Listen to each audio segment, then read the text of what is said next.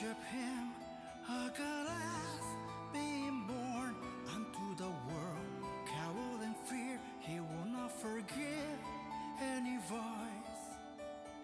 Devote yourself, your fate is over return.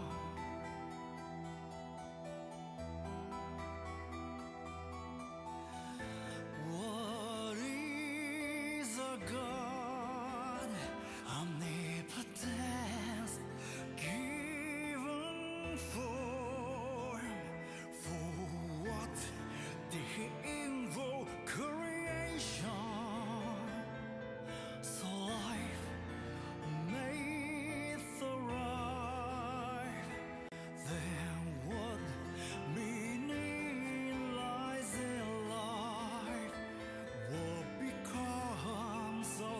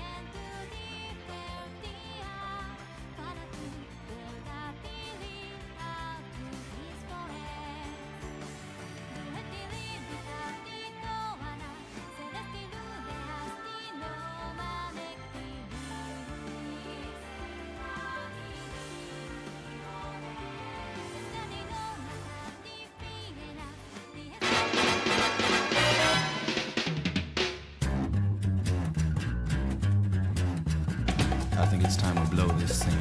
Get everybody in the stuff together. Okay, 3, 2, 1, let's jam.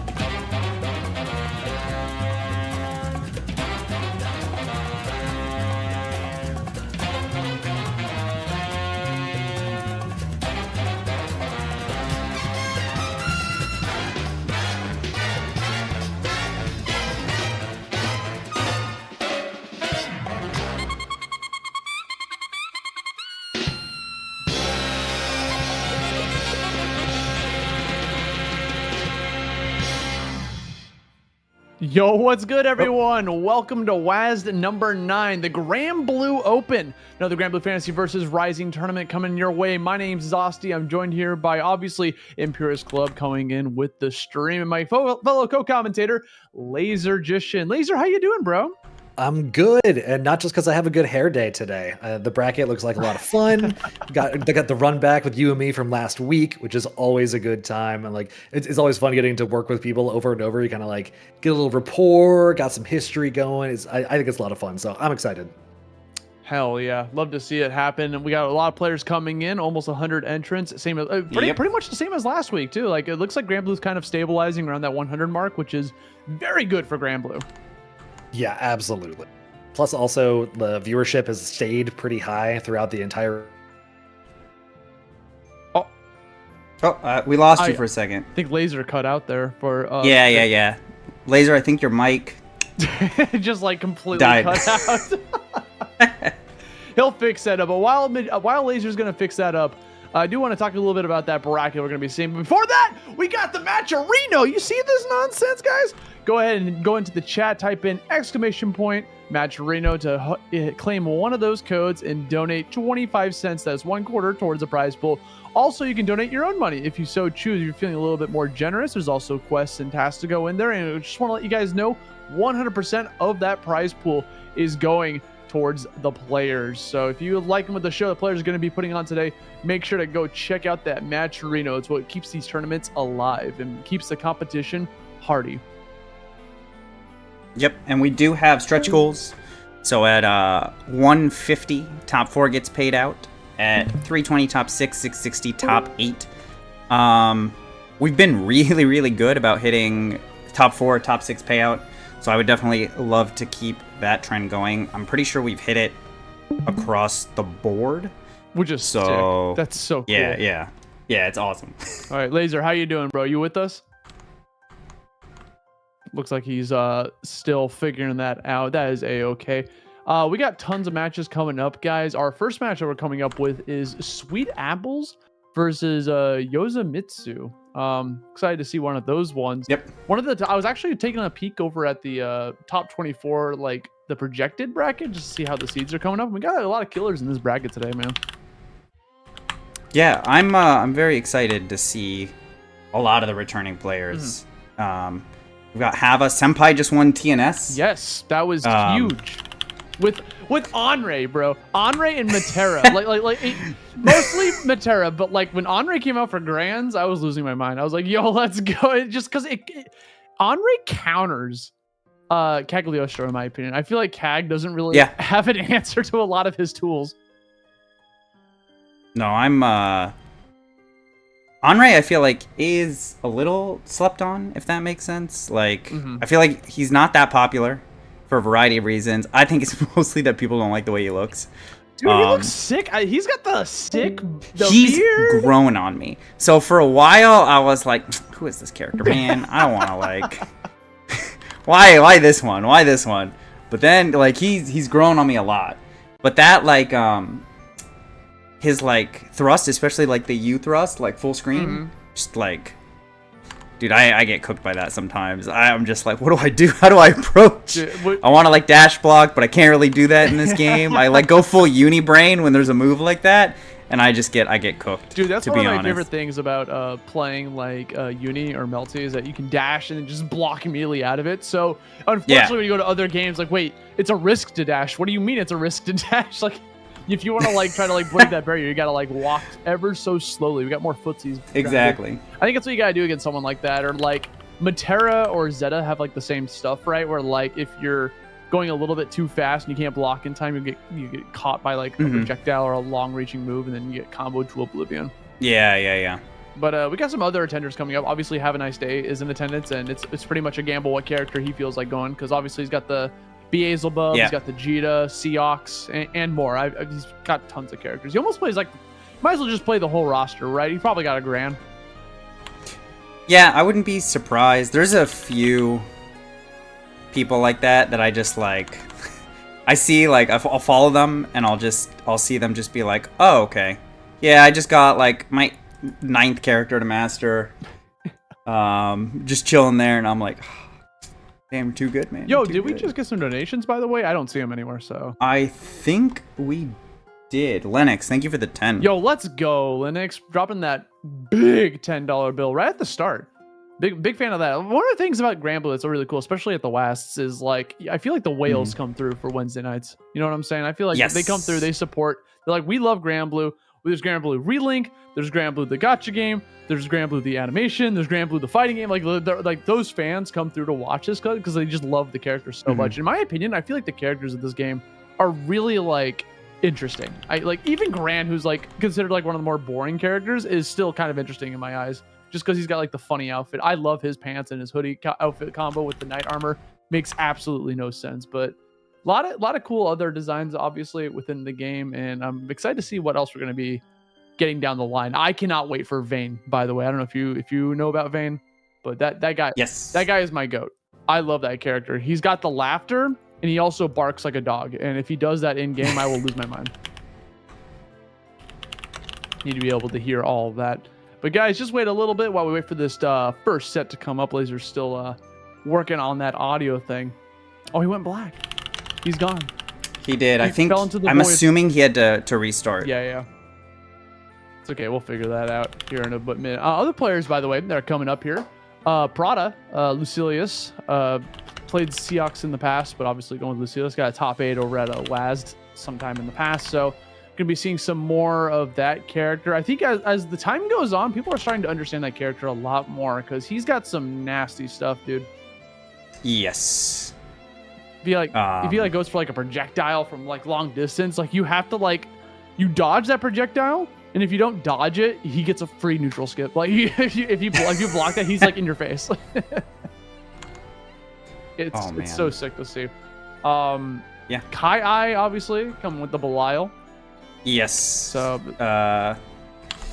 very, very just like solid player all around. Plays a bunch of different games from New York. Also a very good uni player. I really like watching their Belial. I feel like Belial's oddly enough kind of like underrepresented now, which is weird, but still like very, very, very strong. Yeah, I think you'll probably say that about a lot of the cast, right? I feel like there's a lot of characters in this game that are super underrepresented, but I think it's because it's still new. Like, it's 2 months old. It's going to be 2 months old in a week, and that's still very fresh for a game. So there's still like people trying to figure out some of the other characters, some of the newer characters, what's changed from like the vanilla versions, etc. And Belial is just like, I wouldn't call him basic, but he's kind of Shoto-esque. Like he's got his he's just like he strikes me as a very strong Shoto. Yeah, one of the very few characters to have plus crouching medium. That 2M is insane. He also reaches very far. It looks like a sweep, and it's a low. But regardless, we're jumping into our first set here. Yozamitsu facing off against Sweetapples, going with the Narmaya and the ever sought after, actually popular character online, Lowain. Yo, am I back right on time? Yo, let's go. Right on the go. You see what we got here?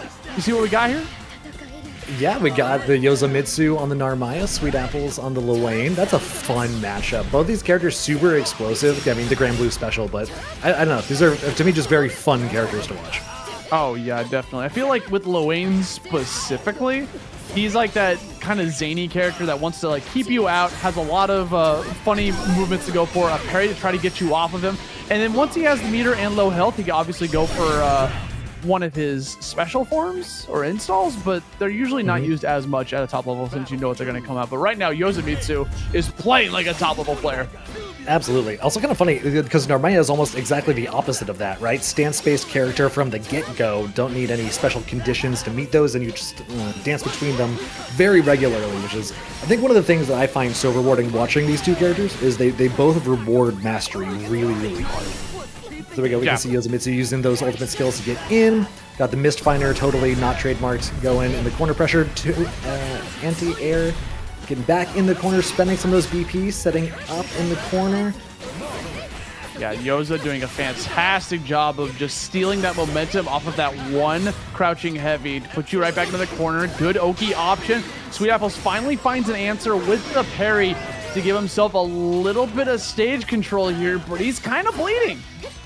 Yeah, Yozamitsu handling that pressure without a whole lot of issue. Ultimate skill gets Sweetapples just barely down, but one more throw will finish it out. Yozamitsu, well done opening us up for the day. I feel like Sweetapples, especially with the like of Lowain, wants that opportunity to start eating food because you want to get like far away from your opponent, start eating up to heal up your health and get some more meter. But against the likes of Narmaya, who has meter, like Yoza can just warp right in front of your face if she has at least 50. So you got to be like on the lookout for that because she's waiting for you to go for it. Then you'll get caught. Yeah, it does make the hit and run game for Lowain a little more difficult when your opponent has kind of like effectively unconditional get-in tools. And here we go, Yozamitsu getting that pressure going all the way in the corner again. Sweetapples fighting out though. Bringing down the bots. Throw gets teched. Good parry. Yeah, throwing out the Catalina bot to give yourself a little bit of pressure. Catches you with the surprise overhead. And we're just going to spin that BP. Get off of me. Warp right behind. This is a chance for Sweetapples to try to get something going. Yeah, the fact that Sweetapples has that warp without a hitbox attached to it, or hurtbox rather, means all of Sweetapples' really good, strong tools for keep out don't really get a lot done. But here we go, Yiggy coming out. Do we play Mario Party today? Oh, Yozamitsu gets caught immediately. Start! Well, that's one way to do it. Immediately. Like, I mean, I get why Sweetapples went for that, because there's a lot of pressure coming out from Yoza. We saw two grabs in a row to apply pressure, and he didn't want to play the guessing game anymore. So it's like, hey, do you know this knowledge check?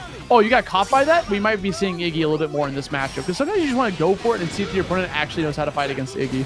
Yeah, it's really good data, especially early in the set. Like, if you have at least one more game guaranteed in the set, and you know that Yiggy is a tool that's going to be actually worthwhile, the knowledge check is going to be getting you some mileage, that's really good to know early on. Dude, this pressure is insane. He's already at chip, and that's literally the first neutral exchange. Sweetapples won, and then it just like snowballed from there. And it's kind of scary against like Lowain's because there's like a lot of like knowledge checks you have to deal with, right? With the bros and the Catalina bot and everything coming at you. What's an overhead? What's a low? Can I jump at you? Or is there a grab coming? And then if you swing at me, am I gonna parry? Like there's just so much happening here. Now you're seeing Yozamitsu trying to slow it down a little bit until finally we see the bait out DP. Yeah, that's going to be huge damage. Has all the meter to cash out. All the BP are still... Oh no, going to go for corner carry with the ultimate skill running all the way behind. Taking the time, grab some calories, get the bros out there. Already coast-to-coast damage. Sweetapples on set point. Bro, if I got hit by ultimate cat bot, I'd be tilted too. That thing is just drilling into you for like a year and you're already on the other side. Like, please, I wish to play the video game and Lowain just not let you there for a second. You want to play the video game? Well, I want to take a quick snack break. We can't all get what we want. It's just going to be me this time. Yozamitsu spinning the BP. Get off me. Perry coming out for Sweetapples to try and keep pressure back in the neutral. Oh, something that Sweetapples getting away with a lot here, by the way, is getting those auto attack finishers for the overhead and low. Oh, we're going back on a trip to the right side. Yo, here's the express. You have your ticket, please? And look at that health. Yozamitsu needs to get any sort of pressure. Try to end it all with the parry. But now Yozamitsu in control, warps right behind, puts Sweetapples back in the corner. And now we're going to see if we can continue this on. You can't get caught by any of these parries. And you're in chip out range coming out from the bro tower. Gonna have to get some reads. No, chip damage will do it for Sweetapples. When's the last time you saw Iggy, the bro tower, and double Catalina bot ultimates in a set? Honestly, I can't remember. I don't even know if ever, because What was really cool about the ending with the human pyramid is that like it was a perfect time to go for it because Yozamitsu's health was so low that mini game becomes even harder because you can no longer just play the blocking game and take the chip. You have to go for the dodges, and the dodges are more risky to do. Yeah, the risk reward becomes like extremely skewed against you in favor of Lowain when you're at that low of a health value. It becomes not literally guaranteed, but almost. It feels guaranteed, and then that makes it even harder to defend against when, like, theoretically you have a chance, but is this your Evo number 37? Maybe, but likely we're not all, like, going up against Justin Wong on the regular, so take what you can get.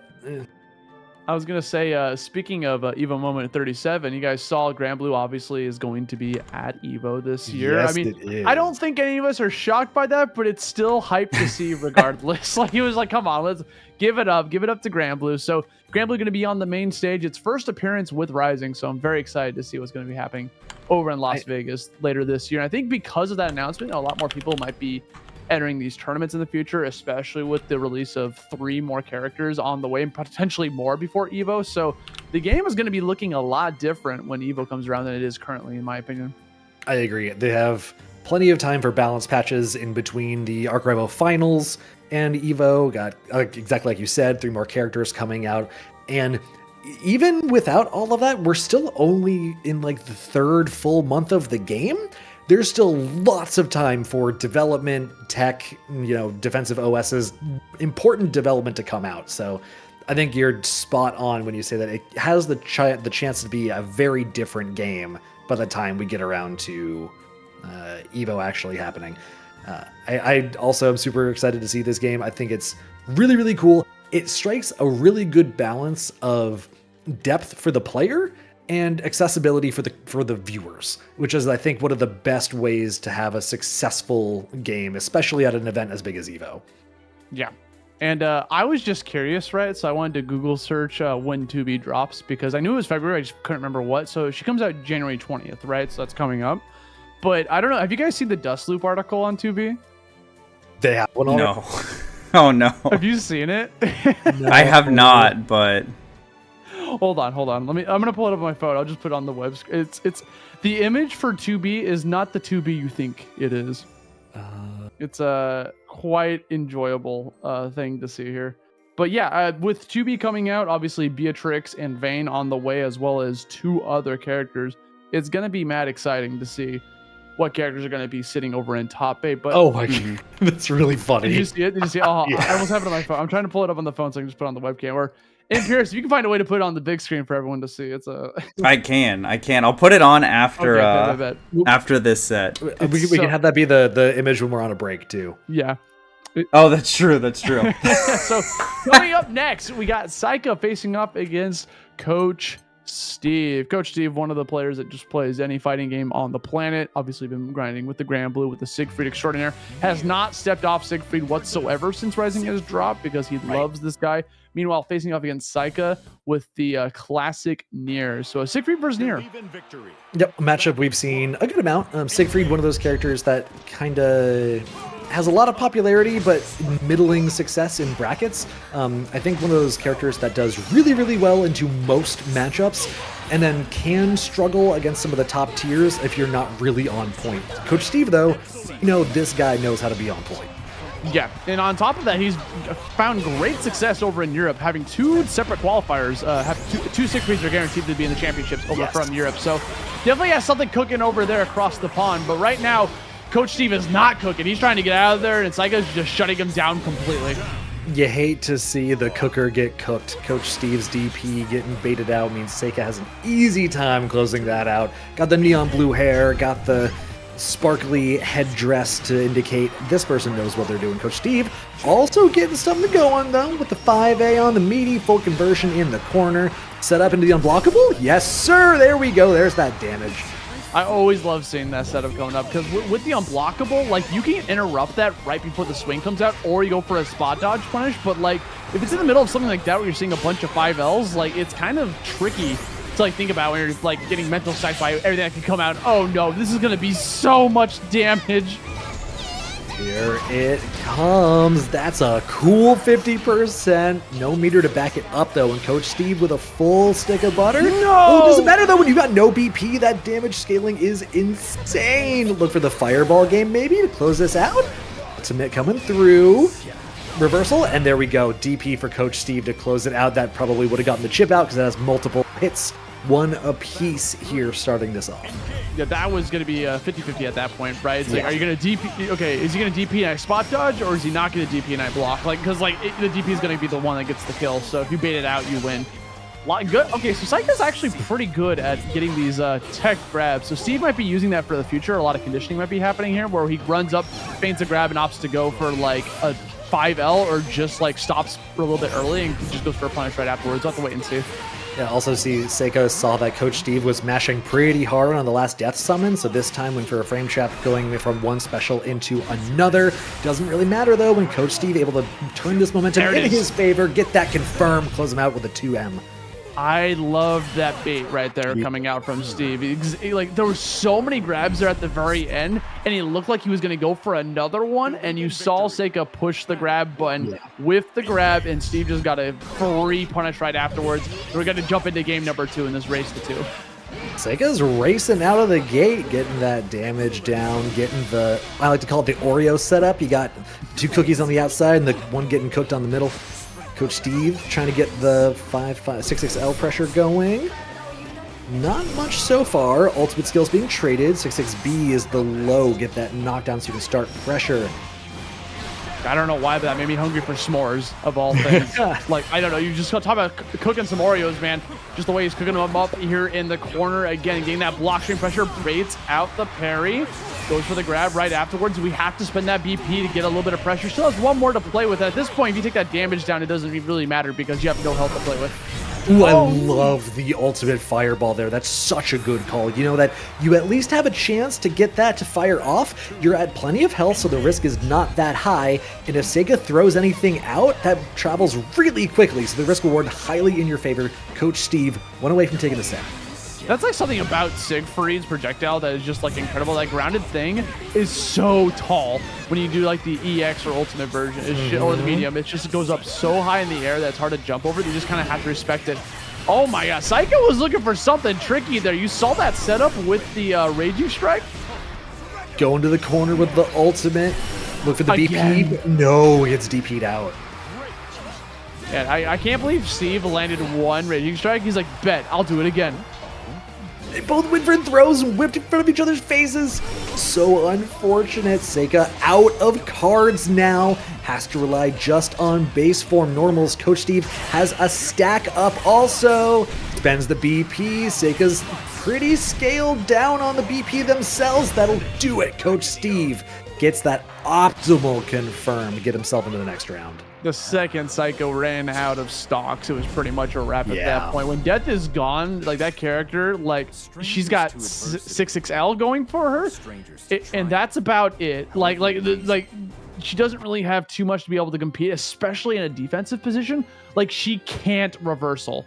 Like she loses all reversals even with meter. She's like one of the only characters in the game that cannot reversal while Death is gone. Like even with meter, like she just gets like the defensive. She has to play offensive at that point, and Steve called it out. When Death is gone for Nier, that's when Death comes for Nier. Unfortunate, unlucky, other uns. I'm sure. More importantly, though, Austin, have you ever had fried Oreos? We're talking about cooking. You gotta let me know that. I have never had a fried Oreo. I've always wanted one. I just, I've had them exactly once at PAX. It was the most disgusting thing I've ever loved. It was so bad and it was amazing, and that's absolutely what I'm calling Nier sandwich pressure now. That's the fried Oreo setup. Do you like eat it and you just feel gross eating it? That's exactly but right. Then it's like, man, I can't stop eating it though. No, the gross thing is fried salad. If you go to the Texas State Fair, I'm in Texas right now, which is why I popped up. You can get fried salad, and that I felt gross eating. What? Texas? Who hurt you? Why do they feel the need to fry everything? Like, how do you fry salad? Like, what is the point of that? Do you put dressing on it? Yeah, of course. You dip in the dressing. You fry like the salad ingredients. It's fried salad. So it's like it's like an Outback Steakhouse bloomin' onion, but somehow worse. It's apparently like the worst thing for you at the state fair. Worse than No the funnel shot. cake. Like over funnel cake, bro. Funnel Yeah. cake is literally Yeah. just bread and powdered sugar. It's Okay, like more Austin. sugar than bread. Fried Oreos are like funnel cakes, but instead of nothing but air on the inside, it's an Oreo. Oh god, that sounds like it's just gonna destroy me afterwards. I don't know if I can handle that. I like to consider myself a pretty healthy eater. I do, succumb to vices every now and then, but As one does. that is too much, man. I think a fried Oreo or fried salad. Staying away from fried stuff tends to make you a happier person in the long run. Maybe in the moment. In the short term, it might be good. There is one thing that can make you a happier person you shouldn't stay away from, though, and that's the Matcherino. If you have not taken a look yet, we still got 30 codes left to claim. It is the easiest way to contribute to the pot tonight. So if you could head on over there, !Matcherino in the chat, I believe is the code. You can head on over there, claim a code, easy peasy, nice and free. Hit those Twitch quests, maybe the YouTube quests if you're feeling like putting in just that little bit extra effort, make it a little nicer for our players. 100% of the pot does go to paying out the players. If we can get above $150, we'll be paying out to the top 4. We get over 320, we will get top 6. And correct me if I'm wrong, but I believe we're on a hell of a streak paying out the top 4. So. Yes. Yeah. For every rising bracket, we've hit top 4 minimum, and I think we've hit top 6 for at least like a quarter of them. And Lennox, I saw you putting 10 in there. Thank you, my goat. And next up, we got another match. We got Kilo going up against BEPaw. Austin, talk to me. Dude, speaking of top 6, I feel like both of these players have been in a top 6 at one point or another, and they're playing this early on in bracket, man. I feel like there's just so many good players, and they're already up to bat. BEPaw, obviously, with the Ferry over here, facing off against Kilo's Nier, doing a fantastic job here, kind of walling out Nier. That's going to be Ferry's MO, is just keeping Kilo at a safe distance. That social distancing really coming into clutch with that whiff.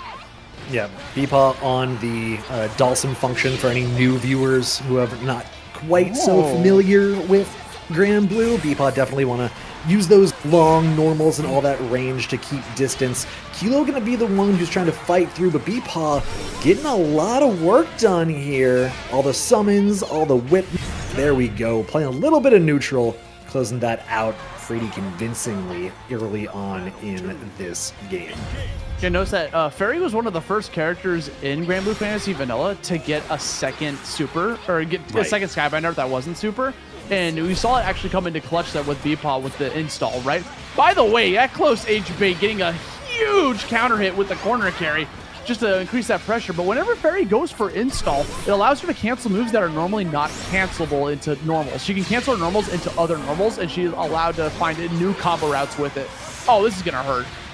Absolutely. One more. Only one diamond down to Kilo. Had 11 stocks left at the end of that match. When is the last time you saw a Nier get to use less than 3 of their cards for an entire game? Bro, Death was off the clock there for a second. Like, don't call me in. I'm on break.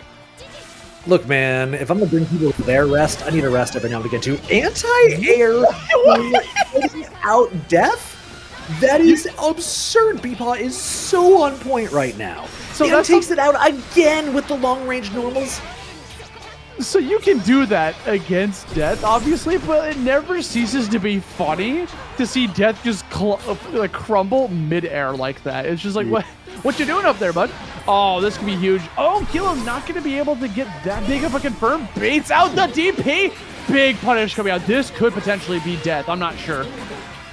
Not quite. Gonna go for one more setup. That should do it. Okay, Kilo fighting back. Good. BEPaw did kind of run over you, not gonna lie. I like to see the fight. Good work, BEPaw. We're gonna get up that wall once again. Already zoning out pretty well, but a whiff is gonna give Kilo an opportunity. No, just go for the unsummon. Yeah, I mean, that's something you're going to see a lot from Nier, by the way, is that mix-up where you, go behind you with the overhead, so you have to guess what direction and high or low at the same time. So, something I'd be aware of when fighting against Nier, even when you're in the corner, just like there. And that was a good defensive option coming up from BEPaw, actually turning the tables on it and taking out Death with a counter hit. Yeah, I love using the guard cancel there as well. You get to hold the corner position, but Kilo fighting out already. Throws teched. back to neutral, which again we've seen so far really favors BEPaw. There we go, spending a little bit of the meter, spend a BP, see if we can get the setup, cross up, look for the throw, yes indeed. Normal's back again, ultimate, bring you back in, looking for a strike throw here, goes low, opens up the toes, one away on set point. Kilo was doing a fantastic job of blocking there from BEPaw's pressure, right? Because you notice when Ferry comes up to you, it becomes a low-high mix-up because of how fast that jump light is from Ferry. And because of that, Kilo was on point, going for the up block, then back to the crouching block. Unfortunately, got their toes caught. And now we're seeing the setup coming up from BEPaw a lot. The low into the get off me hula hoop. Does the summon Fox have a name? Is there a canon title for that little summon? Yeah, it's Gigi. I knew that. Thank you. Yeah. Here we go. Gigi. We got the fried Oreo coming through, getting cooked with the setup, meaty as hell. BP is expended, just get death off of me. 4 meter for both of these players. Spending the heavy summon again. Kilo, they got 4 stocks and still got 40% to go through on BEPaw's health. Definitely doable with the Skybound art, so keep an eye out for the meter usage. Like throw pressure off the 6-6L. Ultimate comes through, gets the refund. Kilo taking a game, taking another one, hopefully in the future. One apiece now. So what do you think the adaptation there was? Honestly, I feel like Kilo just upped the pressure game, because what I was going to comment there at the very end was how we went for the U flurry strikes, right? We use the flurry strikes on block pressure because not only does it do a lot of chip and it has the potential to open you up, it's also a gigantic like animation, like think like Persona 4 a little bit, right? There's just a lot of stuff happening on the screen at once. It's kind of a distraction, and so Kilo can easily get an overhead right afterwards, and Kilo is on a tear. Yep, the DP there, the Nier classic, bringing Kilo to match point after BEPaw looked unstoppable early in the set. Starting things off with an anti-air, but the heavy lariat from Death Summon has been getting a lot of work done lately. The timing Kilo has been able to find against BEPaw has let them sneak death in way more than the first couple rounds when BEPaw was doing such a good job sniping it out. Ultimate gonna bring the pressure down. Couldn't quite land a throw timing though, which means BEPaw has a corner pressure? No, just jumping right out is Kilo. Yeah, I didn't think about the anti-air there for a second because there's so many options. We have another bait out of that DP. BEPaw desperate to get out of that corner. One more neutral exchange. Good use of that, waiting for the cross-up to put you right back in the corner with the Brave counter. Kilo responding in kind. We're spamming it, and we got the bait. That was a fantastic bait coming up from Kilo that we don't really see as often in the early stages of this game, right? What happened at the very end is Kilo jumps at BEPaw. We'll see it here in the replay. So once we get a little bit of a get off me moment here, another Brave counter coming out. Kilo baits it out, jumps, swings, spot dodge, punish. That's what you got to do. You go in there, you trigger it, and if you go over the spot dodge and you know it's coming, you get a free punish right afterwards. That's exactly what Kilo went for at the very end. I love this instant replay sequence too because it shows several different mind games that developed between these two. Like we start off with the BP expenditure there you were talking about to get out of the corner steal setup, and then you talked through the not quite empty jump, but like safe jump into the spot dodge to try and get through any potential counterattacks. It's pretty much the story of the match there in one moment. You saw the way these two were adapting to each other's pressure, making some hard reads for callouts that were usually in their favor, even if they went wrong. Like if you spot dodge and nothing happens, you give up your turn, but you're not necessarily dead for it. So I like the risk reward there. I like the idea to adapt in that direction. I think both of them played very, very well. Kilo just sneaking by a little. Yeah, I think Kilo kind of picked up on the fact that BEPaw was getting a little antsy to get out of pressure at the end, especially with it started with that DP, right? Once the DP got punished, then we saw Brave counters coming out pretty fast, so it kind of just picked up the knowledge that, okay, BEPaw definitely wants to steal their turn, because it's already happened twice, maybe a third time, so we bet it on the spot dodge, and that's exactly what Kilo did to secure that victory. And is going to move on through that bracket. Coming up next, though, so we got another set. Mars versus Caterade 24. That's a good name. I like that name. Yeah, that's solid. Not names for blue flavor. Mars should be on Soriz. Yes, that's right. Mars is a Soriz I think player. actually, I think they were in last week. Yeah, I think you're right. Yeah, very, very strong Soriz player. He got a top 8 at WASD 4 a while back, about a month ago or so. So definitely has no stranger to seeing the later part of the bracket. And I say this about a lot of characters, and I think we all do. But Soriz is yet another character that a lot of people I think are sleeping on, dude. This guy's pressure is a little insane. Once he gets you into block string, he can chip away at you with so many EX moves, and he doesn't leave room for gaps for you to do anything except spend a BP.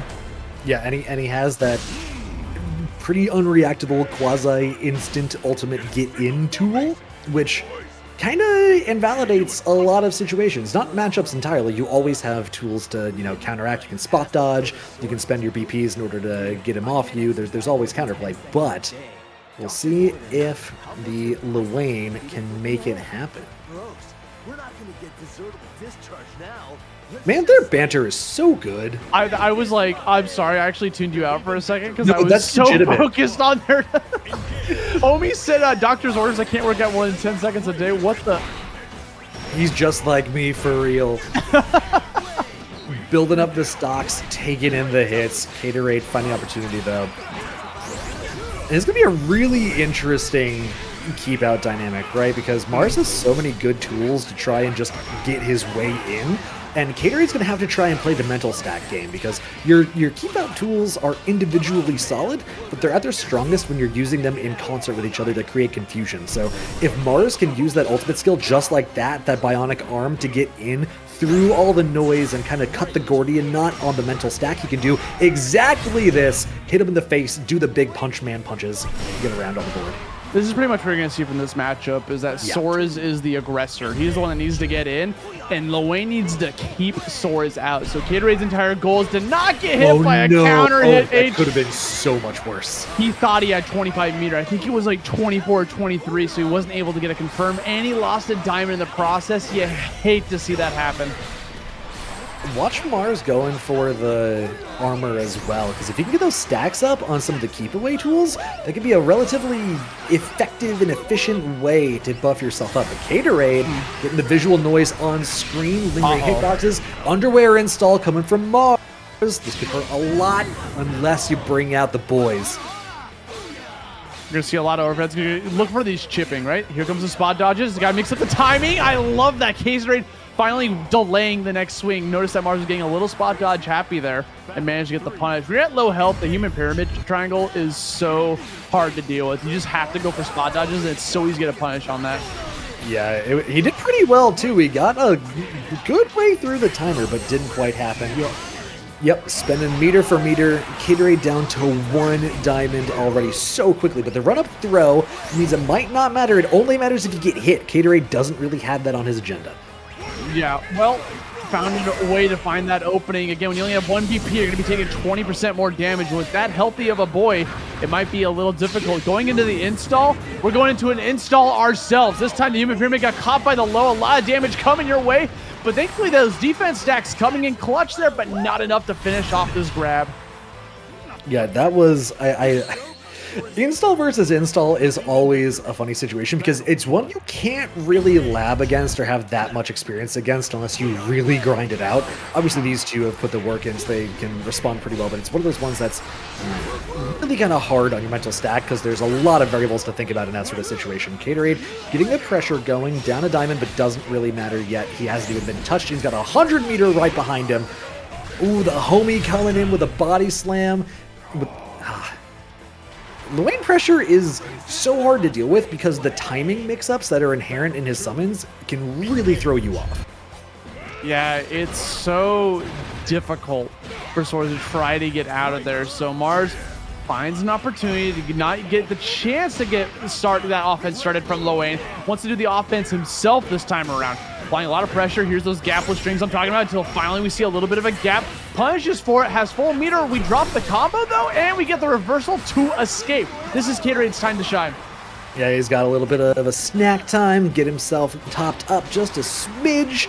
6-6 pressure into another confirm, spend the BP, extend this combo, get a little more corner pressure. This is where he's been so strong so far, but the SBA gets just enough damage. That man is dead. Saw you catching a button. He's like, hey, I don't need the install. I can just go for the simple Skybind Hour with that reversal. catch your toes. Not too much damage right afterwards, but this is kind of how a lot of these games have been starting, right? Mars finds that opening, and KaiAi gets carried to that corner so fast. Even on block, he gets carried to the corner. Yeah, the pressure that can come out here is really disgusting on both of these sides, to be fair. KaiAi's been doing a great job of putting the pressure on, which is really, really antithetical to what you usually see coming out of Lowain. Usually he's more a hit and run, opportunistic kind of style, but KaiAi's been playing full pressure game. Mars, obviously, and the Soriz trying to get the same thing done. KaiAi spending a little bit of that meter for the ultimate, keep the pressure going. A couple snacks to get yourself topped up, and Mars take the time to run in. 1 diamond left for KaiAi. This could be really dangerous if he gets hit exactly like that. Melted down from 50%. What was that ultimate? I've never seen him go for that. He just went for the Hail Mary to mix up the timing, and also beats lows because he does a little bit of a short hop afterwards, and that was enough to catch KaiAi. It's completely off guard and bring this to a final game. Yeah, KaiAi was playing Granblue. Mars is out here playing Street Fighter 6, getting the Marissa punch going. KaiAi trying to find a little bit of space. Looks like he's playing a little bit more patient now. Trying to play a little bit more spacing, a little bit more neutral focused. Mars, again, you're playing Soriz, right? That's not a word you want to use. You want to get in, you want to punch, absorb, reversal, throw, the screen position. Again, though, the ultimate reversal coming out for KaiAi. Buying that time, buying the space. Great challenge with the 6-6L means Mars's hitbox isn't quite far enough out. Run up throw, not quite enough. It is! Yeah, I mean, like, but at that low of health, I thought maybe 1 or 2 more health could have kept you alive, but you are done for. And what's sad is that Mars spent a lot of his meter on ultimate, so there was no chance that the install was coming out. That install is really important for Soriz. It gives him the ability to dash faster. Okay! Gonna get down to no BP already. That's terrible. Tech? This is gonna hurt so bad. Mars finds opportunity, builds SBA. That is so much damage, Austin. What the hell? 50% more damage when you have no diamonds, and that's exactly what Mars's plan from the get-go was. We've been seeing this a lot from Mars. Whenever he goes for these raging strikes over and over, KaiAi has yet to go for a dodge on that. So it might come in clutch for a singular play later on. KaiAi has the offensive here, wants to back off, wait for the opening, wait for him to push a button. He recognizes that Soriz has meter. He goes for the ultimate dash in. He's gonna get caught, catches the low. Baits out the reversal. This man's in danger. All the way to the corner, spends a BP. Get them summons down, top up a little bit on snacks. Good job from Mars, though, absorbing this pressure. Ultimate skill to get in when KaiAi is down to no BP at all. But he's got the corner positioning. We've seen this get a lot of mileage through. KaiAi's been able to push this so hard. Ultimate Catalina bot, corner to corner.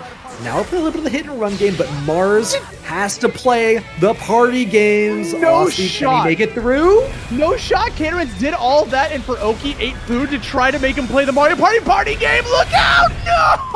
No!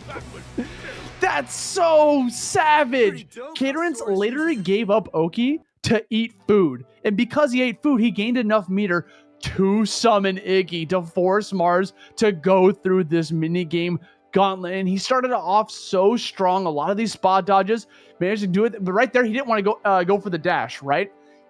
If you see that blue circle coming up, to avoid that, you either spot dodge or you dash in front of it. If you dash in front of it, you give up control of being able to block something really fast out of blocks. So a lot of players tend to just stand still and go for the dodge instead. But if you do that, they can easily mix up their timing, and then you are done for. Mars failing the knowledge check there against Iggy, and that's going to give KaiAi the victory to move on through the bracket. What a hell of a match, man. I cannot believe he grabbed victory from the maws of defeat with food into Iggy. A salad, a fried salad, if you will. From now on, like, food into just enough meter, that's the fried salad right there. Lowain would do that. Guys, actually, he's a chef. He's a chef. He wouldn't do that. I'm disgusted. I am appalled. And the only thing that can make me feel better is if you head over to the Matcherino. ! Matcherino. Like, help this poor commentator recover from what he has just seen. The horrible, horrible war crimes of a Lowain player. Austin, talk to him. Tell him how to make me feel a little better. all you gotta do is hit that claim code button, add 25 cents towards that prize pool. I know we got a couple more codes in there, so please use them up as much as you can. If you're feeling a little bit more generous, you can always donate some money from your own wallet to put towards these players who are putting on quite the show for us. And there's also quests you can do to add in a little bit more. All it asks is for you to, like, you know, follow a couple people on Twitter, maybe like go for a tweet or a repost, and it's not that much effort at all, and it adds a lot of money towards that prize pool. It's a nickel, 6 cents, 25 cents, whatever you want. It all adds up if everyone pitches in. So guys, please go ahead and head on over to that Matcherino and help out today. But at the end of the day, we're just happy you guys are here watching some good old Granblue Fantasy versus Rising. That's true. That said, though, we do have a favorite right now, Otaro Kuno. I hope I'm saying that right. Thank you very much for subbing with the Prime. We really appreciate it. You're making me a liar. There's actually one other thing you can do to make me feel better, and that is hand over your subscriptions if you feel so inclined. And really works hard out here, so we can get him some support, and we would love to see that. We love supporting our TOs here. Hell yeah. Love to see the support of the players and the TOs. This tournament wouldn't be possible without your guys' TOs, so, you know, Spacious Issa coming through as well. All right, I see you guys out there. It's a good Wednesday. Yeah, damn. Maybe I should have chat pulled open. Maybe I should pull it. I feel like I'm missing so much. That's what I'm here for. I got you. Yeah, you got my back. Looks like we got another match coming up. We got CD Lime going up against JetSetRingo. That's a fantastic name. I love that. I faked you guys out. Ringo's having trouble joining the room, so while I figure that out, we're gonna run Lennox's set. We're gonna run Lennox and who is it? Jamma, I think. Oh. I think that's how you pronounce it. Let me look it up. We will see. Love that. Lennox, of course, friend of the channel, friend of mine, another one of the New England boys, hang out at the Boston Blue Beat monthlies pretty much every month. Plays Lancelot, guy who's been grinding ever since vanilla. Commentator extraordinaire, player somewhat extraordinaire by his own admission. I always like seeing him. Lancelot is a really fun character, both in terms of playing and in terms of viewing. So every time we get an opportunity to check out Lance, I'm excited. Gemma, I'm thinking you're probably right, or JMAMH maybe, JMAMH, I'm not sure, but JMAMH? JMAMH, that might be it. I like how I said that and I got blacked out there for a second. Like, nope, get that bad pun out of here, man. But yeah, the encoder's like, absolutely not. But yeah, Lennox obviously with the Lancelot. Lancelot's always a fun character to watch, in my opinion. I know sometimes chat goes like, hey, yo, you're stuck in the blender. Here comes a big fat combo and a big fat block string. So facing off against Lancelot sometimes can be a little like hectic because of that. But if you keep calm, you stay cool, and you find that gap opening, you can just obliterate him and keep him stuck in that corner. Also, this might be a Ladvia. Ladvia? Okay. Oh. Potentially. Lancelot. I'm seeing the Ladvia avatar. Lancelot versus Ladvia feels horrendous for Ladvia, in my opinion. I feel like that is does, yeah. Like, so Lance is also funny because it's, in my opinion, the character that best teaches you to use the block button. Yes. It turns him from a 4-way mix character into a 2-way mix character, which is really important. That is literally the character that got me to use the block button. Like I played against a Lancelot. We had like a 1st to 20 because we were just playing a long set, and I was like, okay, every time I'm knocked down, I'm holding the block button. Like that's like he ingrained that into my brain. Yep, it's weird on a fight stick, obviously, because like I have my block button on my pinky, so I like, you put your pinky down. If you do it too much, then it kind of hurts. Maybe I just gotta get some more pinky strength. Like I will use some more pinky workouts out here to get that. You gotta grab one of those like mountain climber grip trainers. I have a friend that has those, and like he literally does it like it's no big deal. Like, yeah, up on, you try it. And I'm doing it. I'm like, oh yeah. How does he do squeeze it, the bro? ball open? Yeah. I had a coworker at a job ago whose 2 primary hobbies were rock climbing and guitar. That man's forearms. Oh yeah, he must have had like they were like steel rods running through his arm. You just make you like crush a watermelon in his hand. You described like every gym bro in existence, almost. Like they're all the same person, man. They got a Cliff Bar in their back pocket, Dude, I played a lot of Dragon Ball, and I had sparking on my pinky, and because of that, like Dude, my pinky is so dexterous now. It's so ready just to like mash buttons. This man is going to be so ready for the fancy functions. And here we go. Lennox, Gemma coming through Lance, and indeed it is the Ladvia. Yeah, this feels horrendous. We'll see how it goes, though. Obviously, both these players significantly better than me, so who am I to say? If JMAMH can open up Lancelot once, you know, that could lead to some big stuff. And we're already off to a big start, right? 2 command grabs in a row might be starting to condition you into a jump and go for an anti-grab right afterwards. When Lennox is in the corner here, he has the ability to either go for like a reversal or the wall jump. And right now, Lennox has gotten no pressure whatsoever. He can't get out. Finally finds an opening with the ultimate reversal. Yeah, that was one of the very important things about Lancelot. His only reversal, other than SBA's, is metered. You have to use the ultimate for the DP in order for it to be fully invincible frame 1. Gemma not giving the slightest damn, going for the SBA. Lennox getting a little mollywopped here in round 1. Had something going for a second, but Gemma doing a great job fighting out. Yeah, fighting against a good Ladvia can always be like insanely scary, right? Because if they get one good read on you, it's such a read-based character and like a character that needs to instill a lot of conditioning to get what she wants. Because if you play the neutral game like this from far away, like Lancelot's gonna have that advantage, right? Has the ability to just close down the distance from a very far ways away, has that projectile, which, you know, she doesn't have too many answers for it besides having her Skybound art, but she needs the meter for it. I love Lennox's willingness to play slow and neutral. He has much better movement speed than Gemma does, so he's willing to leverage that tool in order to find opportunities exactly like this. Cross up, cross back, corner carry, get those slashes running. One more opportunity, spend the BP for the combo extension. Lennox coming back in game 2 with a statement. Yeah, that mix-up was obviously the classic Lancelot, right? Like, he comes at you, he jumps up, he dives down. Is he going to hit you left, right, up, down? So many different options coming at you, and you just always got to be on the lookout. And that's why the block button is so good in this matchup. Because, like you said, it negates one of those guesses away from you, so you can just focus on high-low instead. And that's one of those other ways you can negate the guesses by spending the BP. And Lennox going for the ult skill, getting blocked. Gemma opens him up. His damage are down to 50%. Has SBA behind it. Don't need SBA, just need SPD. Ooh, good escape from JMAMH. That would have beaten so many different options, and Grab was the one that ended up beating this time around. Gets the wall bounce, combo extender, gonna use the Rekka to get a little bit more damage. 5L coming out some more, and we're putting you right back into the corner, into the Raging Strike. I think that was supposed to be a brave counter, but JMAMH's gonna run with it and take victory over game number 1.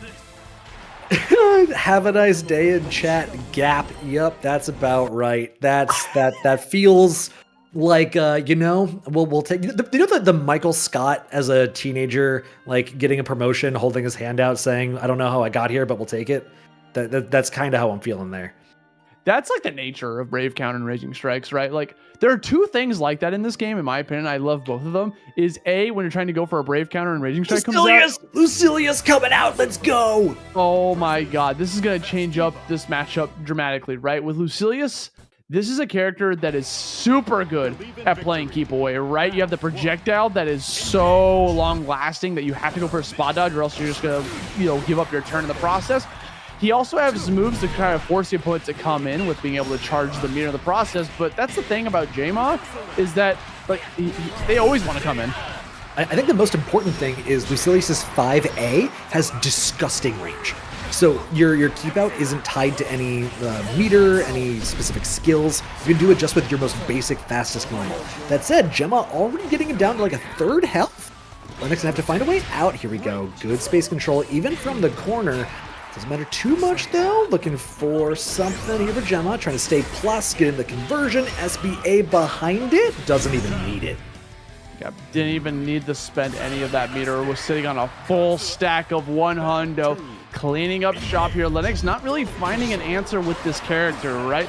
Finally has a little bit of stage control, putting you right back into the corner. Here come all the cooldowns. Again, this is something about Lucilius, is that all of your abilities have such a long cooldown afterwards that he doesn't really have EX moves because they're already on the EX version, right?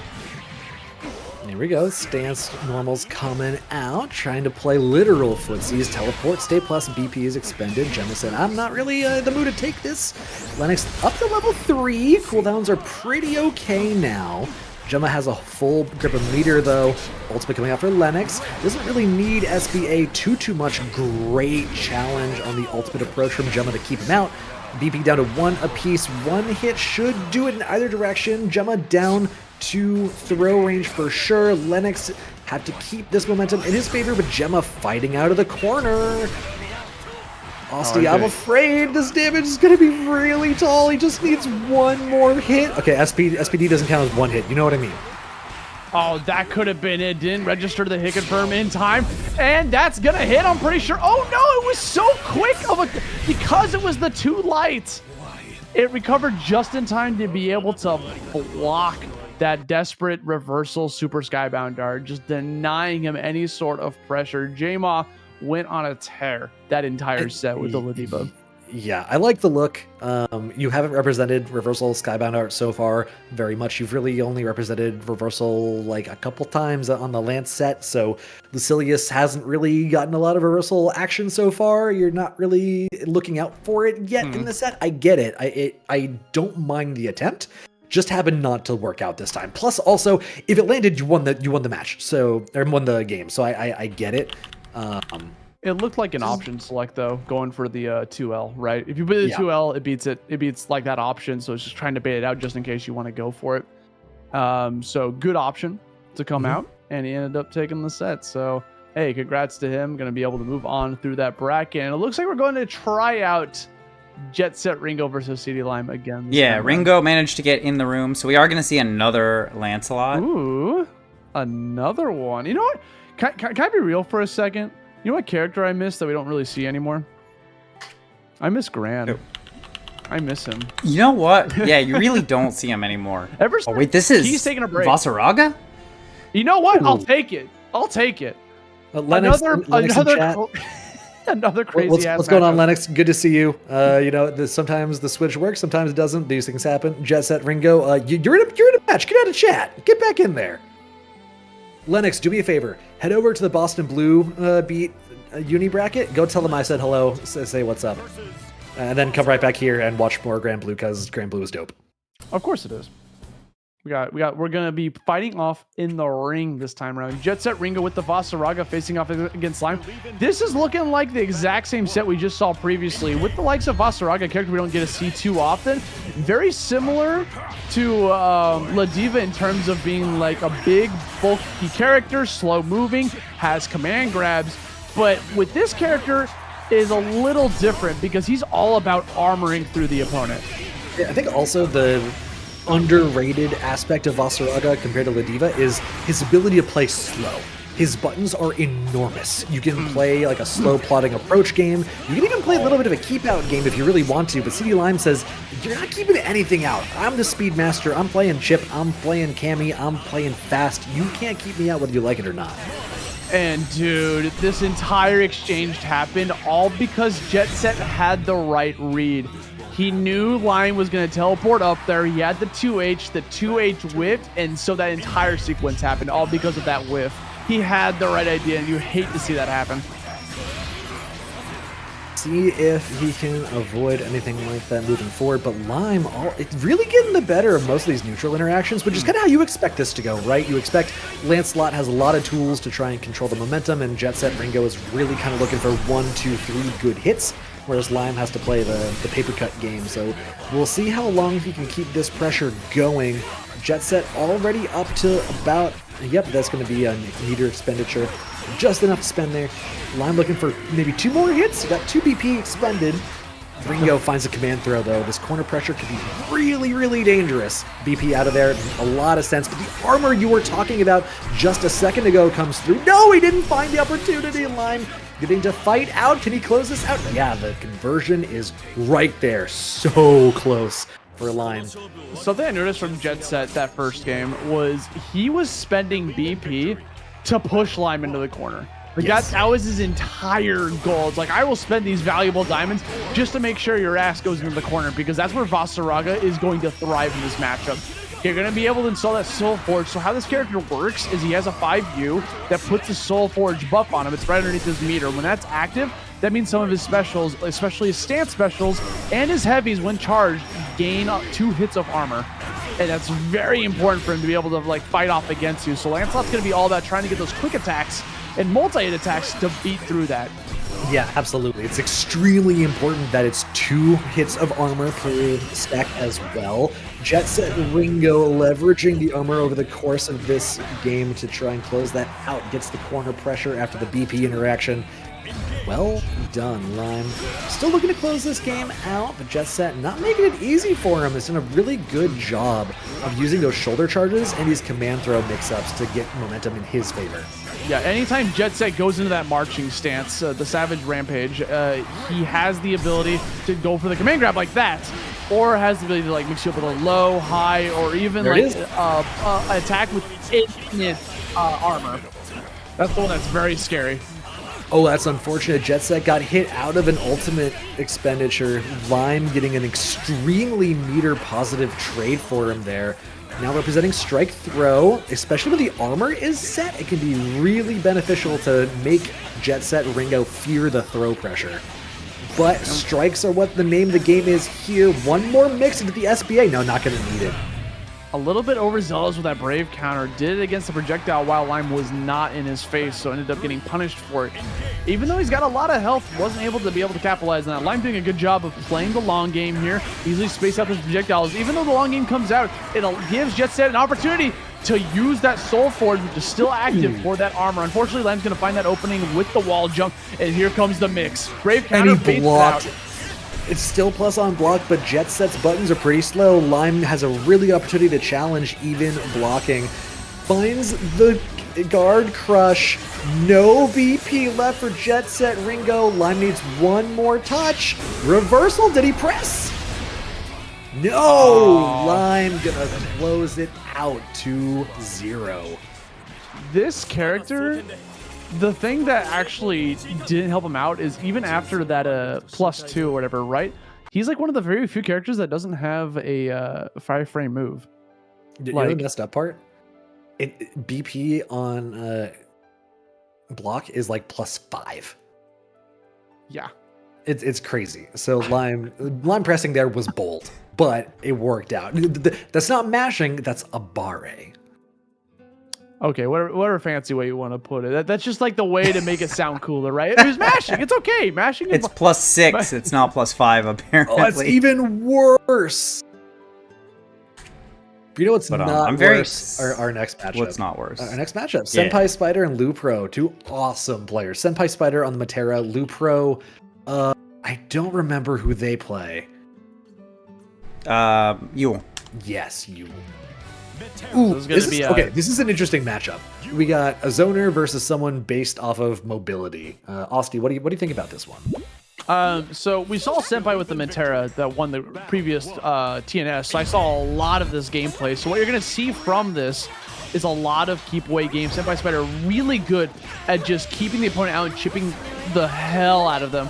So what we're going to be seeing is a lot of this, and Lupro trying to find a way to break that distance and take as much damage as possible. It almost looks like Lupro's going to have to play some Ninja Warrior, you know what I'm saying? Yeah, kind of. And Metera's key mechanic is setting out those butterflies, and then if the arrows intersect with the butterflies, you get this explosion pillar that we're seeing there. So it's a really good way to lock people down for an extended period of time, so you can do whatever you want with basically the time disjoint.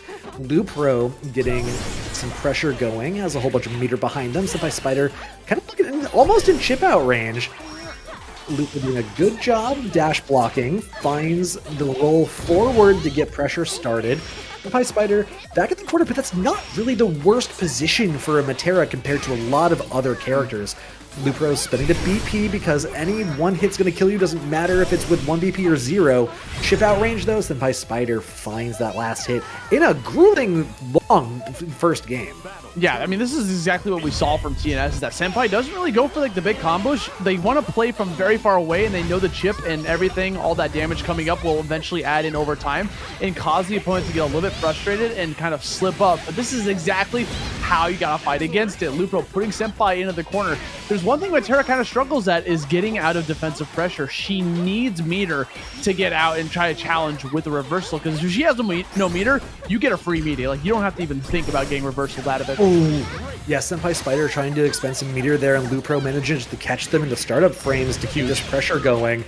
Lupro has the BP to spend to extend this with the Rising Strike. Get that refund off the SBA, so you have a little more resources that won't even be necessary, Lupro. That could, like, exactly what you said. This is how you gotta fight Metera. If you can keep their meter down, you really only need like one good read in order for them to have no meter to use on reversals, and then you can run your game plan all over them. SenpaiSpyder, though, starting to run their game plan in response. You're gonna notice that Senpai got that 2H pretty early on, and it was a big counter hit. Didn't get too much damage off of it, but it put Lupro into the corner, which is probably more valuable, especially at round start, right? So that's why Senpai's going for it. Yeah, I really like the usage specifically for screen positioning, because that's really what you're playing for here, right? You're playing for resources and you're playing for screen positioning. Your health is going to last for a good while. You're perfectly okay trading some of that if it results in something better for you. And this is exactly what we're looking for. Get that positioning, look for a setup. You got to be careful of the meter, though. There was enough. There is the reversal for SenpaiSpyder. And it knocks your opponent so far away. The DP lets you set up your primary game plan if you're successful, which is such a strong reset situation. This is the ideal spot for Metera, so that's why she wants that big pushback from the ultimate reversal. Eventually getting a little bit sick of that. I'm kind of shocked Senpai actually jumped in for that, because you do have the health lead. You can easily shoot them out. Opts to just go for the air shot, which is a little bit of an air stall. That's going to secure Senpai the first game. Very back and forth. That was some pretty tricky situations to navigate for Lupro. The dash blocking and the dashing forward, the roll forward, were very effective. And here we go, Lupro trying to find the momentum yet again.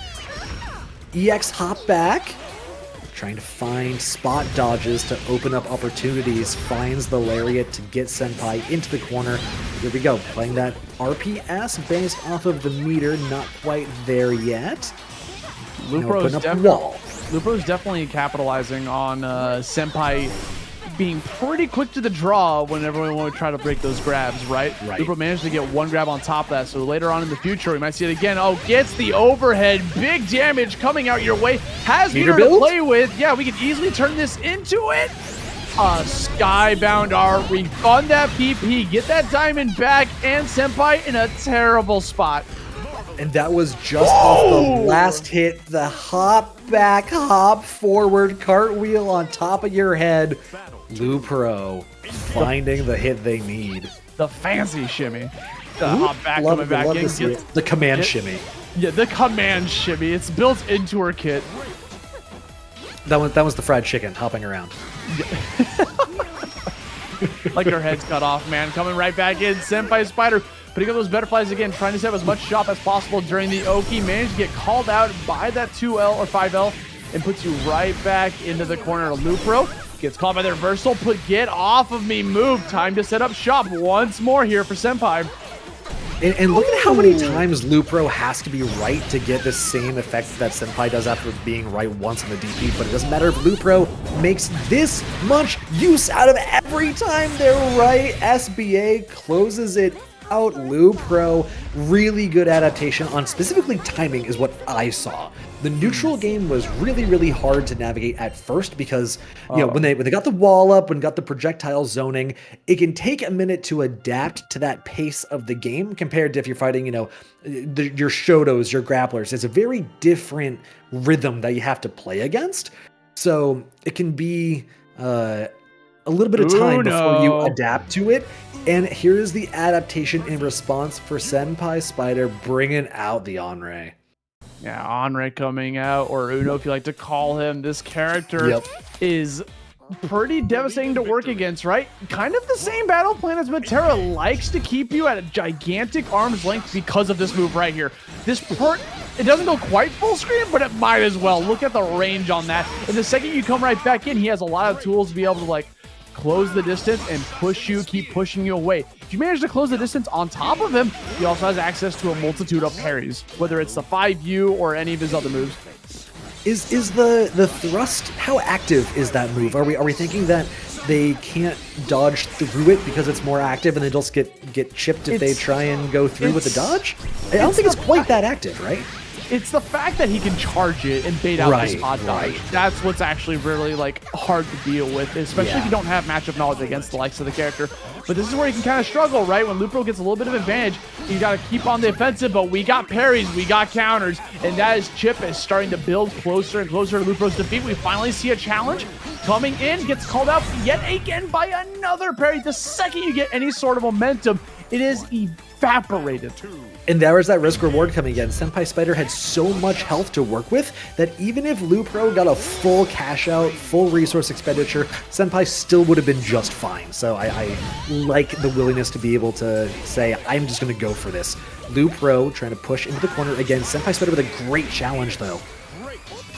Yeah, gonna get that 6XL out of here with the grab. On top of that, we're in our stance on to be, whenever she's in her stance, she gets access to different normals and parries pretty much anything that is not a low if she's standing still. So it's a pretty good stance to be in whenever you're applying a lot of pressure towards your opponent.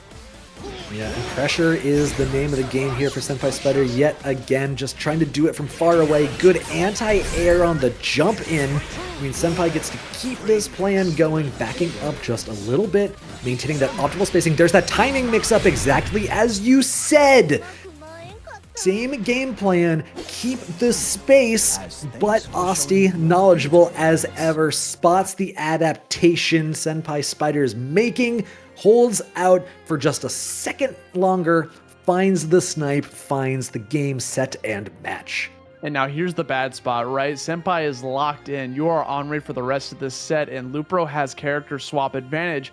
If they have another character they want to bring towards the table, they can more than welcome to try to get a counter here on Anre. And that's like the downside of losing game one, right? Is if you play multiple characters, it can kind of turn into like a counter pick. No, game. that was it. That was the third game. Yeah, wait, that was Senpai won the first one. Senpai won game one? Yeah, Senpai won game one on Metera. It was so fast. My bad. I thought the set was still going. No worries. I forgot. It was so fast. I forget how fast Granblue is.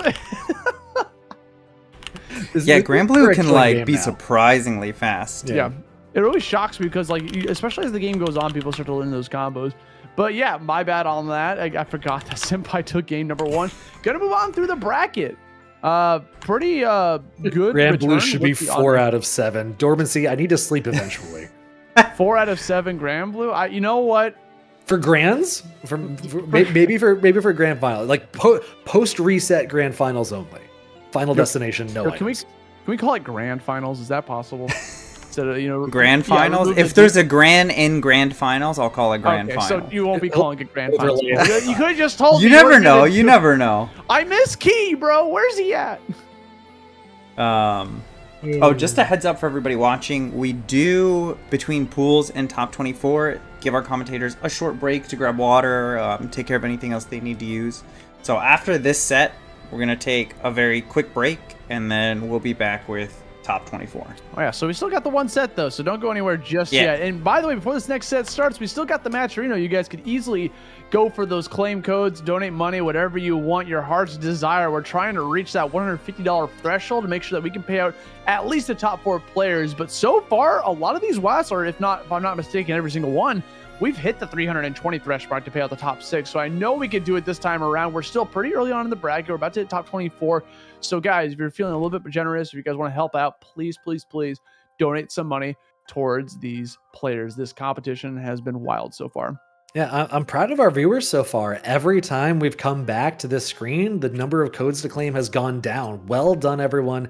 Keep that up. We got plenty more games coming at you, plenty more time to get those codes claimed. Next up, we got KaiAi versus Professor Nekotech. Ooh. Yeah, so this is going to be Metera Belial, most likely. Yeah, so a different change of pace here with a different Metera, but Belial coming up from Kai. Kai actually got I believe he got 5th place at the live event, right? The one that was in New York City. Yeah, WAS Live.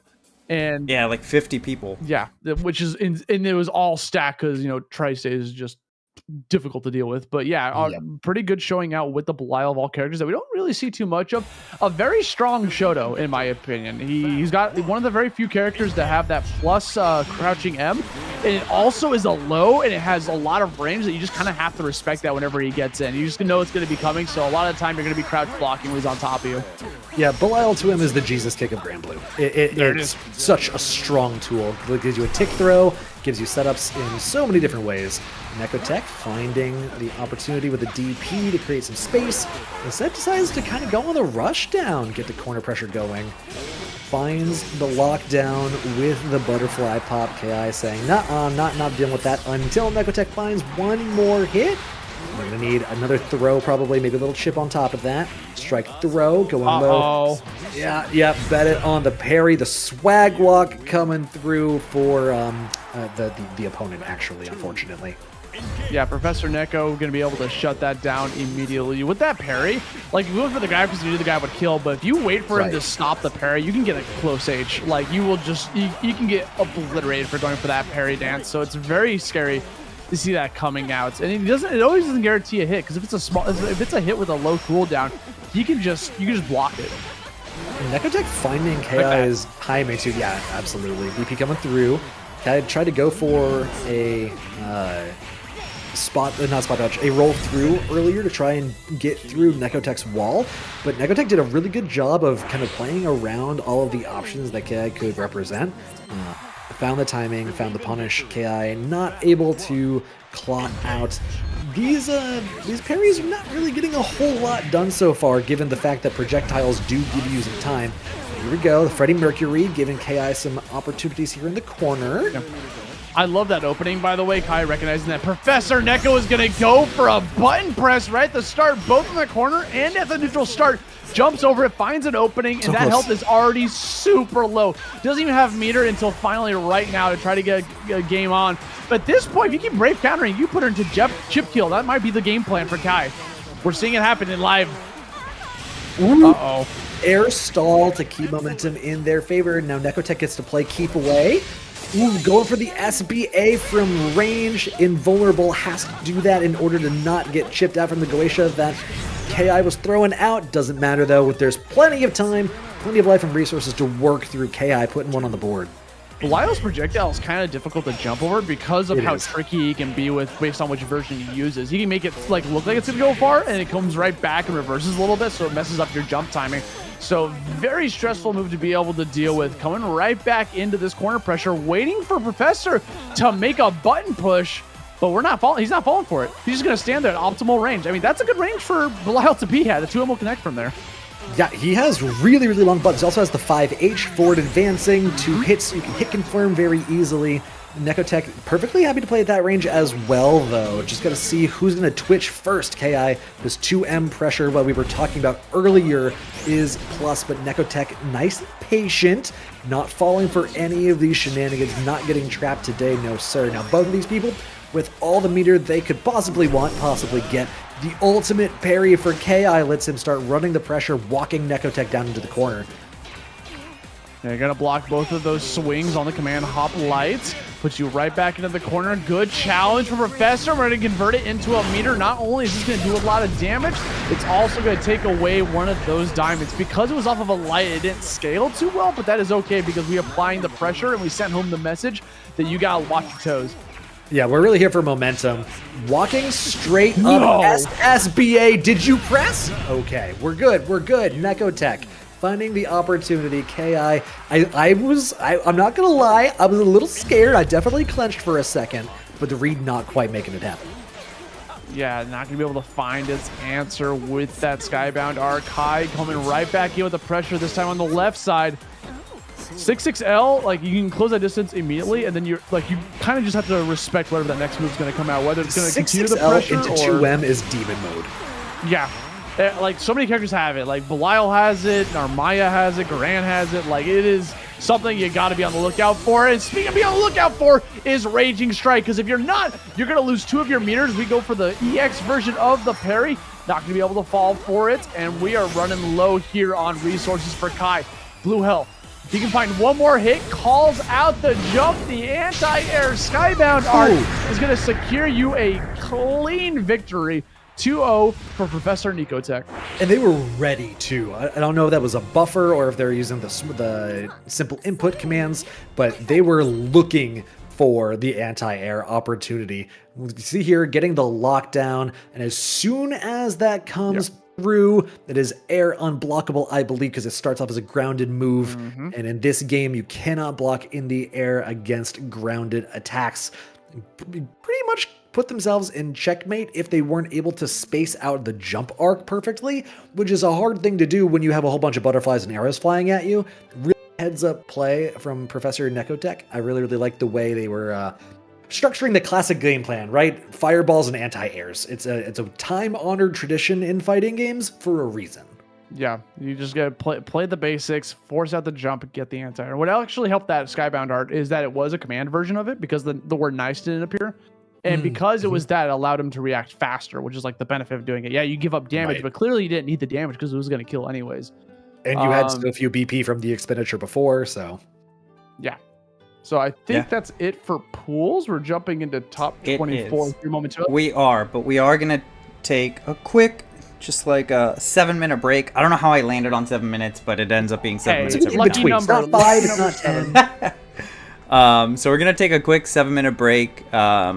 Let comms, stretch, grab some water and everything, and then we'll be back with top 24. We're going to kick it off with Havaniceday versus Coach Steve. That's a game. Then we're going to see Fuselit versus Kilo. That's a game too. Yeah. Wow. SenpaiSpyder versus Prada, and then Nekotech versus... We're not sure yet. I can't wait. I'm looking forward to Fuselit. That's my go-to character or player. Yeah. These brackets are stacked, as always. Don't go anywhere. These games would be so... You can't afford to miss these games. We'll be back soon. Yeah, we'll be right back.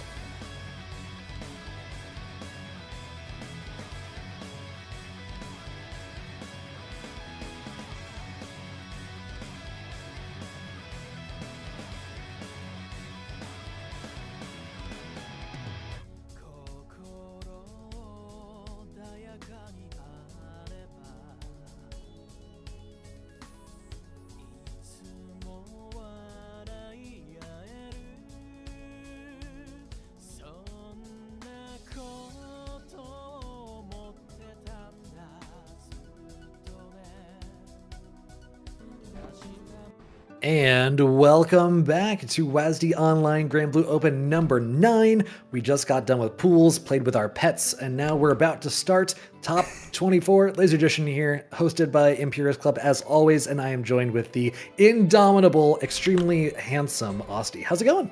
Why you gotta compliment me like that, man? Like, You make it too easy. You're literally gonna make me blush when we got games to talk about. Because let me tell you what, our first game coming up, we got Coach Steve facing off against Havaniceday. This is going to be quite the... Man, would you classify this as a slobber knocker? Because that's what I'm thinking right now. Coach Steve with Siegfried facing off against Havaniceday. That is the world's oyster on this character list. We can see Beelzebub, we can see Jita, we can see Six. We might see a different character altogether. Like Gran is on the table. What's that? I think we're going to see Bubs. It looks like Bubs versus Sieg. Okay, there it is. Mr. Beelzebub himself, Bubsy.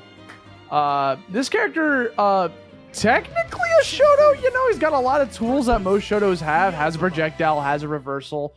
Except instead of having the move to be able to like bring you, get closer to the opponent, it brings in the opponent with this vacuum, which is very devastating to deal with. Beelzebub is my vote for the character most likely to eventually be broken who is not currently broken. Like they have such a complete toolkit, and if any one of their levers gets turned up just a little bit too high, this character immediately becomes an absolute menace. And piloted by someone like Havaniceday, who is a menace in and of themselves, means Coach Steve has their work cut out for them, but this man is no slouch either. Coach Steve can get things done. I feel like something I've noticed from just watching Steve a lot is that he tends to go for the meterless DP like out the gate. Like the second the first option he goes for when he's put under pressure is that reversal, and then he starts playing a little bit more patient afterwards. I feel like he just wants to put that out there to be like, hey, respect me, respect this. Yeah, I think he's on the same page I am with representing options early on in the set, where the earlier you represent something and make them account for it, the more advantage you have on their mental stack because it's something they're immediately afraid of. That said, have a nice day, not afraid of anything clearly going out the gate. Yeah, using that ultimate vacuum to just increase the amount of damage. Tried to go for the parry, followed afterwards. Have a nice day, not committing to a button, so you're not going to see the punish coming out that Steve was looking for.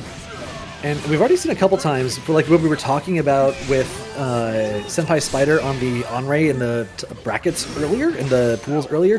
Have a Nice Day is using the charged arrows in order to throw off Coach Steve's timing, which makes it really hard when we've seen Coach Steve likes to rely on spot dodging as an answer to projectiles. So Have a Nice Day, I think that's going to be my approach for that specific situation, that interaction.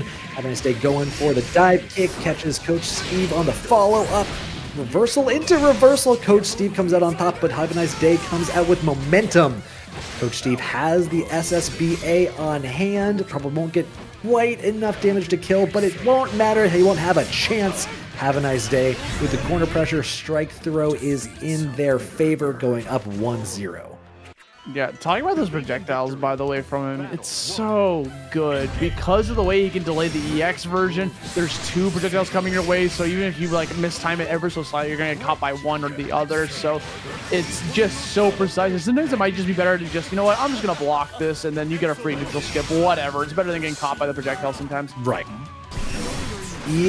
Ultimate dive kick for Have a Nice Day means it's my turn. Coach Steve, there's that meterless DP you were talking about earlier on in the set. Have a Nice Day though with a 6-6 pressure, not phased in the least. Coach Steve is going to have to find a couple good hits here. Just one won't do it. Ultimate dive kick again from Have a Nice Day. That tool is really, really getting mileage for them in this match. Trying to space out, get a whiff punish here. Gonna drag you all the way to the other side of the corner. That tool is so strong. Dude, the fact that it goes full screen is obscene. It does cost meter to go for it. It does cost meter, but you can't jump over that. It's a ladder. Have a Nice Day. Quickly going out to match point. Coach Steve has to find an adaptation here, and I think just Have a Nice Day is doing such a good job of both rotating options and rotating timing on the options that Coach Steve, playing in a very proactive manner, is getting caught a lot because there's not a really clear linear way to approach. Okay, I think that's what Steve was trying to go for last time, by the way. We saw him finally get over that giant projectiles because he ended up using the dive kick that gave him a little bit of extra oomph to get over and managed to close it out. Playing a lot of pressure. Eventually, Havaniceday is not going to be fed up with it and goes for the reversal ultimate, puts you right back into the corner, and now we're stuck between a rock and a hard place. What can Steve do at this point? He can stay safe. He can find a 2H anti-air. Charge up the 2-1-4, get the damage, get around on the board at just the right time. Yeah, that precise timing on that anti-air going to give you a lot of mileage.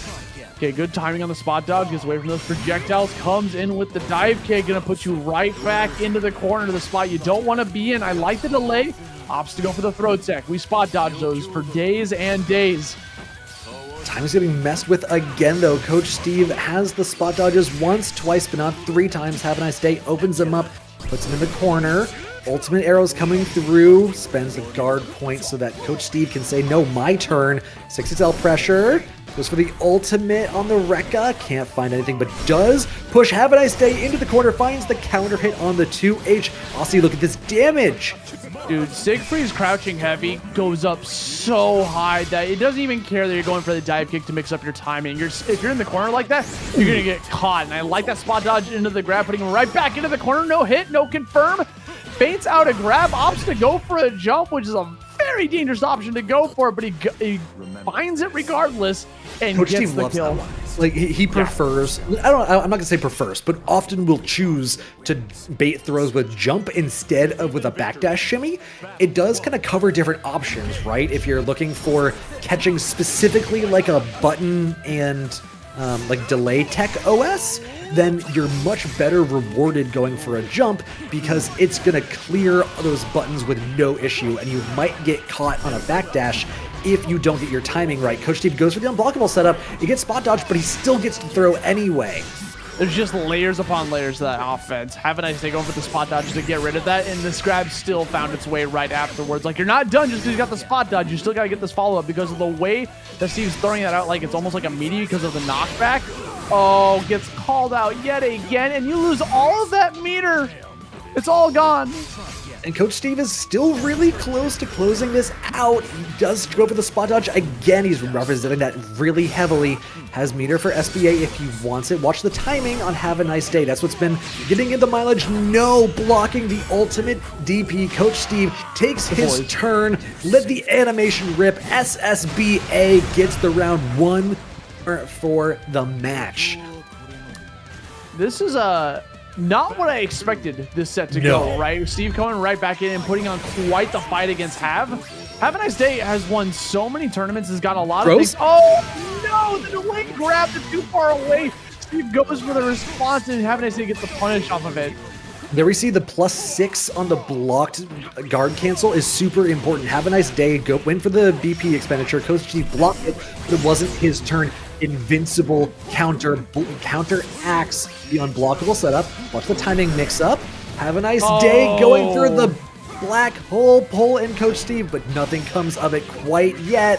I'll see this is on a razor's edge. Yeah, that was a little bit of cheese coming out from Havaniceday, right? Do have the projectiles that went for the ultimate vacuum, which, by the way, you cannot block. If you block that, you're getting hit. You have to go for a spot dodge to beat that. But he kind of disguised it because he used the projectiles, so you don't really see it coming out because of all the spikes in the way.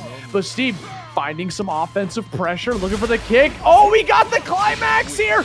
Gets the hit, gets the skybound art, and that's gonna be it. Coach Steve taking out Have a Nice Day and securing himself in the winner's side of top 8. And finding it off of a clash we can see here in the instant replay, using the fireball to reset pressure like we talked about earlier in the set, going for the jump to bait out throws. The far L coming out of Coach Steve recovers so quickly, takes his turn back off the clash, finishes out with the SBA doing so much damage when Have a Nice Day has so little BP in order to resist that damage. That damage scaling goes up by 20%. Coach Steve, easy confirm, doesn't go for anything fancy, goes on to winners semis after Have a Nice Day was really, really out ahead in the early parts of the set. Yeah, that was Dude, it all came down to that finishing clash. Like, there was so much. I'm actually curious because you said it was a far light. Was that a close light at the end? Because if it was a close light, that's why it won, because you saw the 2L come out from Beelzebub, which is 1 frame longer. Might be. Maybe it was. Yeah, This is it far. might have been. I saw the kick, but who knows? We'll check the tapes later, because right now They jumped in, yeah. Oh, geez, we're just going right into it. Fuselit with the Vaseraga facing off against Kilo on the Nier. This is going to be one hell of a matchup for Fuselit, right? Because you're playing against one of the best characters in the game when you're considered one of the worst characters in the game. And it's not just a character strength, it's also a character matchup, right? The puppetry is really difficult to contest when your buttons are kind of slow. And, Fuselit on the Vaseraga, not exactly the nimblest of characters. And here we go, Kilo. We've seen them go for the corner steal in the past. Fuselit saying, no, I'm not going to have none of that. Just go for the BB. Yep.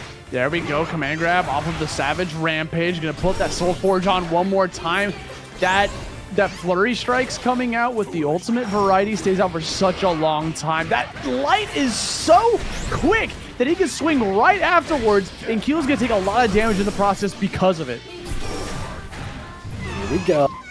Summons still plenty available for Kilo. 3 more can definitely close this out, especially with some meter behind it. Fuselit, though, finding the touch, spends the BP for the rising strike. Armors through exactly like you said, finds the round. If Kilo wants to play the faraway game, which is kind of what we're seeing, that gives Fuselit ample amount of time to apply the Soul Forge buff, which is going to give him a huge boon with that armor to be able to just like climb through some of these victories. Just like that, the shoulder tackle gains 2 hits of armors on top of that, throwing you right back in the corner. Kilo does have access to parry in case he wants to go for it, applies the pressure, gets the 266M with the overhead. It puts you right back into the corner where you just were.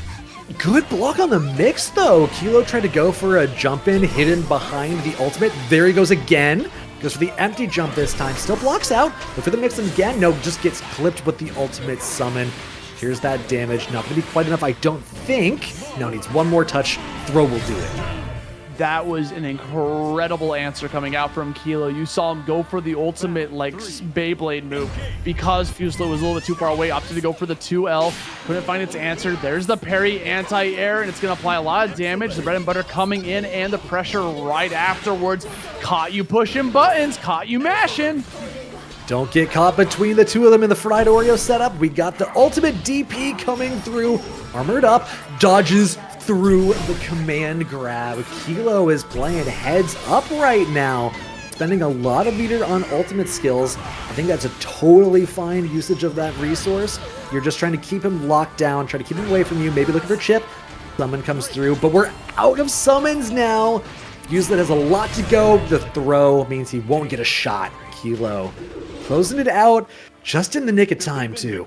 The adaptation, not only on the player and the character, was insanely good from Kilo. There's even that moment there at the very end where Fuselit thought he was free to go for a Soul Forge application with the 5U, and Kilo got a punish on top of that. And that's what actually was what sealed the deal with that, because you put him right into the corner and finish it off with a grab. Fuselit coming in with the game 2 with a vengeance, though, getting called out by death over and over. Yeah, already being pushed into the corner. Spends the ultimate for the command grab on the reversal. Again, ultimate DP, but he's parried with the super armor.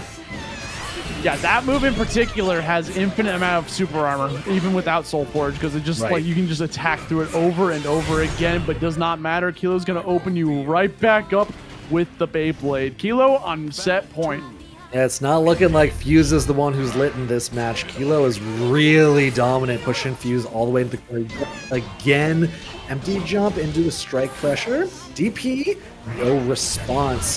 Unsummon to try and keep the frames in your hands. Ultimate's coming through for both. Trade goes in favor of Kilo. Spending the rising strike. Is this going to be enough? No, we'll look for a mix. Throw his tech to get. No, it was a BP expenditure, my mistake. This is so tough to watch because you're seeing Vaseraga's faults come into play super hard, right? All that pressure happened because Fuselit didn't have any meter to go for reversal, and not having a frame 5 move makes it even more difficult to try to challenge stuff, and Kilo's just going to take it all away there right at the very end with a 2-0 and a handshake, moving on into winners semis. And I feel like one of the strengths I talked about earlier, where Vaseraga had the ability to apply Soul Forge and get that super armor afterwards, it was actually his downfall at the end. There were so many times that Kilo was getting a punish on Fuselit because he wanted to apply that Soul Forge buff. Yeah, you do still take damage if you're armoring through things. There's a upper limit on how many times you can use that tool to absorb pressure before it really starts to add up. And here we see the cross up from Kilo to close the game out. One thing I really appreciate about Kilo's play is their utilization of death to hide animations and overload mental stack in order to create mix opportunities. You can play Nier in a couple of different ways, right? You can use the summon quasi lariat as a really strong fireball and play like a zoning neutral. You can just go for suffocating like frame traps, and Kilo, we're seeing their specific way of trying to open the opponent up is by covering up their mix with animations and wacky waving inflatable arm tube men animations, which is a really, really effective way that they've found to pilot this character. So I don't know. For me personally, it's rewarding watching someone have a game plan and execute it with a lot of mastery. And having personality on top of that, like you said, these Niers, Personality is sometimes, a great way to put it. yeah, like it depends on like if they like using the EX, if they like using the ultimates, and which ones they like to use more on top of that, how you're going to spend your meter, how you're going to spend your cooldowns. It's kind of nice to see the differences between the players, but we got to move on to our next set here.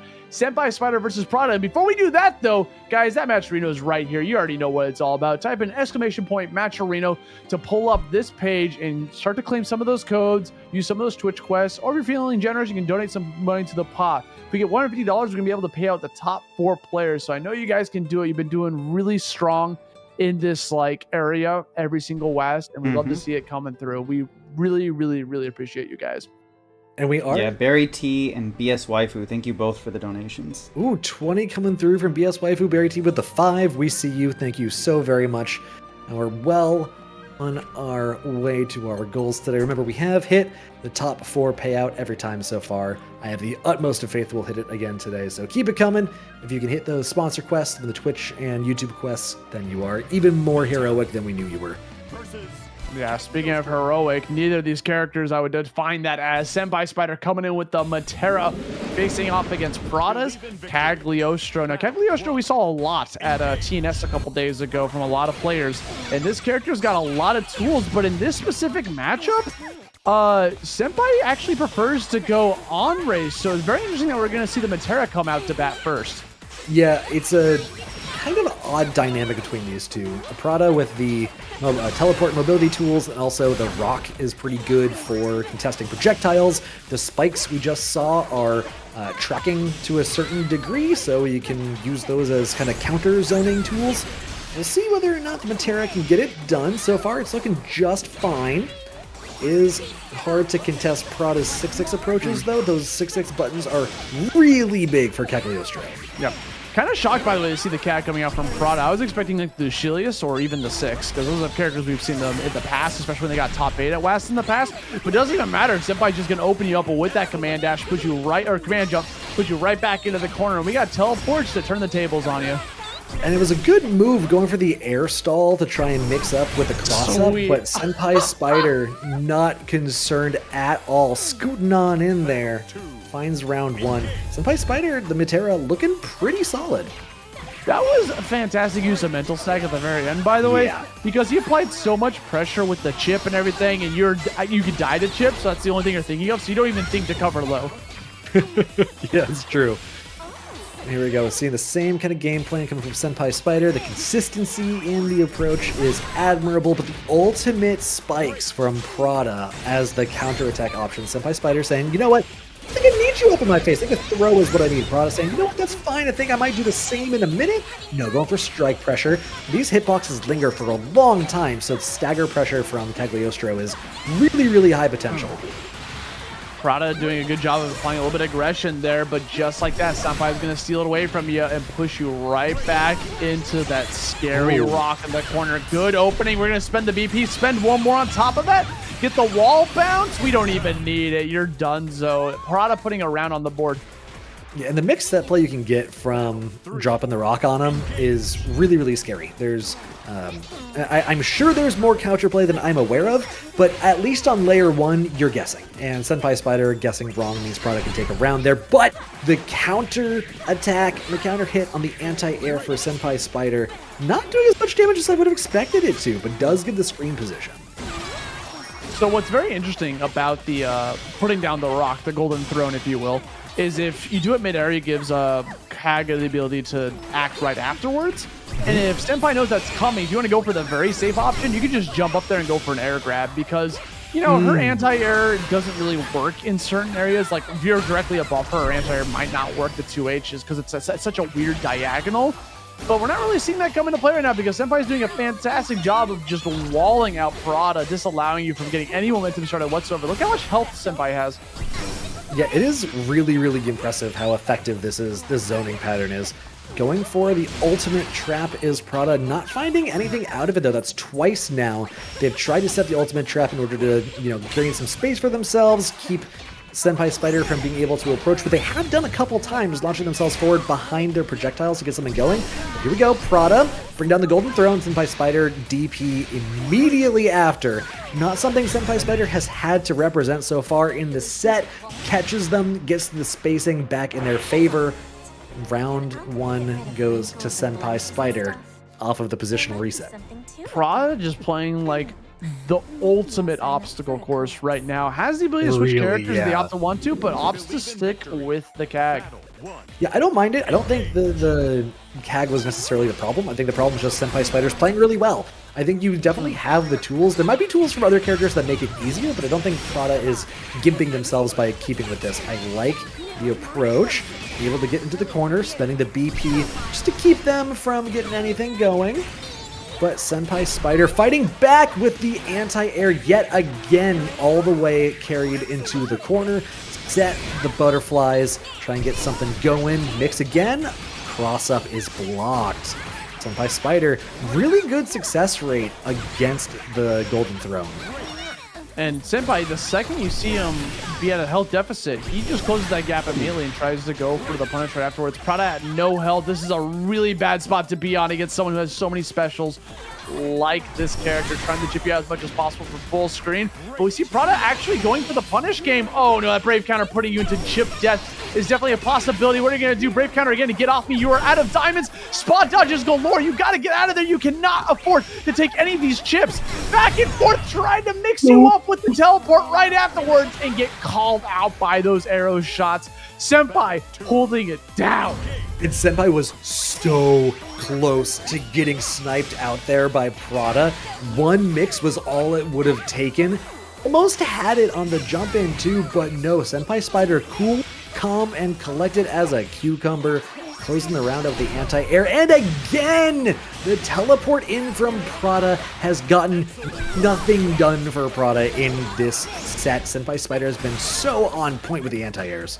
I'm sorry, that confirm was so sick from Senpai. The way it turned around, managed to finish it off with the arrow at the end, that was so slick looking. Oh yeah. And here we go, SenpaiSpyder jumping in, closing out the set with the SBA. Don't even get the full animation. Prada going down in 2.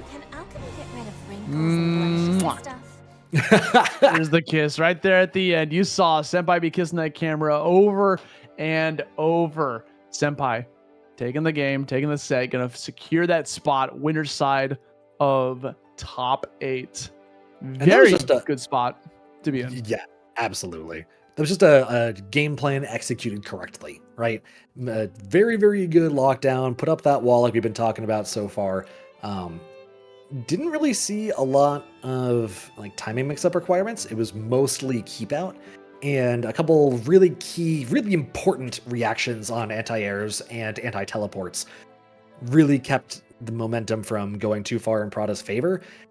Not easy to do when you've got a lot of tools the way Cagliostro does between rocks, spikes, traps, and teleports. There's a lot to keep in mind.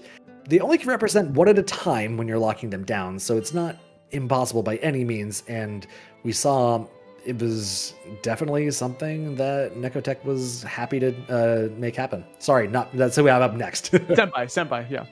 yeah. Reading the name is not the right thing to do when you're saying another name. That's okay. Well, they're both Meteras. Exactly. Yeah. Yeah. Neko coming up with the other Metera facing off against Lime. Characters we have seen many a time here. Metera coming up against Lancelot. This is going to be the matchup of classic keep away versus rush down, like defense versus offense. It's a tale as old as time. And we're going to see how this is going to be able to play out here. Nekotech being on a pretty good tear so far this bracket. This is our final qualifier, by the way, for winner semis. All right, let me hear you, chat. Let me hear who you like in this game. Lime on the Lance, Nekotech on the Metera. I think these are both two players who have absolutely even chances so far. I don't think either one of these have been, slouching or on an absolute tear so far today. I think they're starting off on pretty even footing. I think this is going to be a matchup that's going to be a little more based on timing than the last Metera we saw, because Lime definitely has a lot of very fast activating tools in order to try and navigate around. We'll see whether or not that comes into play. And you got to remember, Neko's entire job here is to get Lime off of you the second he gets pressure, especially when you don't have meter, because you don't have access to a reversal unless you spend it. Yep, and this is, I think you're making a very good point there. This is going to be a very resource-intensive match between these two. Lime using the ultimate skills to get in, Nekotech using ultimates and SBAs perhaps, along with the battle points, with those diamonds on the top, to keep Lime out. Because if that happens, then this pressure gets really scary. Mashing out is pretty good for Nekotech, though. No, mashes a little too hard. Lime gets pushed out, finds another hit, opens them up, uses the ultimate to close that round out. Yeah, I saw that Raging Strike come out when you know they were looking for that Brave counter. That's going to be like a very valuable resource for Neko in this matchup, because you need something to get Lancelot off of you. I feel like it's no shame at all for any player in existence to want to go for Brave counter against him, because you just, this pressure, look at this. The classic Rekkas over and over. If you just keep holding it, you're just going to continue to take chip. You don't know if he's going to go for the second swing or just end it with the first one and make it safe. But regardless, Neko finds a way out. Neko sliding in after finding a way out is a bold call. You want to push Lime into the corner, I understand that it does make sense. You do have good pressure. This is a killing game after all. Lime going for the mix, going overhead. Neko, good block into the mash, means Lime chooses to use the BP, following the fireball in to try and get something started. But Nekotech, this defense is really strong. It's very proactive defense. Yeah, you can tell they've faced off against Lancelot in the past. I can't believe we called out that ultimate, the Blade Impulse. That was insane. Calls it out a second time. No, sir, you are not neutral skipping today. Nekotech fighting back one apiece. Lime going for some movement to try and bait out a response. Neko not falling for it. Ooh, throw after the overhead teleport, using the fireball to keep pressure going. Lime getting this momentum in their favor. Really, really hard to see when you're supposed to mash out, but Nekotech has the tech. Mashes out without too much of an issue. Has this going now. Also, look at the positioning. Nekotech's got it going. Yeah, this is like the worst spot for Lime to be in. You see Lime trying to spend that meter too to close that distance as fast as possible. Finally gets a knockdown, but loses the pressure in the process. Another jump in off the command hop, and this could be the round and the game coming up for Professor. We're spending all that meter, all of those diamonds just for this moment. This is the moment.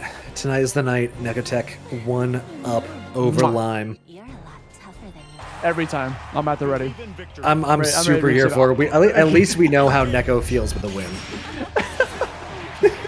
Neko coming right back in, puts you right back into the corner. Lime needs to find that opening, but is continuously getting opened up himself over and over, whether it's through an overhead, whether it's through an aerial, or a bait out on the Brave counter, spending a diamond in the process. There's a kind of cool interaction we're seeing there with Lime trying to escape with the wall jumps, but Nekotech having both the butterfly pops and the overhead make it rains. Those are really active, lingering hitboxes, so that option is significantly less rewarding for Lime because the risk reward is not really in your favor. Nekotech with the DP anti-air goes to one way from the match. Now this is looking kind of a downhill battle for Lime. Can't seem to find an opening. We got clashes for days. Opts to go for the grab right afterwards. But you see those 2 clashes in a row, it definitely turns into, all right, what's the third option? There's no way you're going to finish off this auto combo.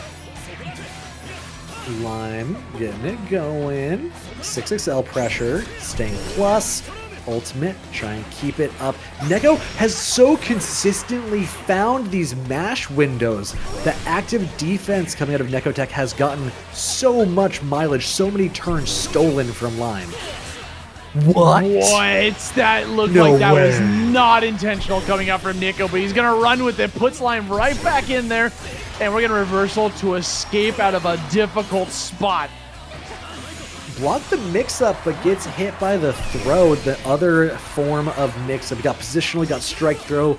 Lance representing both. Lime going overhead. Doesn't have a ton to follow this up with. Should be plenty, though, with the one rising strike into Raging Chain, or whatever they're called, RC to RC.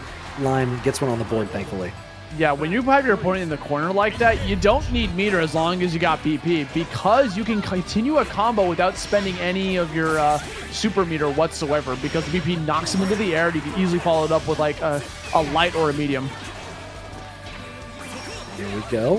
Falling light for Lime means he gets to get that turn rolling. Little damage coming through here. Lime has plenty of resources to keep this going. Finds the reset. BP is going to go into the SBA, take another diamond out of Nekotech's inventory. One more touch should do it for Lime. No mix up the right to the SBA. Jumps over the response from Nekotech with the projectiles, and Neko is trying to get the projectile game going. Can't quite find anything though. Throw comes through for Lime. Gets him on the board on the wins, one apiece. Metera with no BP in the corner is basically asking to get destroyed. That's such a tough spot to be in without resources. He did have some meter to go for reversal DP, but didn't want to commit to it. Lime committing to the corner pressure. That is the game plan for Lance. Get the combos, get the mix, uses the fireball to create some time for himself. Nekotech fought out for a second, but couldn't confirm. Means Lime has another opportunity.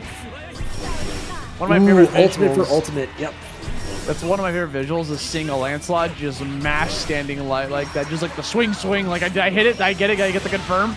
And we're not going to be able to find it this time around. Neko continuing that combo, pushing Lime into the corner. He does have access to that wall jump when he's in the corner though, so he can mix up a little bit different with the recovery. Spending 1 BP a piece right now. Nekotech at a BP disadvantage and disadvantage in terms of stage control. We got meter to play with. We're going to spend it, get the refund. It might not even matter because you are dead. No animation. Oh, it's going to play anyways. Let it rock.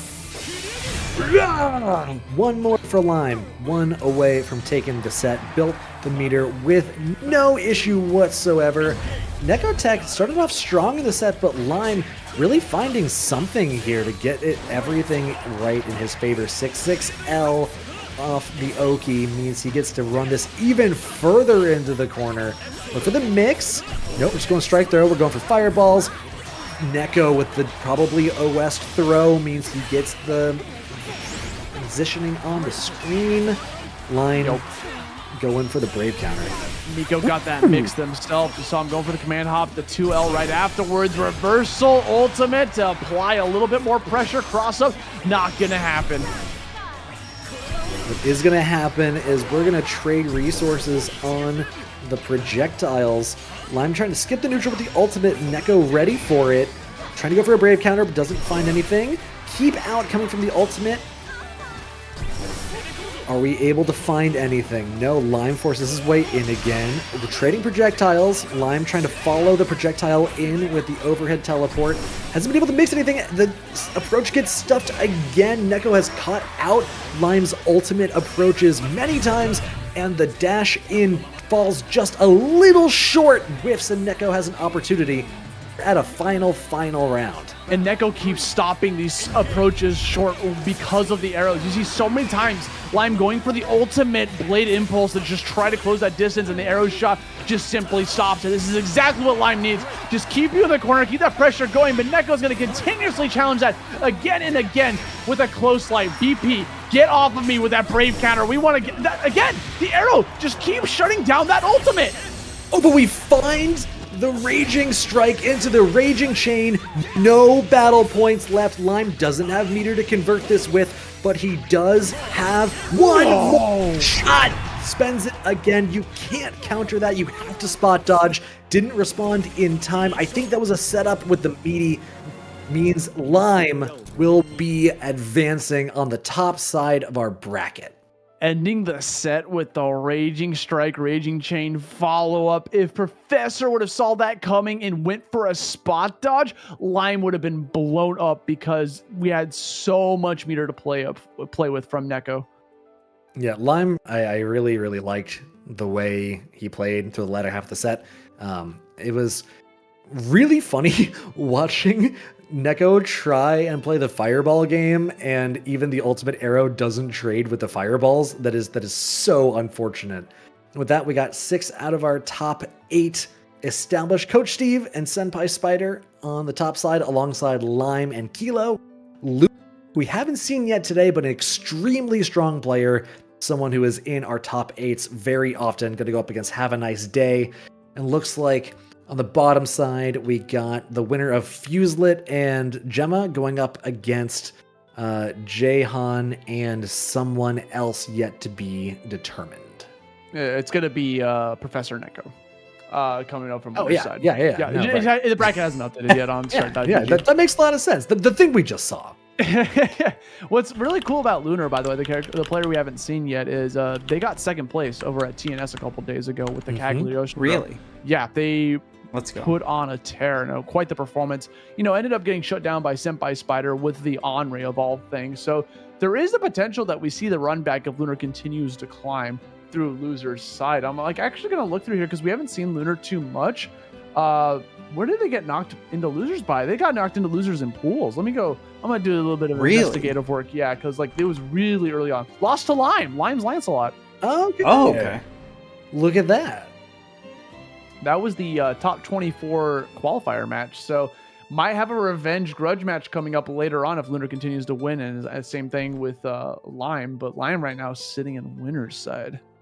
Well, very impressive investigative work there. If you like to see wonderful factoids like that, you can support these players and what we do here, go to the Matcherino! ! Matcherino in chat. We got 13 codes left to claim. I know we got what are our current numbers? We got 240 of you in chat. If less than 10% of you, less than 5% of you go check out the Matcherino? 240 on Twitch. We also have a chunk on YouTube. That's what I'm talking about. And the code works on both. Shout out to the YouTube viewers. We love to see you guys and all of you gals and non-binary pals. Please check out the Matcherino so that we can continue bringing you these fantastic brackets. 100% of it goes to the players, and the next 2 players we got are up on the cabs. Osti, look who we got. Coach Steve with the Siegfried facing off against SenpaiSpyder with the Metera. Again, a match for the ages. Coach Steve, hot off the press of getting a really clutch win against Havaniceday, was not fated to beat him whatsoever. So getting that W is huge. If he keeps that fire on, we could see a victory against Senpai. But if you've been noticing Senpai's matches, it's going to be the keep away game. Now, I'm kind of shocked Coach Steve started that off with a backstep because this is exactly what Senpai wants. Yeah, we already see them backed into the corner. The fireball from Coach Steve does have a few hits worth to absorb from SenpaiSpyder, but eventually the arrows will take precedent.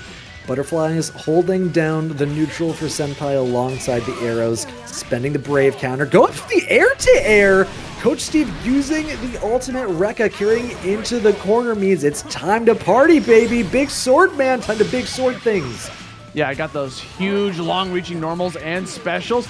Catches the dash in. Maybe he was expecting a projectile and just wanted to get through it. We're spending every single BP on this combo.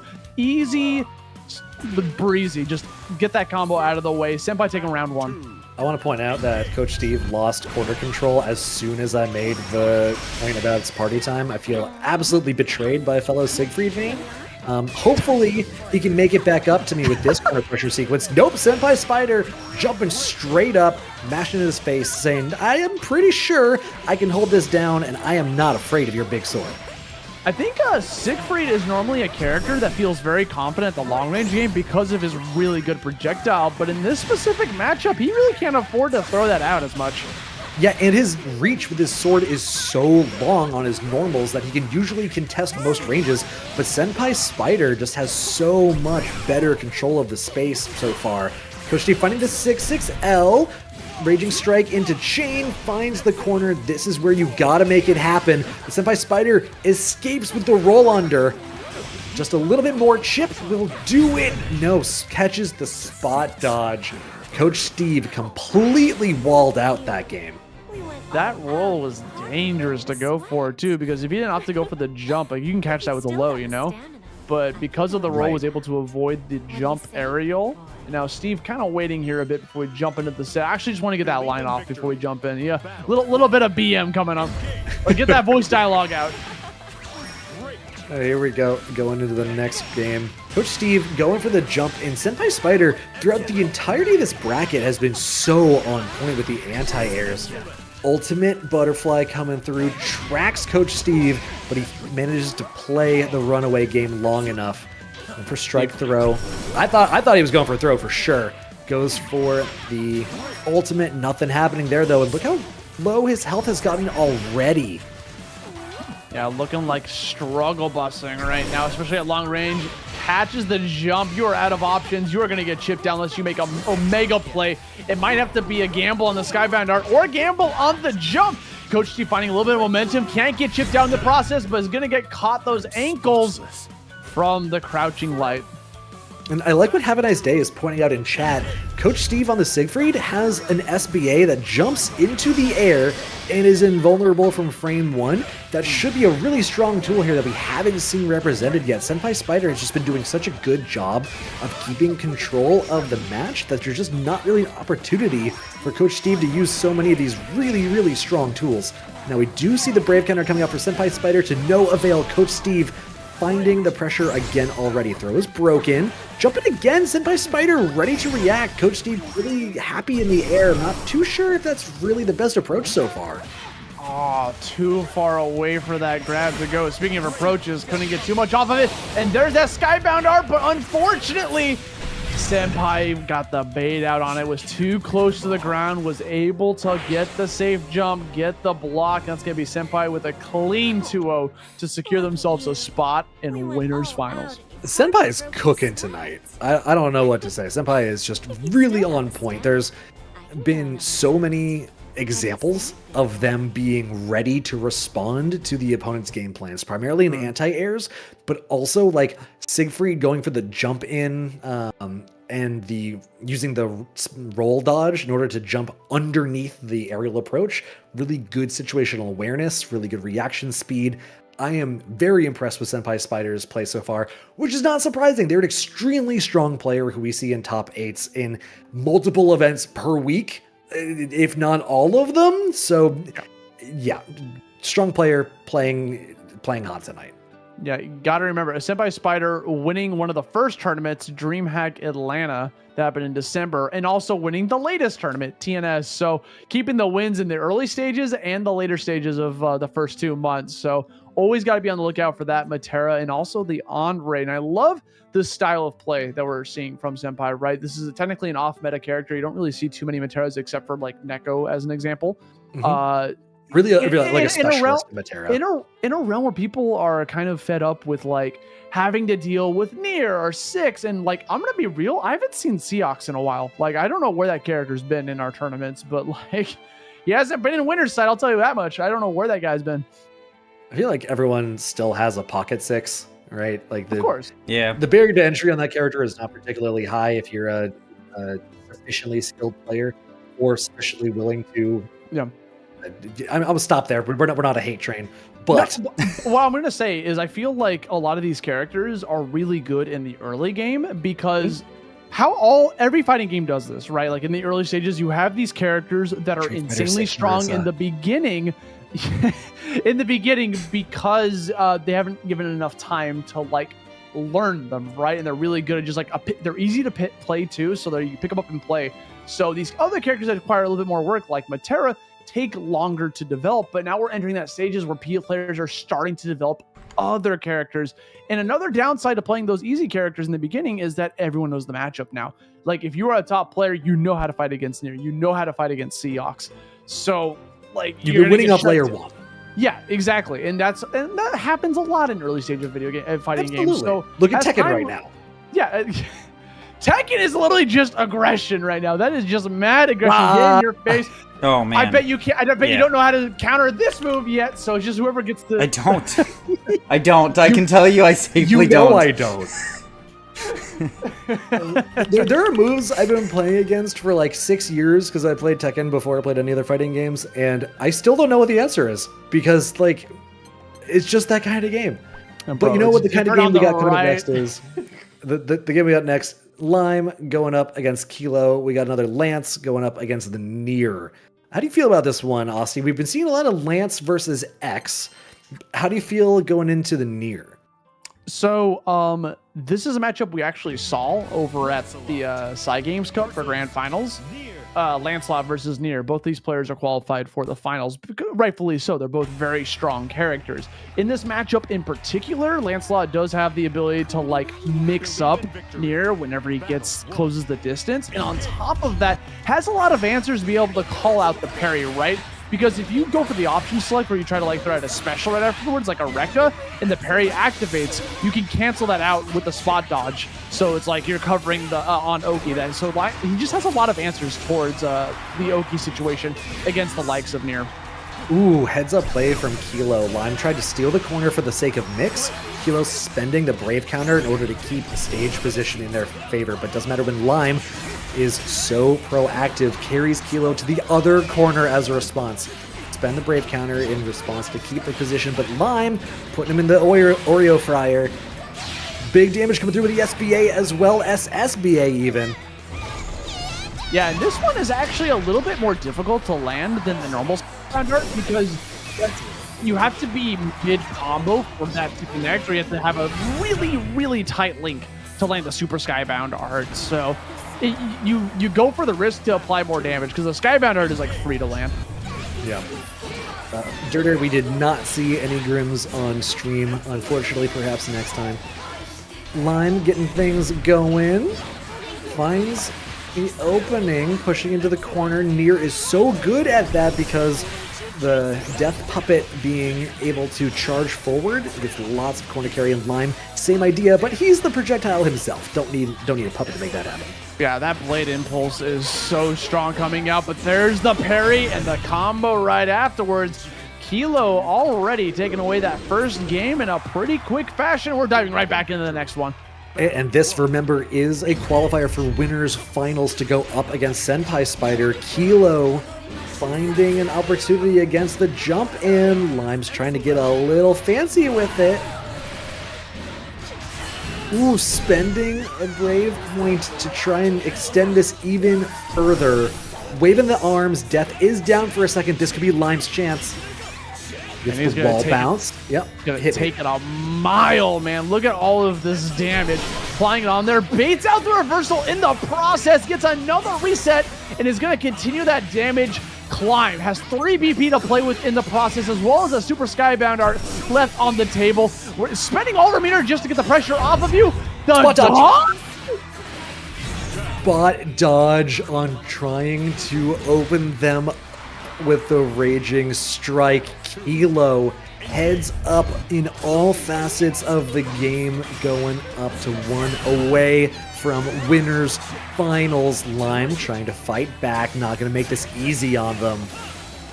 Dude, that dodge was such smart awareness coming out from Kilo, because that's just him recognizing that I'm out of diamonds. You have 3. You want a Raging Strike, so I'm keeping my pinky on the block button just in case.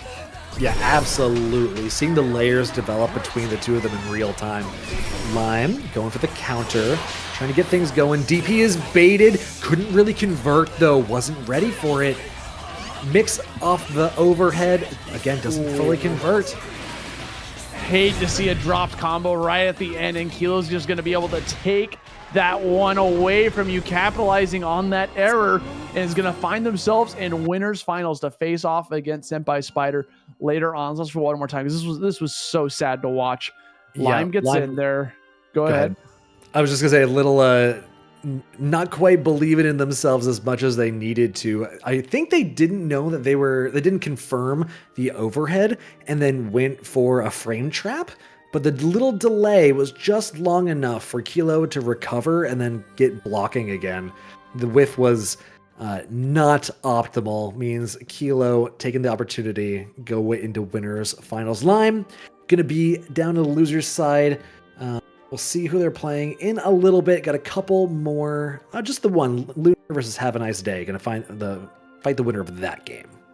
Yeah, so our top 8 starting to find its mark here. Some of those losers matches already coming up to bat, some quarters matches as well on top of that. But we're going to take a trip down over to that lower side. So these matches are going to have a little bit more oomph to them, right? Because if you lose, you're out of the tournament. So you might not be able to get that money, which, by the way, if you head on over to our Matcherino exclamation point of that variety, you'll see how many people are going to get paid out. If you guys continue to donate, we can try to pay out at least top 4 or even top 6 if we manage to get that far into the pot. So lot of things here at stake, and a lot of it's pride and a lot of it's practice, because the last chance qualifier is right around the corner, coming up in March. I know a lot of these players want to travel over there and try to get those last 2 spots for that top 8 at the Arc World Tour Finals. Absolutely. Got to get your reps in, got to find out exactly how you want to approach the game.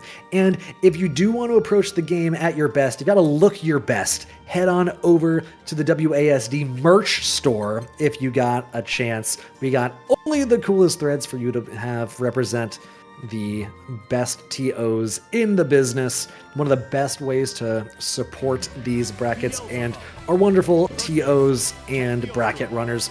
In the meantime, Lunar coming out with the bubs.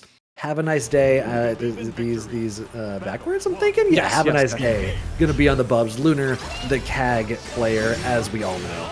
I was a little confused because I was looking I was at the like, chat. that doesn't sound right. I was looking at the chat within the lobby, and they said "have a nice bubs," and I was just so flabbergasted by that. That's such a silly little phrase to start right before the match. But here we go.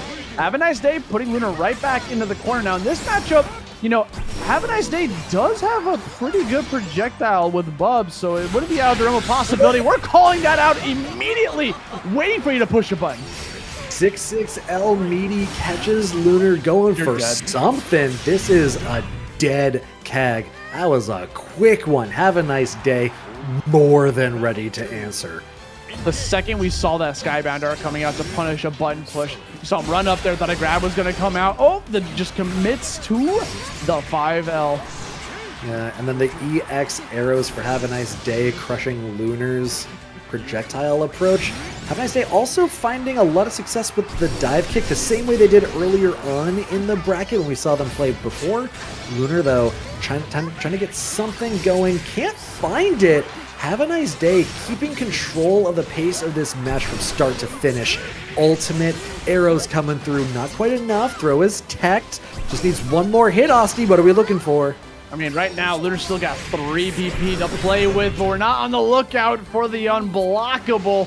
Bring him right back in. Have a Nice Day, dominating that first game against Lunar. You got the yo-yos out, but the yo-yo is in fact CAG. That hurts to see. Have a Nice Day already off to the races again. Pressure gets a hit, but can't quite convert. That's okay. We still got the corner pressure. That's what we're looking for. Finds the hit, which means Lunar's traps that he had just set up are now gone. Approach back into the corner is free. Invincible golden throne drop to get out, but Have a Nice Day already finding the neutral win again. Got the full screen punish. I mean, KaiAi's no stranger to that. Vacuum you right back in. Lunar with no health left to play, holding on to all 3 of those BP.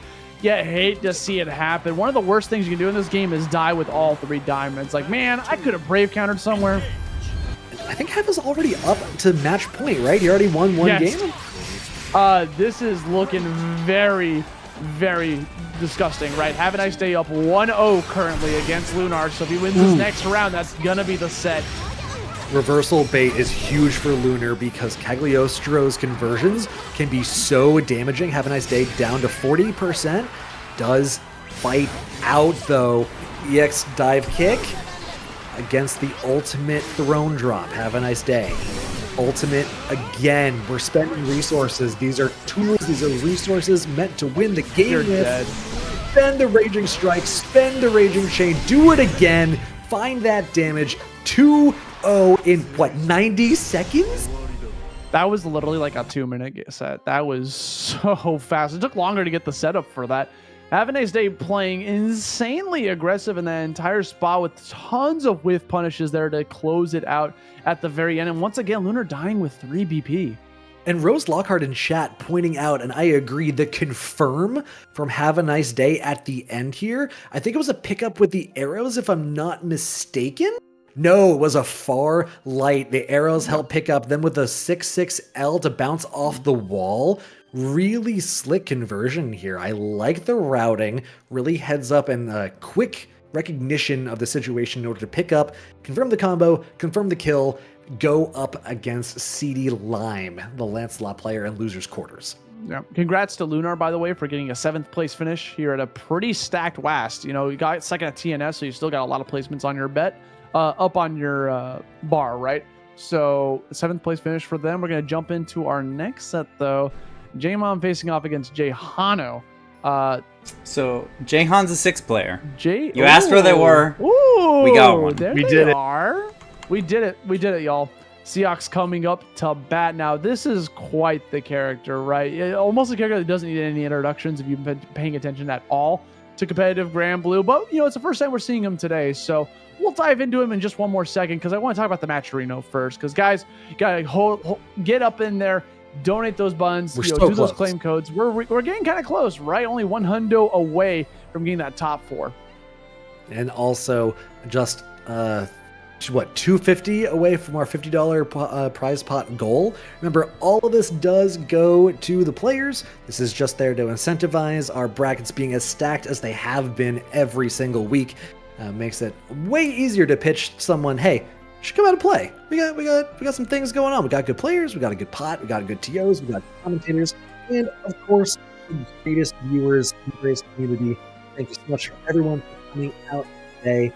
I know we can try and make this the best pot that we can, and we're going to get the best games that we can. So, the 6 first that we've seen today, I believe Ladvia. Jim was on Ladvia, yeah. Yeah. This is a funny matchup. It's a little rough. That said, the pre-game warm-up push-ups in the lobby do really do a lot for the confidence. I do want to point out, I looked around through the bracket, Jahan lost their second set against Fuselitz's Vaseraga. So they have been climbing through loser's side. They've been winning set after set after set because that is no easy feat. When you get knocked down to losers, bro, you got to win twice as many sets. That's really tough to deal with. And they've been playing some players too. Char real smooth. We saw last week. Still my vote for greatest name in the brackets. MASH, I'm not familiar with. Fuselit, we talked about before. I don't remember who they lost to in pools. Yeah, it's kind of interesting to see Char real smooth get knocked down pretty early on, right? Because we saw that 5th place finish at the latest TNS with the Vera. So I guess it just kind of goes to show that the competition's pretty fierce. I actually a huge fan of not seeing the same players, like the same players you're going to see like in top 3, top 8, whatever. Like it keeps swapping week after week. And I think that goes to show how strong this competition is getting in this game and how serious people are taking this game. Yeah, it's fun to see everyone trying to climb on top of each other, right? Like one person is top of the pile and one day, next day someone else is stepping up to try and take the peak. It's a healthy ecosystem when you see that kind of rotation. And one thing I've also noticed is that I feel like Zippy has been taking a little bit of a break from online tournaments since Frosty Faustings, which, you know, you qualified for the finale, so maybe a good reset is good for the mind because if you've been playing the game that long, it can actually strengthen you up. By a little bit of a break, it's been a week and a half. So bro, that's like 3 tournaments. I feel like we have pretty safely say we'll see him sooner rather than later. That kid is a very strong player. Yeah, we saw the grand finals of Frosty Faustings over Zerom when had to win 2 sets in a row in the pop-off. Justly deserved to get that qualifying spot for the finals. So excited to see him return when he feels like he's ready to come back. But guys, we got our next set coming up here momentarily. Again, this is going to be Seox. So we can talk about Six a little bit here. What are your favorite things about Six, Laser? Like, what is your top one thing you love to see when this character comes up to bat? Animations. Like straight up, I think the way this character is animated is so cool. They do a really good job of keeping the identity of the moves very, very clear in their purpose without making them boring. And also without making them overwhelming to overload the screen with particles the way that some games can absolutely do. In terms of actual gameplay, there are some really cool mixes you can do for corner setups when you get knockdowns with the ultimate jump back. I'm not familiar with all of them, but it's really fun to watch the way different players want to utilize different setups. Meanwhile, Ladvia, it's all about the conversions. If you can get the hit and you can get the corner carry, which Ladvia is pretty solid at, not top tier, but definitely capable, then you can blow some characters up. So this is going to be, I think, a pretty explosive game between these two. Dude, this skin on Six is so someone just rainbow vomited all over his clothes, and he's like, yo, I love this. I'm keeping this. So I'm from San Francisco. This is the closest we have to an SF Pride Parade skin in the game. Yeah, I mean, representing the rights here, fighting against the Ladvia. JMAMH coming right back in, gonna try to bait that out. Doesn't matter. We got the sweeps for days. Now, in this matchup in particular, Six has a lot of options running towards you, right? With a lot of rushdown options in the table, you can easily let that damage rock and let that pressure continue to climb, because Ladvia doesn't have too many options without committing to something huge just like that when she's on the defensive. I love the proactive approach from Jahan to avoid the reversal, going up into the air, trying to find opportunities without having to stay on the ground when you know that the SBA's hitbox and active frames are mostly forward. Very good way to play around the options Gemma can represent. Meanwhile, Gemma this round representing damage. Yeah, we're coming right back in. We got every single guess coming correctly for JMAMH. Is this a perfect? Yes, it is. 7 golden letters, just like Jahan 07 in his name. 7-7, 1 for 1 in this first game. Happening on February 7th. But here we go, jumping into this next one. Getting that block on top of it. Ooh. Command grab, get off of me. Once more, JMAMH does that every single time. I've seen JMAMH go for a command grab. It's always a follow-up right afterwards. And I love the willingness to just go for the command throw time and time again. But Jahan does call it out with the dive kick in the corner. Now that we're in the other corner, oh no, tries to steal the corner and gives JMAMH a big opportunity. Nothing happening so far. Jahan back on the offensive, has built up the meter, has 3 BP apiece. Note JMAMH just with a 2. Jahan gonna find the Raging Strike, Raging Chain, do it again. Closing the round out. 1-0. Staying alive in the bracket so far. What was that face? Wait, what can we... What was that face? Why did he look like that? The world may never know. JMAMH challenging with the close light as Jahan tries to initiate the shenanigans. JMAMH saying, none of that, please. But the counter comes out for Jahan, pushing JMAMH into the corner. BP is expended. Ooh, ultimate dodges out of the way of JMAMH's Oki. Full conversion coming out of it too. Now, but these people are very close to full meter. There it is for Jahan. JMAMH now has it as well. JMAMH finds the counter hit, I believe it was. Uses the ultimate to go for the carry. Doesn't need to use the SBA. Jahan fighting out though. Yeah, that close, heavy counter hit gave him a lot of damage to work with, but Jahan cashing out every single diamond to secure that kill, and he managed to do it on the final hit. It got a little dicey there because Ladvia does have some of the highest health in the game, if not the highest. I'm not gonna lie, I was worried. I thought that wasn't gonna be enough and JMAMH was gonna steal the round up, but no, Jahan closes it out. Jahan finds something here. Jahan is 1 away from going into the next round in the losers quarters. There it is, JMAMH finding the throws. Brave counter, responded with brave counter. Jahan trying to get something going, but no, JMAMH doing such a good job of keeping screen positioning over and over. Now we got the pressure coming out here from the 6. Gets the reset. Going for the Brave counter. Doesn't even want to pay attention to the mix. So what you got to do when you're on the defensive here is that, I guess. Saw the Raging Strike coming out. Goes for the ante with the ultimate headbutt. And the Lariat carrying Jahan into the corner, already spending a Brave counter. These two are slugging for it. Jahan throw is teched, keeps up the pressure. JMAMH did whiff, but not enough recovery for Jahan to do anything about it. Yeah, trying to go for that command grab. Doesn't do it for the second time. Opts to go for the 6-6L instead with the chest bump. Now Jahan applying that pressure once more into JMAMH. Just immediately escapes out of there. Here comes the pressure once more. JMAMH opting to go for the jump. That was very risky because now what happened is you have given up corner pressure in that process of doing that. Even though you got right back to the left side. Peter. Yo, you're dead. You are absolutely dead, SP. Oh, no, you're not. The scaling was just a little too rough. Jahan trying to keep the pressure going. Finds an opening. Doesn't have any BP to work with. Throw. Look for one more strike throw. BP's expended. Ultimate Berserker Barrage. Jahan staying alive in the bracket by the skin of his teeth. 2-0. Gonna go up against Coach Steve in losers quarters. This man's work is not done, but he has more work to do. Jahan literally had 1 health, no diamonds, no resources. He had 2 AU and a prayer. Yeah, and he's just gonna throw it out there because what happened there is that Jahan's like, okay, JMAMH wants to close this out because he wants to get that game to go into the game 3, so he's gonna push a button, and I'm gonna challenge it with my ultimate. And that was a fun set. Yeah, like JMAMH put up quite a fight. I mean, this matchup looks horrendous for Ladvia just because like the second you get put in that corner, like especially with how much that the 6 was going for the flips at the end.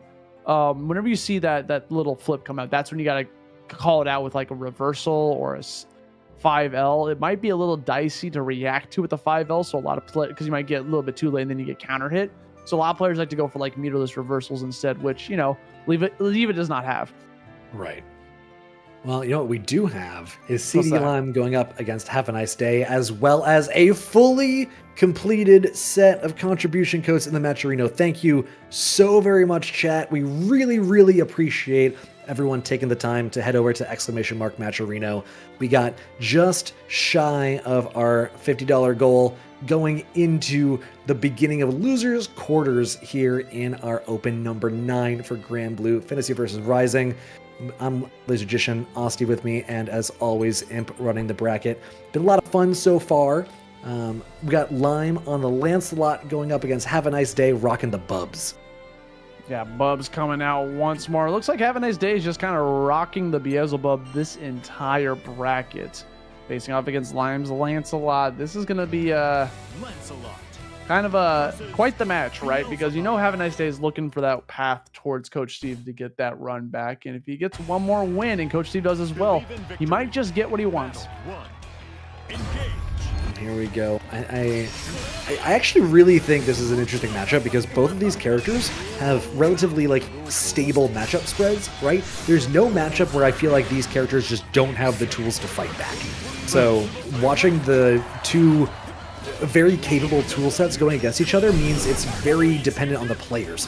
There we go. Ultimate skills fighting against each other. Havaniceday on the dive kick, Lime on the charge forward with the lariat means that they end up just trading positions. Havaniceday finding the punish on the 6-6L, spends the Raging Strike and chain. I think that should be just barely enough after another one. There it is. First round going to Havaniceday.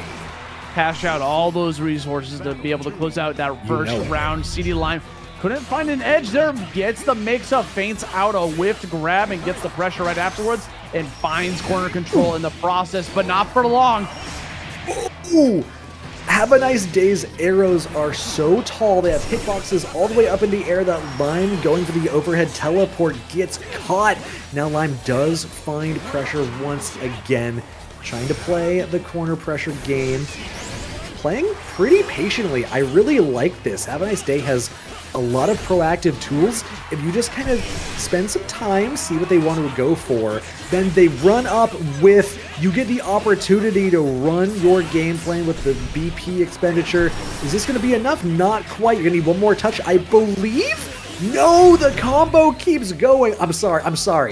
I apologize that I thought a Lancelot combo was going to end. I should know better.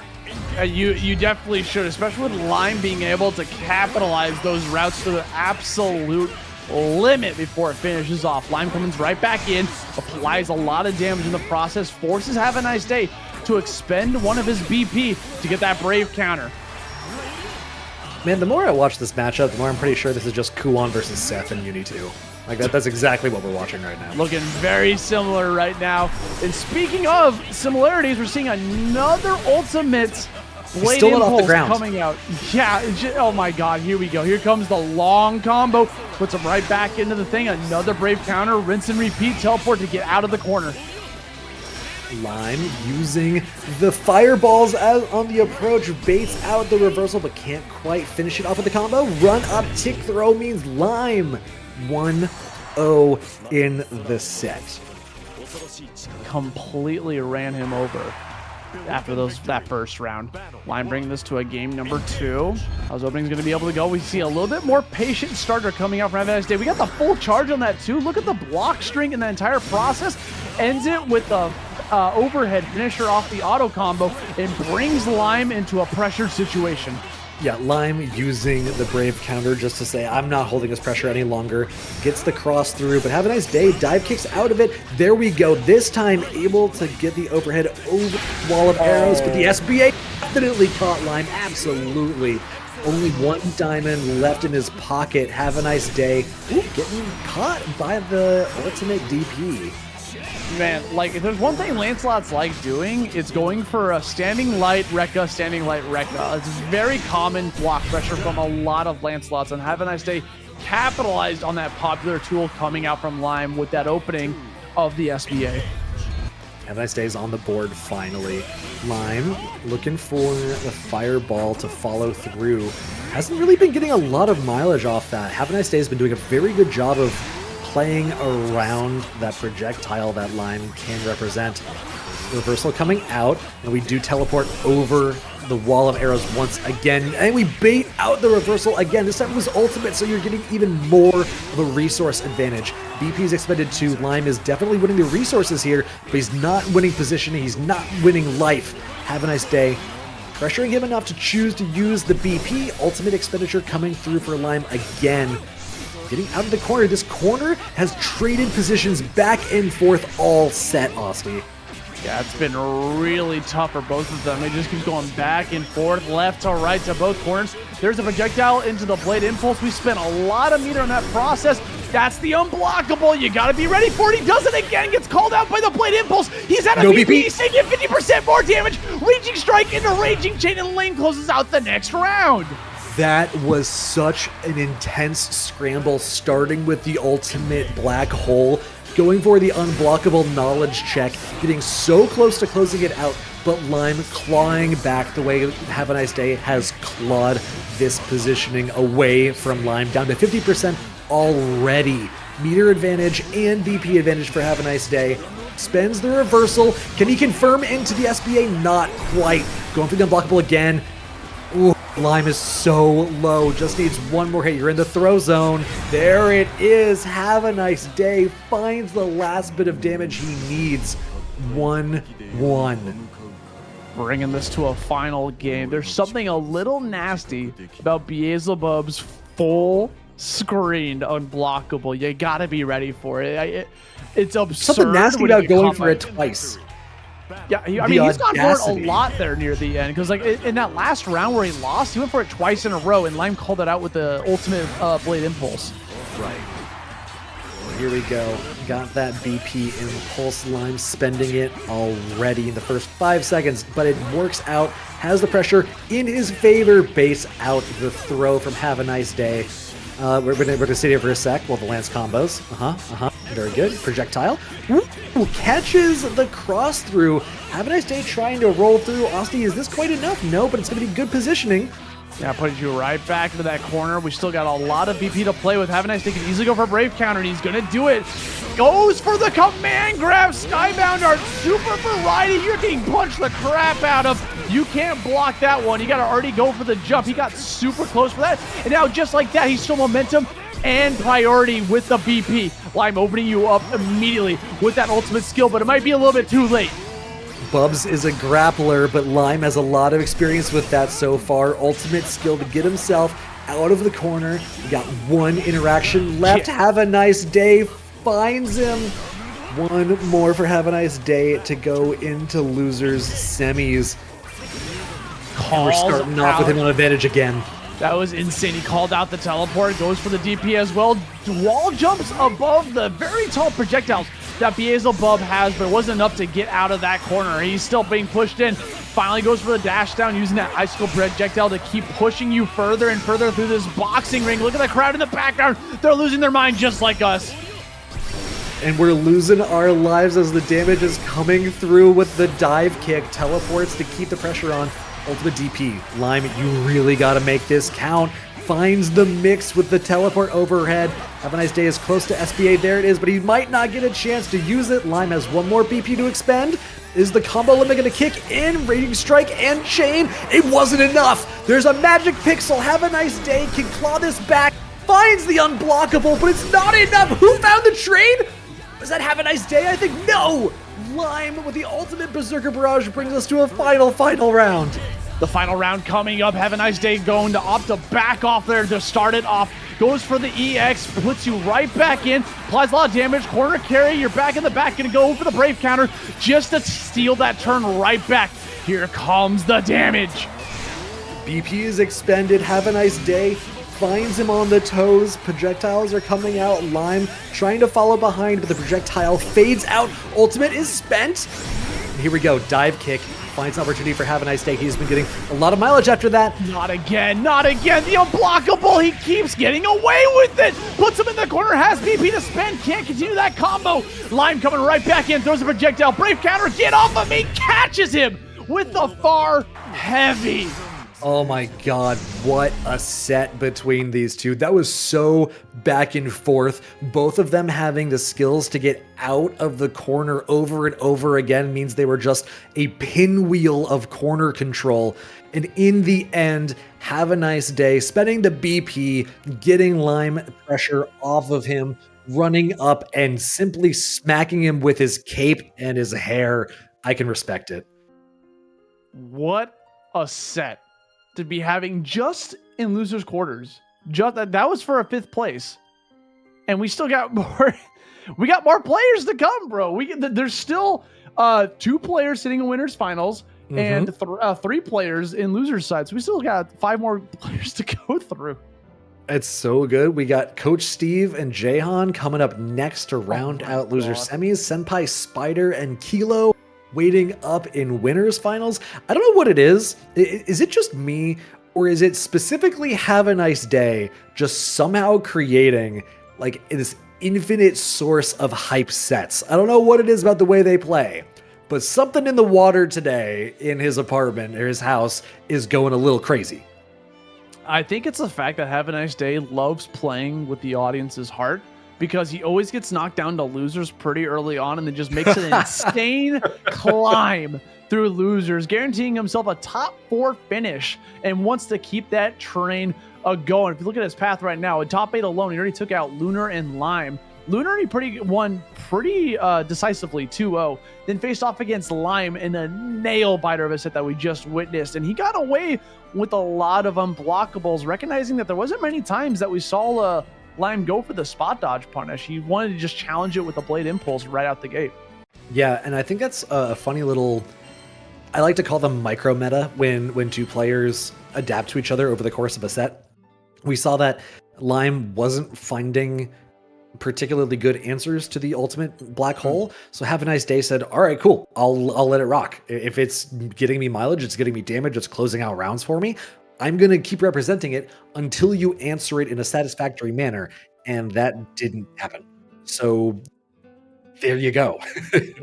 Managed to find that dub, but we got to change gears a little bit. But before the changed gears, I did there we go. There it is, Matcherino.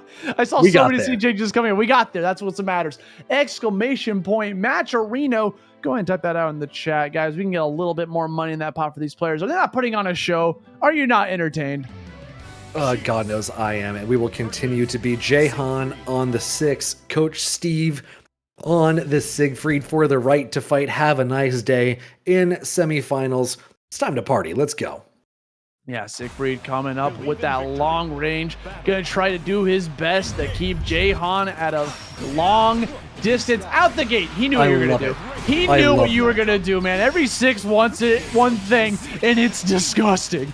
And Coach Steve knows exactly what to do about it. And the answer is spot dodge. The second answer is DP into 6-6L. Now we got the corner pressure. Raging Strike comes out from Jahan instead of a Brave counter. Means Coach Steve punish the whiff, build the meter. No, he's going for the stack. We're getting stacks here, ladies and gentlemen. Oh no, Jahan finds the throw into the corner, mashing out. Coach Steve finds the round. Dynamic out the gate from both of these two. Really trying to play the matchup. Brother, why did Steve have 4 stacks? That was disgusting. That's so much damage. Siegfried could 2-shot you with that many stacks. It actually was a 1 and maxes out at 3 stacks, but that's cool. I hate calling out co-commentators on like no, it looked like a 4. It looked like a 4. But it's so funny because that's like the 3rd time that someone has said that, and I get caught with it too. The font does look like a 4. Here we go. Coach Steve jumping out of the corner pressure. Jahan down to 50%, and Coach Steve has the unblockable setup, has the Raging Strike, Raging Chain, damage to close it out. 2-0. Coach Steve on a warpath with this damage. Brother broke his silly little mask too in the process. For shame. Yeah, the drip significantly lowered. Yeah, Coach Steve coming right back in for game number 2. Wants to try to close this out as soon as possible. Jahan needs to be able to shut down this momentum right here and right now. He's trying to play a little slower this time until he's not. Sending in the clone to try and keep something going. Spending BP on both sides, resources getting thrown around, ultimate coming through, DP coming through in response. Coach Steve really taking to the air a lot, just kind of as a play style. We see him really jump heavy. Jahan, not too concerned about it though. He's got TK ultimate fireballs. Coach Steve spending resources, jumps over the neutral skip. Jahan's in real danger here. Goes for the reset, tries to get the 5L, gonna parry you right out the gate. Turn around in the air. Jahan running circles around Coach Steve that round. Yeah, he was ready for the jump too. The clone approach means he has a second to kind of figure out what's going on while the animation plays. Sees Coach Steve in the air, mashes the 5L to try and close it out, because again, grounded moves are air unblockable. Jahan now finding pressure in the corner, but Coach Steve goes for an air-to-air. Doesn't have meter for the ultimate, so he can't get the corner carry, but he can find himself a grip of damage. Jahan down to like 75% off that, about even until this combo comes through. Austin, we're looking at a setup, we're looking at an SBA. What's coming up? I mean, right now, he's just going for the grab. He might go for a second one in the process. Steve has been on point with these jumps, by the way, because he is getting out of these setups that, like, Jahan's been trying to go for over and over. Whether it's the long-range dive kick or just the simple re-grab, Steve is going to get those jumps in the process. He jumped so high to get over that projectile. Oh, he can build the meter, too. He's going to have SBA to close this out. No! Dropped the combo. Jahan jumped and avoided the throw. Coach Steve whiffing means Jahan goes 1-1. That is absolutely tragic. Good call out from Jahan. He recognized that Steve was going to go for like a grab at that situation because, you know, you find yourself with a clash, you have a multitude of options. You continue the auto combo, you go for a reversal, or you go for a grab, or just a completely new move altogether, depending on your spacing. Jump again. Jahan spending the BP. He is plus off that. Coach Steve catching him with a close L, confirming all the way to the bank with it, spending all the resources he can throw behind this. 1 BP into the SBA. It gets refunded, stolen from Jahan's pocket. The same way he stole this round. Almost a perfect one for Coach Steve going into loser semis. Jahan, though, Such a good fight in the last game. No way to count him out yet. Jaehan coming right back in just to get called back towards the counter. Brave counter to seal. No, it's my turn. Trying to do it one more time. Brave counter to put you right back in. Applies the pressure. This is what Six loves to do, is keep those gaps airtight. Trying to bail out the jump in the process. He's only got 1 diamond left, though. He's spending meter on the ultimate skills, finds a counter so he can keep it going, but Coach Steve, medium DP, is invulnerable. 6-6B, catching the toes. He has all the meter with only 1 BP. If he finds 1 hit, Jaehan is just dead. Coach Steve down to 1 as well. Finds the opening. No BP for Coach Steve means 50% extra damage. I think we're going to a final round here. Yeah, that combo still had a lot more meat to it afterwards, too. Jaehan bring this up to one of the hugely contested and competitive set. Going right back in, going for the projectile war. I love the grab. Steve on point for catching those dive kicks. Always at the ready. Gets called out by the parry. Yeah, those spot dodges from Coach Steve have been pivotal. Now challenging with the 5L, spending the resources to keep it going. Ultimate for Jaehan means Coach Steve does not have time to spot dodge this time. He was in the middle of an animation. Going for a setup. Nothing too crazy yet, but he finds the catch. He has meter for the SBA. Is this going to be enough? He hasn't gone to the air yet until right now. Spends the BP to keep the combo going. Optimized as hard as he can find it. Just enough damage, I believe. Yes! Jaehan finding it off of a great confirm into losers semifinals. Jaehan shutting that down immediately off of that final hit. Look how much damage this whole thing started. That was a big boy combo. Yeah, that was scary. And it was a really fun set. Coach Steve, clearly familiar with the matchup. The spot dodges, specifically on the wall leaps, were really, really important in that matchup. I think it would have been really difficult for him to be as competitive as he was if he wasn't able to get that so consistently. It meant that he found a lot of throw punishes for screen position, which is really effective as Siegfried. If you get someone in the corner and open them up in any way, Siegfried blows you up. So it was a really important response that he had ready. But turns out, Havaniceday, Jaehan on the 6. I'm looking at the bracket. He's going up against Havaniceday in loser semis. Really ready for the matchup in response. A very, very competitive set, exactly like you said. And really optimal combos coming out for both of them means it was really explosive and fun to watch. Yeah, but now we're coming down to the nitty gritty. Our top 4 bracket has been finalized. Almost 100 players entered, only 4 remain. Winners finals, taking a trip back up over to the winners side of things. We got Kilo versus SenpaiSpyder, which is going to be a Nier versus Metera or Uno. Probably Metera at this point. I imagine the Metera, from what I understand, Spider likes to go for Metera in the first round in most matchups and keep Anre on Uno for either counterpicking or if the Metera for some reason just isn't working. There's a lot of theory behind when to bring out a secondary character, and it's very person to person, right? Some people like it for specifically certain matchups. Some people like it for the ability to throw somebody off in longer sets. When you get to winners finals, along with losers finals and grands, we're now 3 out of 5, not 2 out of 3. So you do have time to adapt to your opponent. And if you have a secondary, that means their adaptation doesn't count for quite as much. So we'll see if it comes through or not. I think Metera can do just fine into Nier. That said, Nier is a hard matchup for lots and lots of characters. Yeah, being one of the strongest characters on the board, and for good reason. She's got the tools to boot. Not only does she have 13 uses or less of the puppet death, you're able to get so much combo damage off of the strayest of hits. Meanwhile, SenpaiSpyder needs to get Kilo off of you, which is going to be so hard. We have used access to those ultimates. Yeah, Kilo locking down with the wavy arms in the corner is such a strong tool against zoners when they really want to try and get you off. It's really hard because you can't use a DP against a really long active hitbox that isn't the other character.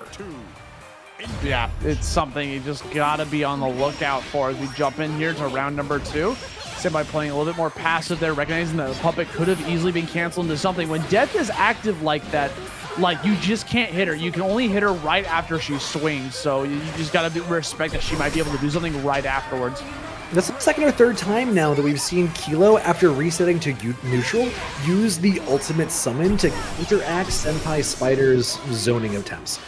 Something we're going to have to watch for the rest of the match to see whether or not that is a universal answer, or if SenpaiSpyder, is willing to give up the space and the pressure to throw off their timing, if they have some other way to approach the reset situation, or if Kilo just has an answer that Senpai is going to struggle with. Yeah, but Senpai definitely trying to slow down the pace of the match, but doesn't matter. He got called out by, I believe that was a 6-6L. And going to be able to take that game number 1 for Kilo. We're running it right back with the Metera. I don't think Senpai is probably going to bust out Anre for this one. I was actually expecting the Anre after the way that first match went, but looks like SenpaiSpyder willing to rock with the Metera. The character that you're most comfortable with sometimes is the one you're most likely to win with. Here we go, the zoning significantly more useful here. I saw Kilo just continuously dash forward through the arrowheads like, I'm gonna get that 6-6L, I'm gonna get it. Get over here. Can't run away from me forever. Here we go. Oh, Corner, man. in fact, means you cannot run away from this damage. Side switch with Death, waving their arms in your face, finds it yet again. Kilo 3 rounds in a row. Dude, the side switch overhead coming out from Nier is so devastating. It's going to teach you how to use that block button, I'm telling you. But it doesn't even matter if you get the other mix up in the process. Putting out the flurry strikes, raging strike. We're using Brave Counter to prevent that raging chain from being able to take place at the cost of losing over half of your diamonds. This is a very bad spot for Senpai to be in. Yeah, and there we saw the ultimate summon again. Just meant SenpaiSpyder can't get anything going. But there with the slide in is something. Spot dodge for Kilo. Caught the summon, SenpaiSpyder able to get a little bit of momentum going. Now Kilo has meter to make something happen with the ultimate. There it is. Ultimate summon. DP comes out for SenpaiSpyder. One more hit from either direction should do it if you get it confirmed. Senpai trying to put the wall up. Ultimate arrow coming through. Only 4 cards left for Kilo, but that should be more than enough. One gets sniped out immediately. And this is looking like Senpai. Oh, never mind. Gonna come right back in, get the reversal with Death, put it right on top of Senpai, and immediately we're diving into game number 3. Something that could have happened in that game is that Kilo was running very low on hearts, and Senpai could have slowed down the pace even further and try to force out those puppet usages, because you know the lower those amount of hearts, the more damage the Skybound Art is going to be able to do. So you gotta be able to play that long game. And right now, Senpai playing way more aggressive this time around. And Kilo, once again, we saw it earlier on in the bracket too, managing to dash under aerial approaches when they're cornered. Such an important way to adapt to your opponent's offense. You get to escape basically unscathed if you can find the opportunity, and Kilo building the opportunity for themselves to take another round, the 5th in a row off the back of the Skybound Art. One more for winner's side grand finals. Kilo making Senpai look like they didn't just win a TNS 3 days ago, because right now we are going on a train. 5 wins in a row, looking to try to close out that 6 without even giving Senpai a single round. Senpai's got to change the gears right here and right now. Another projectile getting called out by the ultimate Beyblade. You got to be on the lookout for that. You can't just be shooting arrows willy-nilly when Nier has meter. Because there it is again. This is happening time and again. The problem is that this is what Senpai wants. This is what Metera wants. She wants to be able to shoot her arrows off, which she can do right now. But the second she gets 50, it now becomes a burden. Here we go. Corner pressure. Ooh, good response from SenpaiSpyder. Catches the jump in. Stymies the momentum, if only for a moment. Kilo still looking to find their last win. Senpai getting just a bit of momentum on their side, but the jump in over the arrow means Kilo gets the fried Oreo set up yet again. Going for a guard cancel is SenpaiSpyder, means Death is stymied for just a moment. Really good and important anti-air. If Kilo was allowed to keep that pressure going, it would have been very difficult to fight out without any meter. Okay, there's that ultimate spin to win coming out one more time. Yeah, this active thought we would take the shot off an arrow. You are not. Keelo's gonna be able to convert this into a lot of damage. This is probably gonna kill. You got tons of BP to play with, and that's gonna be it. Kilo taking a 3-0 to secure that final spot in the grand finals. A guaranteed top 2 for Kilo. I really, really want to double down on how important that ultimate summon is from Kilo as a response to SenpaiSpyder. There were many, many times when SenpaiSpyder did a really good job defending, and Kilo had to back off a little bit, or after maybe a guard cancel, a BP expenditure meant they reset to neutral, and we saw time and again, the ultimate summon just meant that SenpaiSpyder couldn't do anything. Even if you throw up your timing and delay a little bit, that just means the ultimate summon starts pressure for free. It didn't even have to contest any projectiles. It makes it really difficult to play that matchup, even if you're playing it very, very well. So that means we are going to see SenpaiSpyder down in losers finals in just a little bit. They do have a chance at the run back if they can win that match, where I would I'm thinking we might not see Metera again in that matchup. Just saying. We'll see. It depends on what's gonna, how they're feeling and how confident. Because I feel like near the end of that set, it looked like they found a little bit of an answer. End of the set. And good night, everybody. I'm not even sorry. Shut down the stream. I'm not even a little bit sorry, baby. I am who I am. Stop stream, bro. Oh no. Well, guys, twice in a row. It's been a good run for me here on WASD Online.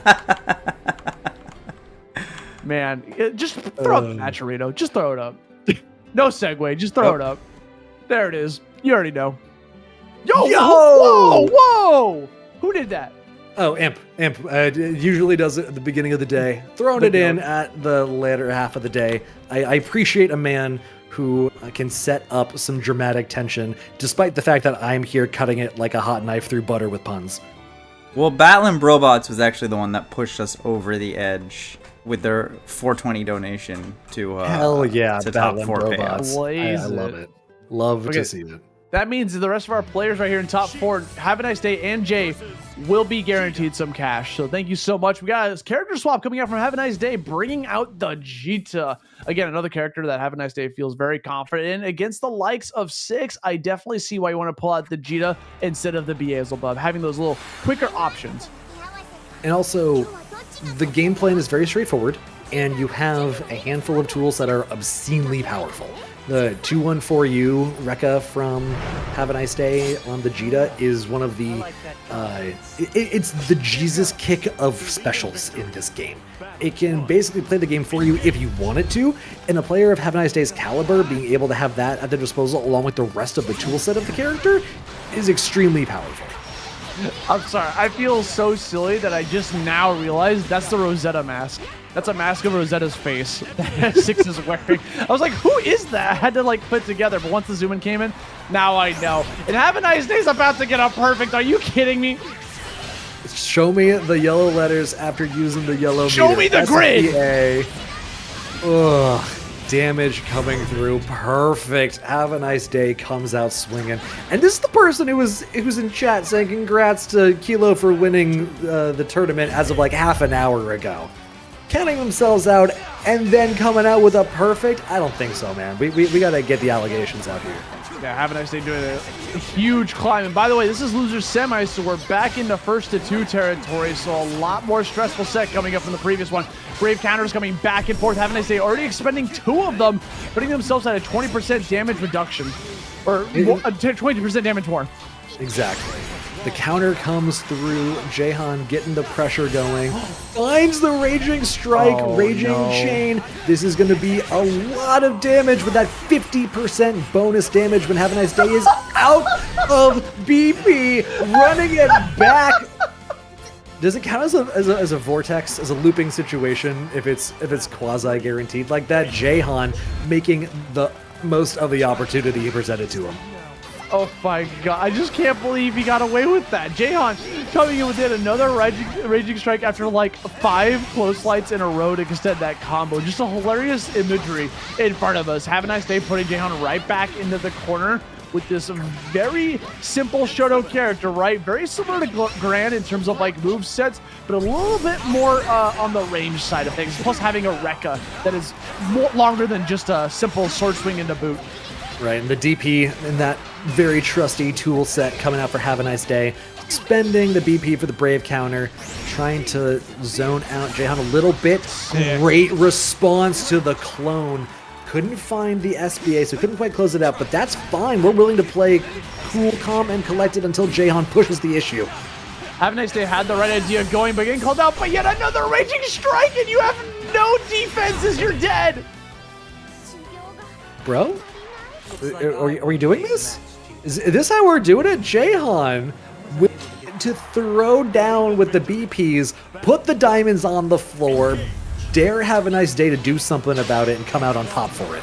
That is 3 Raging Strikes in one game that Havaniceday has been hit by. We gotta get those reactions on it. We gotta get those spot dodges because you can blow Jaehan up for that. Goes for the EX DP to get out of that pressure string, spending the meter wisely.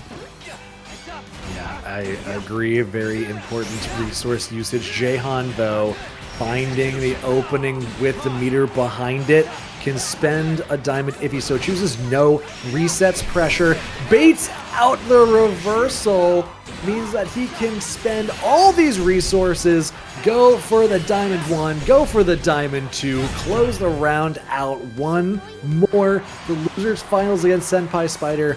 Havaniceday still rocking the Jita, locked in for the rest of the set. Hasn't found anything too crazy with it yet, but let's see if this jump in can get something started. That was so sick coming up Havaniceday. You saw him trying to bait out any of those little teleports in, trying to catch a call out with a far H. But the second one came in, he knew it was coming in, so he got a huge punish off of that jump H and got the corner control on top of it. Baits out the air dot or the dive kick with the spot dodge. You are dead, sir. Post the grid right here, right now. I want to see it.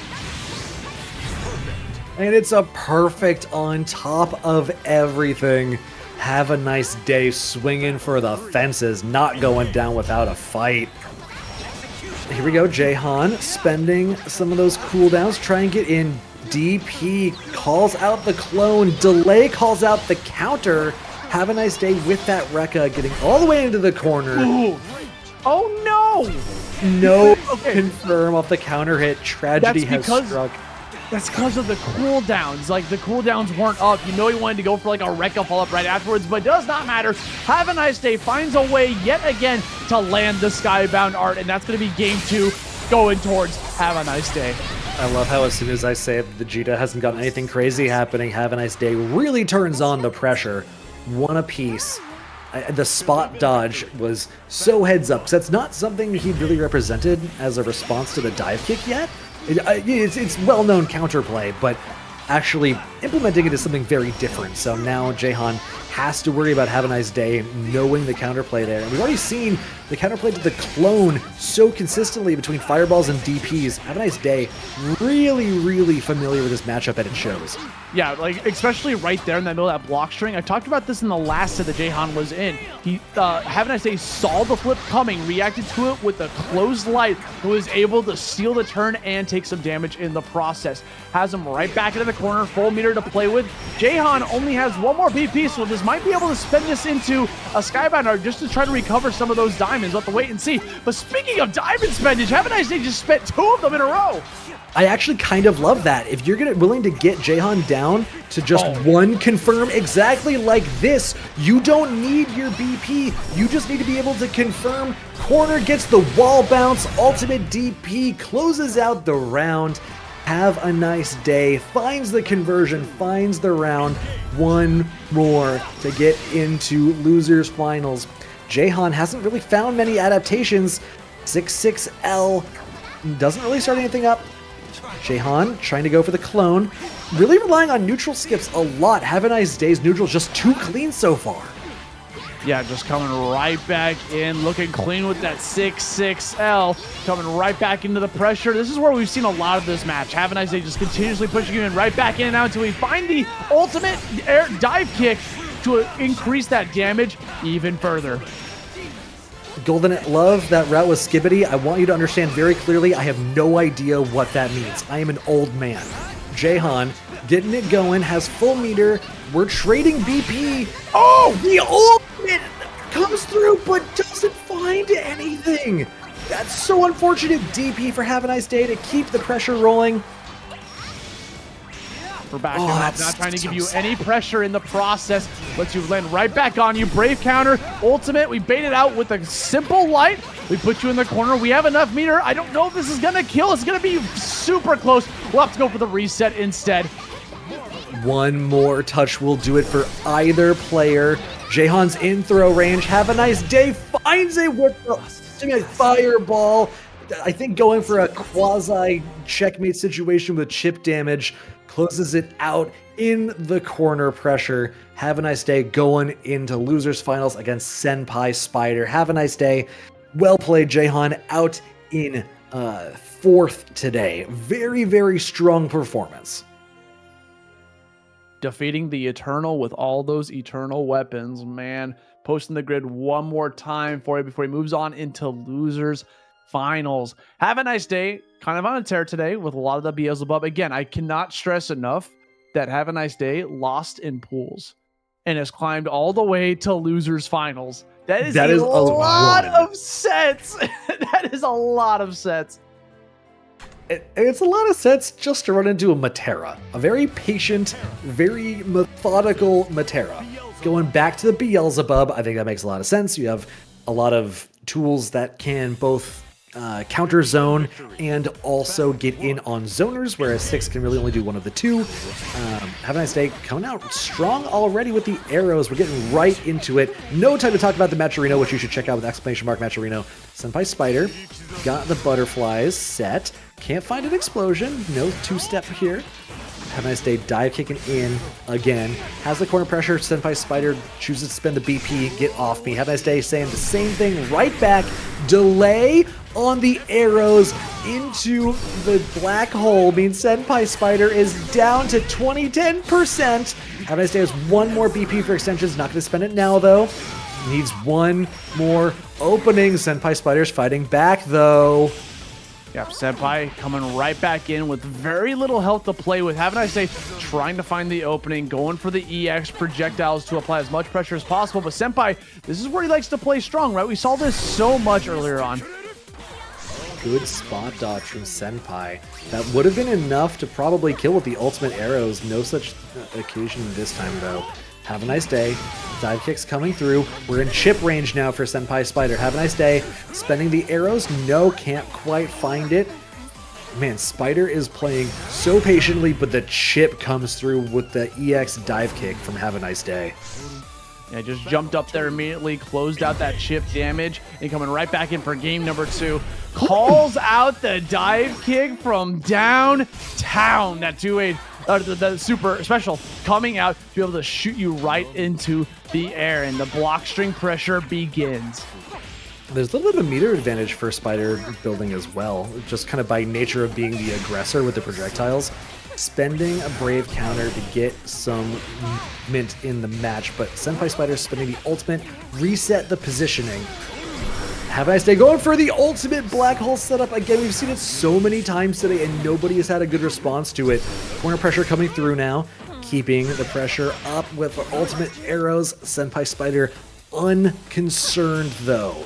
Able to fight out and get this zoning pattern going once again. What I've been liking Snipes out the dive kick. Dude, a good snipe coming out from him. But something I've been liking about this neutral is that Senpai is moving forward bit by bit, continuously putting Have a Nice Day into the corner. But in the process of the moving forward, you're also building meter, and Have a Nice Day is not. So you're getting that meter advantage, which is super important in this game. Yeah, absolutely. Especially between these two, where their ultimate projectiles can really determine the pace of neutral for these two characters. Have a Nice Day. Finds opportunity. Throw. One more touch should do it for Have a Nice Day. Little more required for SenpaiSpyder, but it doesn't matter. Closing that out. 2-0. Remember, this is going to be a 3 out of 5 because we are in losers finals. This color scheme, actually, I'm noticing, kind of clean for Have a Nice Day. Homie's looking like Captain America with that hoodie as he's going to jump into this next game. Again, I like the bait out there after the projectile throw. Calling out the button push. You think it's your turn. It's not. It's a frame trap. You got to be on the lookout for stuff like that. And SenpaiSpyder on the lookout for opportunities to snipe Havaniceday here in neutral. Anti-air was on the ready, but the EX dive a little too quick. SenpaiSpyder forced in the corner, Again. forced into the black hole. He can't keep getting away with it, Austin. Yeah, I got a huge punish on Beelzebub if you call it out. Ultimate arrows calling out SenpaiSpyder's projectiles. He went for it again. Senpai able to find a response, fighting back out of the corner. But do you really want to be there? You want to probably give yourself a little bit of room to work with. Have a nice day. Getting walked down, spot dodge with the ultimate arrows again. Doing a great job is SenpaiSpyder of winning the resource game, but the momentum game, Have a Nice Day, has been just in charge the whole time. Yeah, just having this offensive again and again, giving you that resource advantage, both in meter and BP, by the way, because Have a Nice Day is kind of bleeding in terms of resources. Meanwhile, Senpai bleeding in terms of health. So it's all about how slow you can keep this up, because right now, Have a Nice Day doesn't really have an option without meter. He's going to try to inch forward bit by bit. Look at him building that meter slowly. He's doing it. Now he has access to an ultimate. SenpaiSpyder has 100, but it doesn't matter. Have a Nice Day finds the snipe with the EX arrows, doesn't even need the meter that he so carefully built up. Have a Nice Day halfway to crawling into Grands off of what has been an insane loser's run. Yeah, climbing the pools bit by bit. Senpai just recently winning TNS, wants to try to win a WAST right afterwards, but right now things are not looking likely for him. In fact, looking grim. I like Senpai's approach here, choosing to be more aggressive, and we do see the black hole is counterplayed. Finally, SenpaiSpyder the first to adapt. There we go, Senpai finding the answer to be able to get rid of that nasty unblockable. Just going to apply a lot of chip in the process. Backdash is a way to get away from the far edge. Going to block the Brave counter in the process. 1 BP apiece here, and Have a Nice Day looking to try to close this out right here, right now. Teleport after the ultimate into an ultimate dive kick. SenpaiSpyder is ready for it though. Sends out the DP, calls out the teleport with the 5L. Means SenpaiSpyder finally finds a round after 3 from Have a Nice Day. Yeah, things looking a little bit better here for Senpai. We're going for the full screen again. I just feel like Bubs has such good answers to Metera's counterplay. Whenever you see Metera in the corner shooting out projectiles, like, Bubs can counteract that with the projectiles of his own, you know? Yeah, absolutely. It's kind of what we were talking about earlier on in the set, where the Bubs just has a very complete tool set, whereas the Metera has a very specialized tool set. And I don't know if Metera's toolset is strong enough to counteract that balance, the balance imbalance. But here we go. SenpaiSpyder is doing a great job of throwing Have a Nice Day into the corner, walking him down. Here we go. Find the toes. Sets out the butterflies. Two-step is in effect. Tries to go for an anti-air DP. Covers the aerial approach after the anti-air didn't land. Really Senpai's good way of structuring the defense, yeah. I was going to say, Senpai's been on point by calling out those air dashes, those dive kicks. Yes. Very strong reversals coming out. I agree. It's very, very proactive defense, which has been SenpaiSpyder's MO the entire bracket. No, doesn't find it, but that's okay. It's okay. Everyone calm down. We're good. We're good. We're at 1 apiece. Senpai found the ultimate arrow to close it out. A little scrambly. The important part's the dub. We're good. Senpai's been calm. Like, this player has just been keeping it calm, collected, and got the job done. So there's self in the corner. Who cares? We're just going to block everything until we find an opportunity to go for the Brave counter. Because, by the way, if you go for the Brave counter in the middle of those hits, you'll get a counter hit version of it, so it gives you a little bit of space to play with instead of just a slight plus whatever. I feel like SenpaiSpyder's playstyle so far has just been do the correct thing, right? It's anti-air the dive kicks, it's mash out on the teleports, it's block when you're in medium amounts of danger, it's BP when you're really concerned and use the Brave counter. It's very impressive to see how in such a hectic, high-powered game, SenpaiSpyder is able to keep collected. That's exactly what he's trying to do, but another dive kick coming out from Havaniceday. Projectiles coming left and right. Ultimates on the board. On top of that, it's like anytime Havaniceday gets 50 meter, he is spending that nonsense. We're not even trying to save that for a Skybound. Yeah, what good does it do if you're dead? It's better for the opponent to be dead first. Havaniceday trying to make that the case. Finds a dive kick. Teleports in. Senpai has been really collected in the corner, but I think Havaniceday should just need one more good touch. Finds on the dive kick. There it is. Havaniceday closes the round out after having to really work for it. Yeah, you guys, in this best 3 of 5 too, we still got guaranteed at least one more game on top of this, so this is not going to be the end just yet. Ooh, good jump in from SenpaiSpyder. A new look. He's really been favoring the ranged approach. Going for the jump in means they are changing their game plan a little bit. Havaniceday going to be forced to adapt here. Doing a good job going for the EX arrows. SenpaiSpyder with the spot dodge. Havaniceday trying to approach in response, but can't quite find anything. Senpai trying to put the wall up now. Yeah, it continues. The butterflies, we finally call it out. Get those projectiles out of here. We're going to use a Skybounder, but you got to remember, like, that gives you your turns, but look at the damage. It actually isn't that strong. The cost of all of your meter, is it worth it for the turn choice? I think Havaniceday thinks it is. Yeah, I think it's a totally valid approach if you think your offense is strong enough to run with it when you do have your turn. But SenpaiSpyder's defense, exactly like this, has been so consistent. Sniping Havaniceday out of the air with the ultimate DP. We're going back and forth on rounds ever since Senpai seemed to find something in their favor in the last game.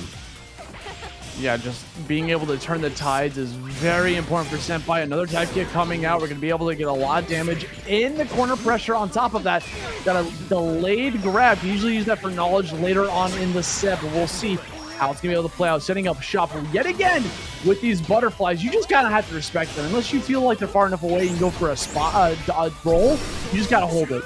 Yeah, absolutely. They're so active. They cover so much vertical space, while follow-up projectiles from SenpaiSpyder can cover more horizontal space. Really, really difficult to answer when these pop. In SenpaiSpyder, you can see bobbing back and forth during these pillar explosions, really trying to find the optimal range they want to play at. Havaniceday has a lot of horizontal space they can cover, both between approach options with teleport and dive kicks, as well as projectiles in response. Means Senpai has a really careful dance they need to do. Yeah, and they're keeping it toe-to-toe, bro. These dances. Oh, we finally get a block on the sweep and a punish.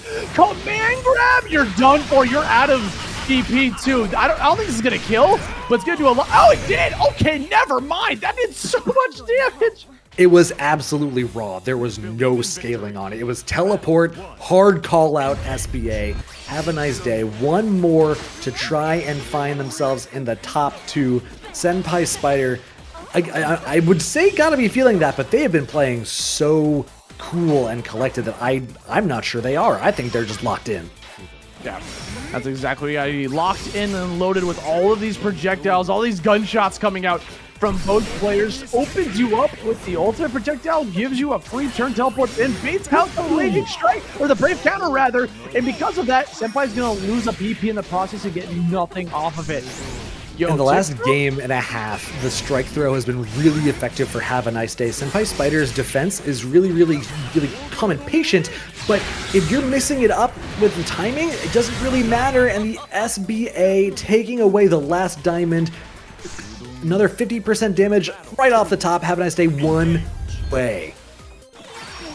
They're going to get called out by that arrow once more, and that's okay. Just a little bit of damage. Nothing too huge happening here. Havaniceday could easily just keep playing that patient game. The dive kick again. Havanicedays dive kick placement has been spot on all set. That has been the primary approach tool, whereas teleport has been the primary follow-up tool. Get the hit with the dive kick, follow up on the hit with the teleport to keep momentum going, and then use all this corner pressure, mostly strike throw, to get the damage that you've earned.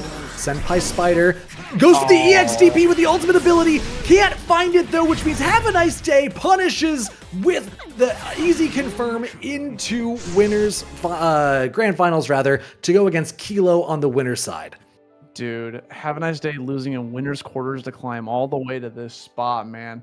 This is insane play, insane behavior coming out from him as he continuously climbs and climbs to get to that fabled grand finals, bro, facing off against Kilo next. Congrats to SenpaiSpyder for getting third place finish and taking a little bit of chunk of that cash from the Matcherino, which, speaking of, guys, you guys want to go check that out, all you gotta do is type !Matcherino. You'll see the codes. You already know the gist. All the codes are gone. Thank you, guys. We redeemed all 50 of them. You'll love to see it.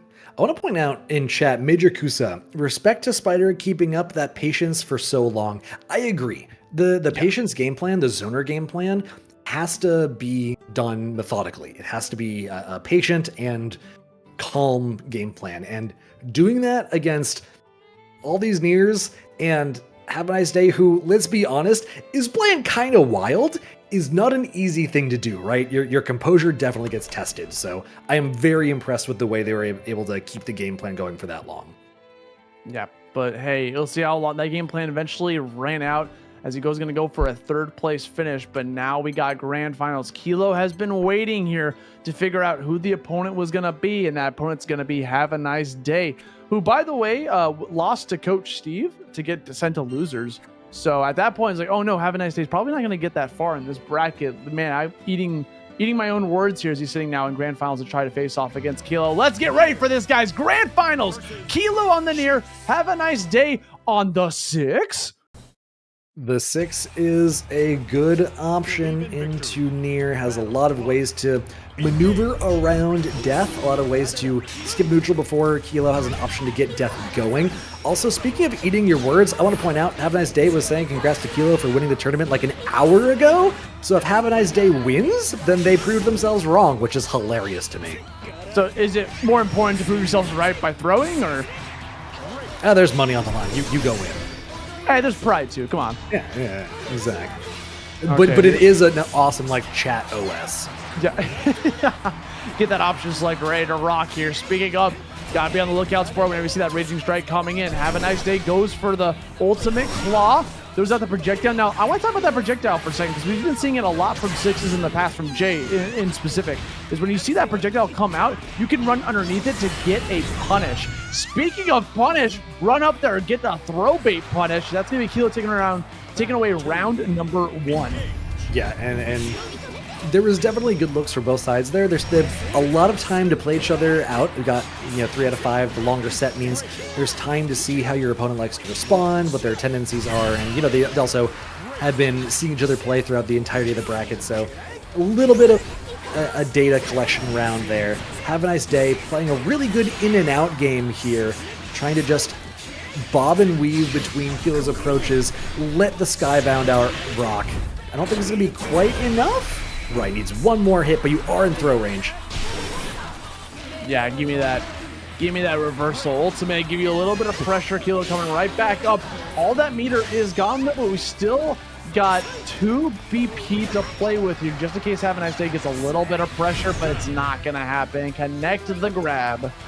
Yeah, Kilo went for a bait there. Havaniceday delaying the grab means he gets to grab that round out from under Kilo. Not a pun, simply a statement of fact. Havaniceday challenging death early on in this round. Good job of countering Kilo's approaches. Havaniceday also doing a good job of delaying pressure after these wall hops. Means that Kilo is getting frame trapped without too much investment. See, a lot of good usage out of these reversals coming out from Kilo, recognizing when Havaniceday wants to keep the pressure up with the 6XL. He's been doing it a lot, but this time around, waited on the 6XL or the run-up grab, now to get the punish upon the falling down near with a far heavy. But now it's Kilo's turn to get some damage and the corner swap. I was going to say look for the corner steal. No, goes same side. Good throw break from Havaniceday. Very important. That would have been enough momentum for Kilo to run away with the game. Spends the Brave counter to keep the corner position. Havaniceday now has SBA. DP comes out for Kilo, but it gets countered out with the 5L. Only 2 cards left for Kilo. If there's a hit, it has to count. Yeah, and the thing is, Havaniceday has no more meter to play with here in terms of BP. All runs away from the grab. You're at chip death range. Tries to bet it all, and unfortunately, Kilo bet it all on black instead. Gets the win, gets the dub. Game 1 going to Kilo. Going right back to it, too. Have a nice day, saying the 6 is where I want to be. Kilo finding death. Good projectile from Have a Nice Day to take death out. Corner pressure is just going for staggers. Baits out the DP, but can't find anything for it. Yeah, that jump projectile gets so much mileage out of Have a Nice Day. It's really good for catching death because of how active the hitbox in. It does, like, you may be able to call it out upon the ending. We got another reversal. Hey, my EX didn't work. I got an ultimate still. Anything you can do, I can do better, says Have a Nice Day. Ultimate for an ultimate. Pressure for pressure. Hilo summoning death to try and fight out of the corner. Back throw. Ultimate goes for the setup. Same side strike. Nothing doing, though. Have a Nice Day. Patient in the corner. Not fluttered. Just going to play defense until... No! Have a Nice Day manages to get out free. He has no BP, but he has the SBA. Is this going to be enough? I think it just might be. Oh, he's definitely dead, dude. Super Skybound art coming out. Show him the path. Show him the way. That's going to be next round going towards Have a Nice Day. What a lead. Yeah, been very back and forth so far. It's like very, very even footing. Kilo maybe around a game up, but Have a Nice Day is definitely no slouch in this set. Spends the Brave counter. Kilo challenges with the 5A. Doesn't find too much. Death down again. Have a Nice Day has been really consistently finding opportunities to keep that puppet off the stage. Yeah, 6 has a lot of tools to deal with death like that. Again, that jumping projectile doing a lot of work in the process. Calls you out with the frame trap. This is Mr. Frame Traps himself after all. Putting you right back into the corner. Kilo getting caught by a counter heavy. This is going to hurt, brothers. Spend that Skybound art. It's coming eventually. That combo limit's about to hit. There it is, optimized to the nth degree, specifically engineered to take Kilo to one hit away. Looking for chip out, looking for a throw, doesn't have meter for ultimates. 7 cards available for Kilo, spends the Brave counter, has pressure going. Have a Nice Day still heavily advantaged though. Ultimate DP to protract away. Have a Nice Day's approach. He's still looking for chip.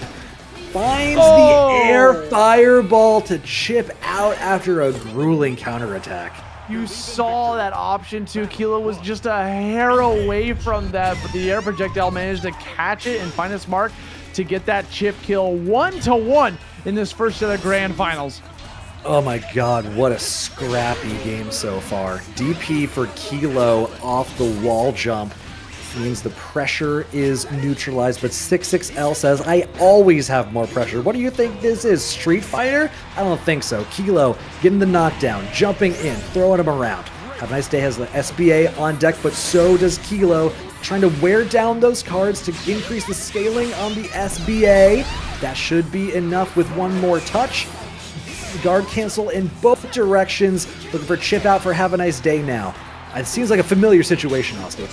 Yeah, we're sending it, though. Call out that swing. Too far away, so you're not going to get the animation, so there's a lot of damage left there on the table, but it was a good option to go for, and we're going to get that chip. I know Have a Nice Day was desperate to get rid of all of those hearts, because if there's a moment where Nier's out of hearts and you're at chip kill, she can't kill you through chip, because she has no chip. Air-to-air clash? That was crazy. Kilo finds the DP combo, getting the Nier special, putting you in the corner, holding you down with the Nier lariat. Ooh, dodges through to change sides so he's not stuck in the corner pressure that he can exert as a result. DP into the combo, doesn't have enough of the SBA, but it doesn't matter because he finds him on the reset. Kilo 2-1 in the set, 1 game away from winning through winners. Have a Nice Day runs it back immediately. Man's locked in. Yeah, he's got something to prove here. Last 9 on the line, trying to get one more set. Tournament life on the line. Let's see if he can try to keep this pressure up. Trying to be out that parry can be very difficult to do sometimes, because the second you see that opening, Kilo's gonna immediately go for the side swap. Looking for an opening in return. DP is the opening Kilo was looking for. Only 3 hearts available, and it would take a good bit to kill Have a Nice Day from here if you're not optimizing. 2 left. Have a Nice Day finds the anti-air on the crossover, trying to escape the corner. Doesn't have enough for SBA, looking for a little bit more meter for an ult skill. ultimate summon from Kilo, trying to hold down the neutral. Berserker Barrage doesn't find anything. Throw is teched. These two are in each other's heads. They're counterplaying the counterplay. Yeah, well, with only one, the hearts are now gone, by the way. Kilo is completely defenseless. There is no reversal options from the dude, so Havaniceday can do anything he wants. He has the aggression, but too far away to connect the grab. We're going to see that low coming in clutch for Kilo to close out that round in a pretty scary situation. Yes, scary enough to be on tournament point. Havaniceday has to put up here. Text the throw. Kilo done 10 hearts, used a couple pretty quick. Still plenty to work with. Heavy counter hit for Havaniceday to work with, though. Push into the corner, building tons of meter, but the ultimate DP means Kilo doesn't have to hold any of that pressure. That ultimate reversal you're going to have to respect on, but speaking of respect, you better hold, put on a name for this dive kick. Ultimate variety. The pressure putting Kilo right back into the corner. Gets the grab. You're at chip death percent almost. You managed to hit 2 more specials. There's one. Yep, comes through. One more will do it exactly like you said. Second ultimate comes through for the chip out. Kilo still on tournament point. Havaniceday still leads another game after this. Uphill battle, but one he's been fighting the entire bracket through losers. Starting off with a DP bait is a great way to make that happen.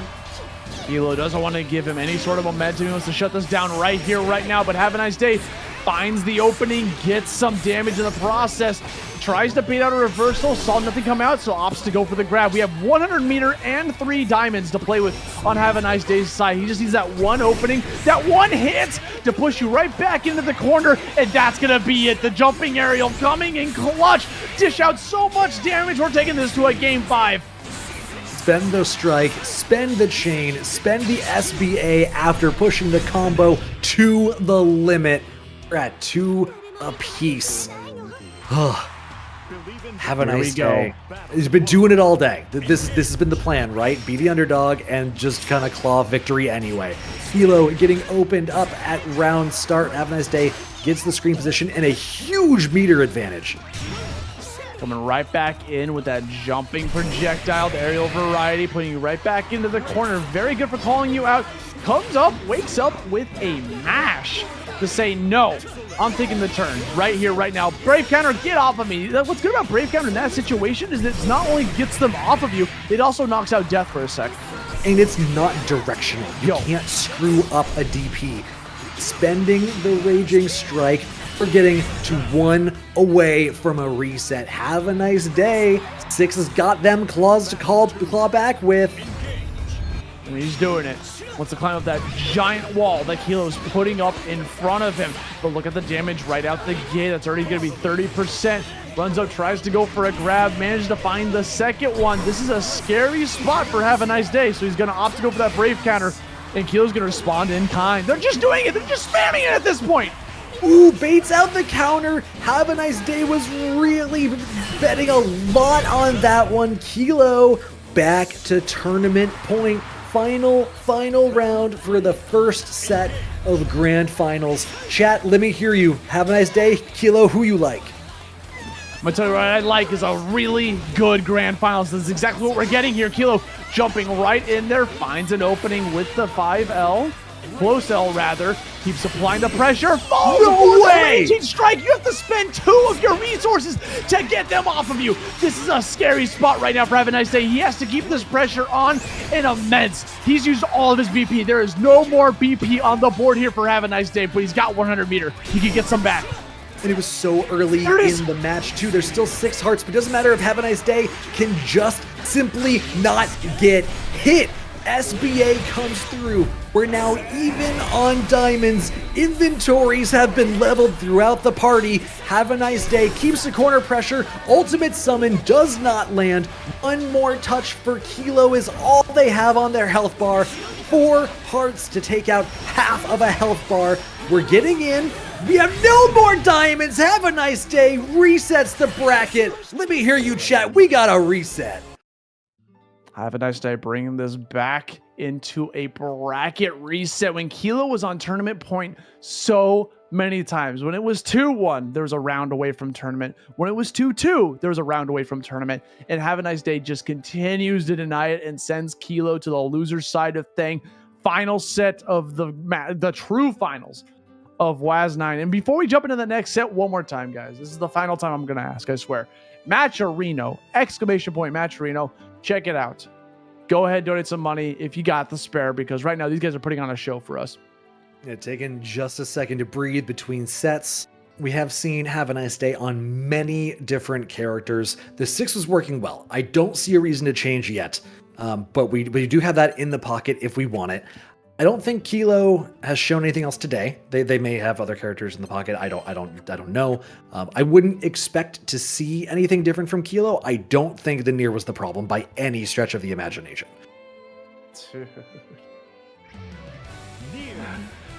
Man, here we go. Final set, the real final set, the true finals coming up. Kilo sticking with the Nier, obviously. Havaniceday sticking with the Seox. We're going to see just what you guys are going to bring towards the table here in this reset. I'll see. I think we got one more in us, yeah? Oh, I got 5 more in me, man. I got 20 more in me because the Granblue is a sick game and I love watching it. Hell yeah. Have a nice day. Coming out swinging the same way my boy Osti is on the mic. Getting him back in the corner, spending the BP to keep that screen position.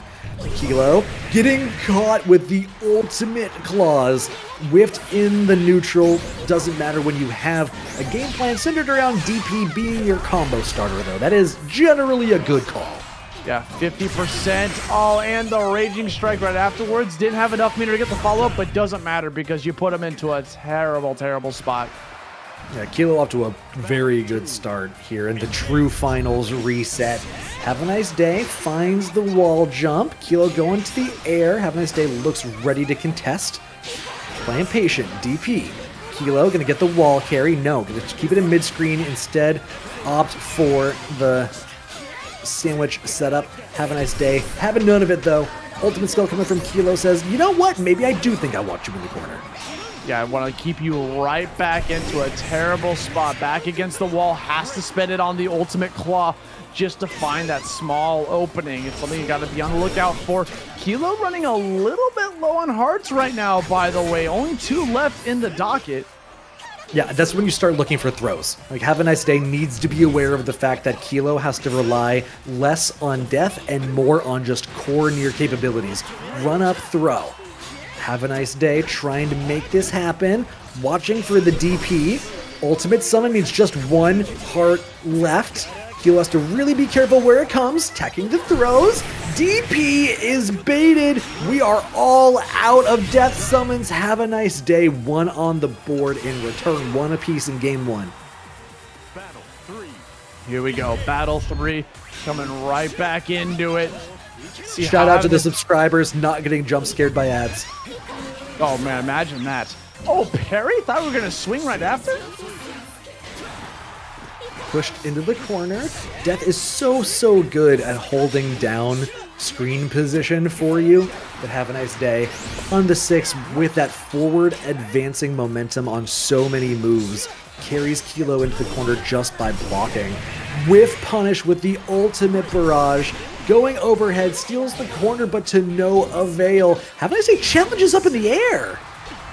You saw him just flying through the skies. Another Brave counter getting called out. Speaking of call out, here comes a reversal, putting you right back into the mixer. Give me that damage. BP, Brave counter, get off of me. Kilo only has 2 hearts left and spent some on an ultimate skill. So there was no way to get the SBA the way Have a Nice Day finishes out game 1. These two are swinging. The momentum cannot stay on one side or another for more than a few seconds. Yeah, I need more. Give me more. I need a game 10, bro. I want to see it. You want to go the distance? I want to go the yard. I want to go as far as we possibly can because these players are pushing these characters to their absolute limit. I like that Kilo has been going for more of the far range DPs just for the sake of keeping momentum. If you can keep 6 at death's distance, it's really difficult for them to find a way in. But it doesn't matter because Havaniceday has been very, very consistent in challenging at the right times, using their skills appropriately to get in, skip that neutral. DP is baited again. Havaniceday has been on point with not only baiting out the DP, but getting rid of death immediately afterwards and just starting to eat out those hearts bit by bit. You have been stuck in this corner for so long, and then you get hit by a raging strike. You're just like calling it quits at that point, but we didn't want to actually spend our own BP to get ourselves out of there, and we might be paying the ultimate price for it because we have like no health left. But we find one opening. SPA might be on the table. He has no BP. Kilo can build the meter, has enough hearts to do whatever they want, holding them down with the wack-waving inflatable arms, cross through, going for a chip out. It looks like 3 hearts left. SPA in response to the probable chip out attempt means Havaniceday finds the round from the jaws of defeat.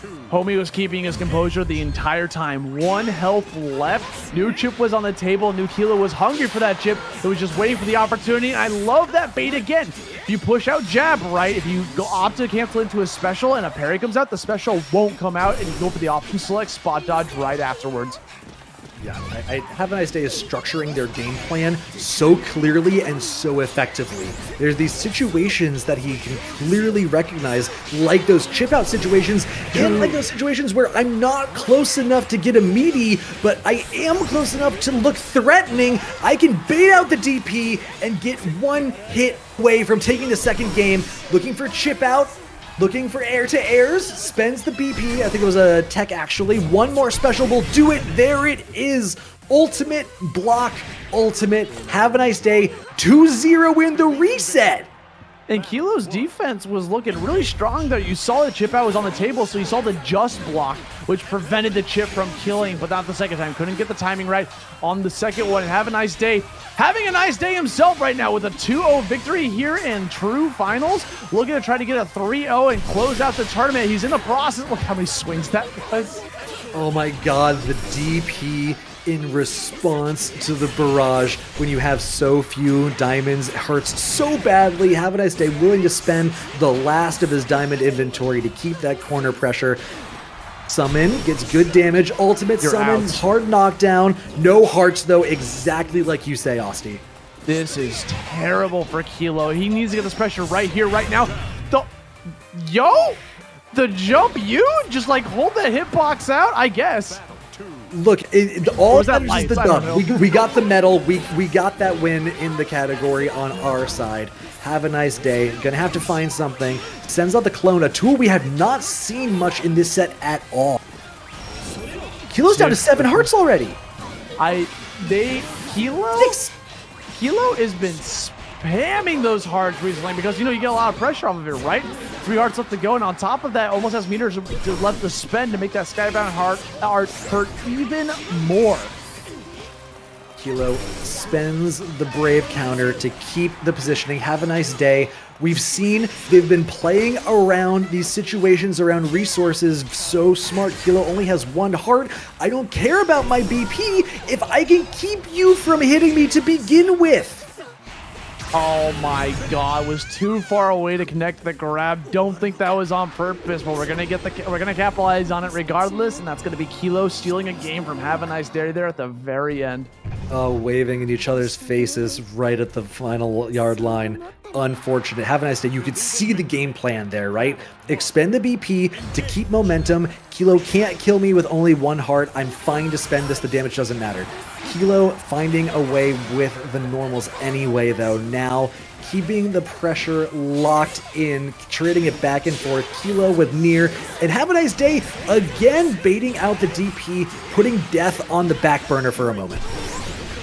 Here we go, gets a grab, activates the parry twice in a row. Didn't have those reflexes yet to get that spot dodge right afterwards, so Kilo's gonna be able to turn the tides on him. corner pressure. 6 hearts left is much better of a position than we've seen in the past.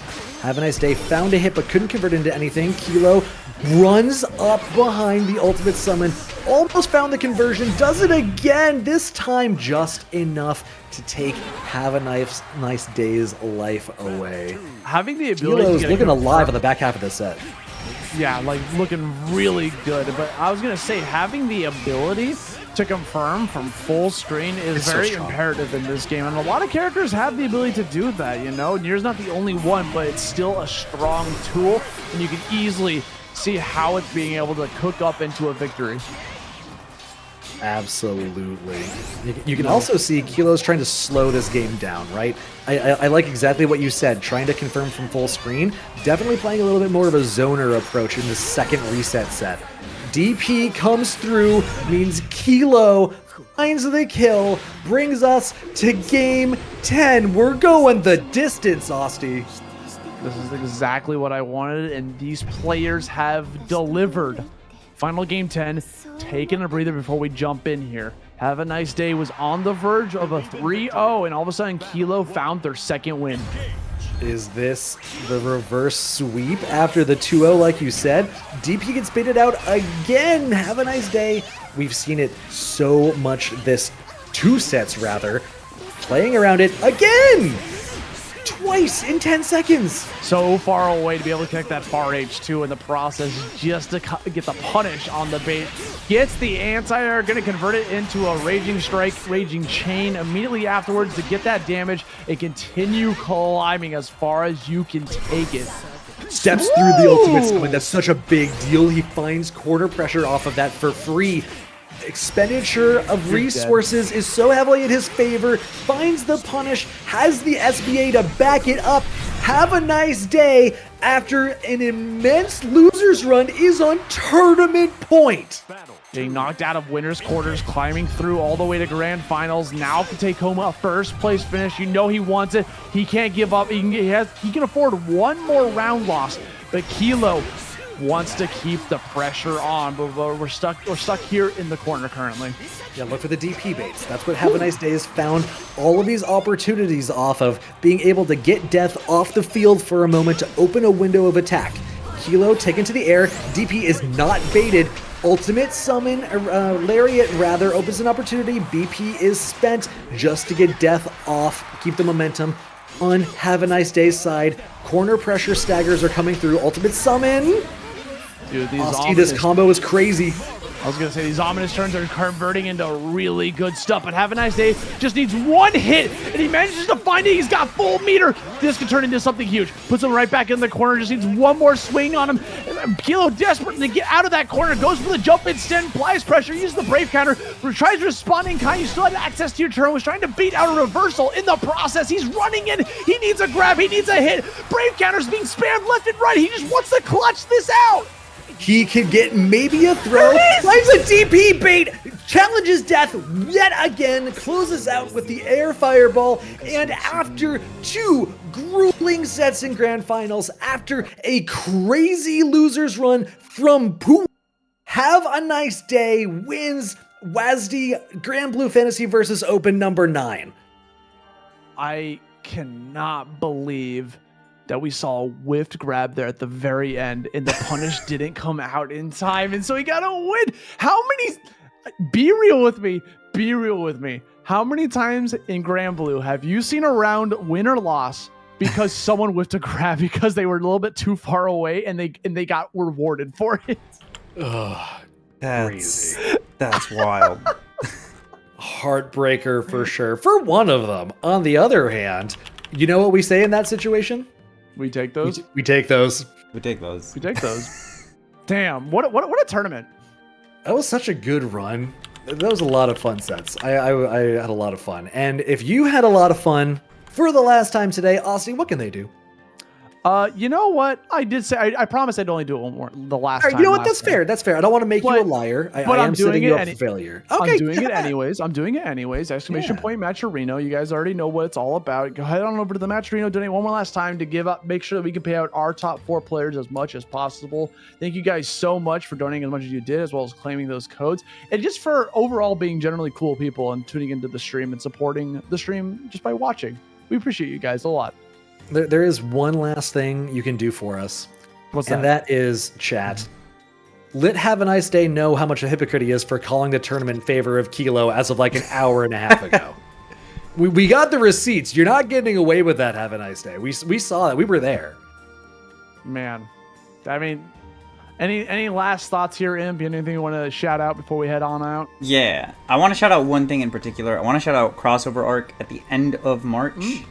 So for those of you who don't know, we run a yearly regional with Lunar Phase, where we just run a bunch of anime games, and Granblue is going to be there, of course. So we have 5 main games this year. We have both Melties, we have Granblue, we have Uni 2, and we have Strive. Uni 2 and Granblue are getting $3,000 pot bonuses, and then the other 3 games are getting $1,000 pot bonuses. We also have a few side games. We have Exerd, Plus R. The Plus R bracket's already stacked. And what's the other one? KOF 15. Imp, I have a question. So if you can make... Yeah, what's up? Where's that money coming from? It's coming out of my pocket. So please come buy a shirt if you can. There are shirts in the shop. Let no one claim Imp doesn't support the scene. Holy crap. Out of your And own yes, Clearlamp pocket. is coming. Clearlamp's coming. He registered today. shit. Yeah, That's he awesome. he registered for like 4 games. Registered for Strive, both Melties and Uni. What a sick. hero. Um, That's amazing. Also, Yeah, what's up, so, Sweeto? Good to see you. if you're able to come out. It's the end of March, the 22nd through the 24th. That Friday is going to be the side games, and then the main games are going to be on Saturday and Sunday, so the 23rd and 24th. We have regular signups are open until February 29th because it's a leap year. And then starting in March, it's going to be late reg, but we're not taking competitor regs after, I believe it's the 18th. So if you think you can make it out, definitely sign up sooner rather than later. Yeah, that's the main shout out I want to do. That, and these are every week. I'm not a millionaire. I just save a ton of money specifically for Crossover Arc. Like, I just squirrel away money. Man's dedicated. That's sick to see.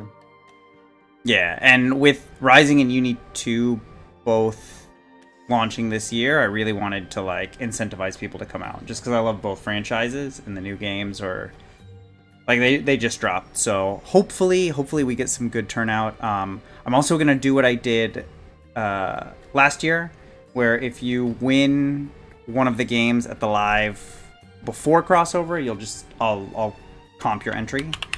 So that is on February. Oh, it didn't come out. I'll fix the command, but that is on February 24th. Moobot, come on, bro. Get You're it killing me, together. Get it I know. together. It is February 24th. We have 5 games. We have DNF, Uni 2, Street Fighter 6, Granblue Rising, and Strive. If you win a game, I'll comp your entry to Crossover Arc. I did it last year. I'll do it again this year. Oh yeah. Yeah, come out. It's a blast. We had 50 people come out for Rising last month, which was awesome. I'd love to hit that again. Those also get pot bonuses based on the number of entries. So the more people that enter, the bigger the pot for all of those. But those are my shoutouts. I'm gonna let you guys do your shoutouts, and then I'll send everybody over somewhere. Sure. Shout out Boston Blue Beat, a group I work with a bunch. They're awesome people. They're running their Burst Limit series Monday, Tuesday, and Wednesday. Mondays they got BBCF. Tuesdays they got Guilty Gear Accent Core Plus R. Wednesdays they got Uni 2. This is building up to their regional in August. If you win the series that is running, they will fly you out to Boston to take part in the regional. So they have all those games that are super awesome, and we also stream a monthly every month. Not sure when the next monthly is, but we'll say so when it happens. So next Wednesday, have this open as well as the Uni stream. I'll be on the Uni one next week, trading places with some people who were there this week. That's sick. I really don't got much to shout out except March 16th. Tweeto's telling me March 16th is the next monthly. There it is. I was gonna say I got nothing to shout out really, except for just keep playing Granblue, keep watching Granblue. This is its game. This is its time to shine. I know this game's got a good future ahead of it, and I can't wait to see what's gonna happen in the future. Thank you guys so much for tuning in to this last Granblue Open number 9. I'm Aussie. This is Laser. That's Imp running the tournament. Thank you guys so much. We'll see you at the next one. Yep, I'm going to send everyone over to Pat the Flip. I think he's playing some Uni, which is awesome to see. So I'm going to send you guys there and probably catch you guys next week. Love it. Later. See ya. Make good choices. Yeah, you can't make me. You're not my cops.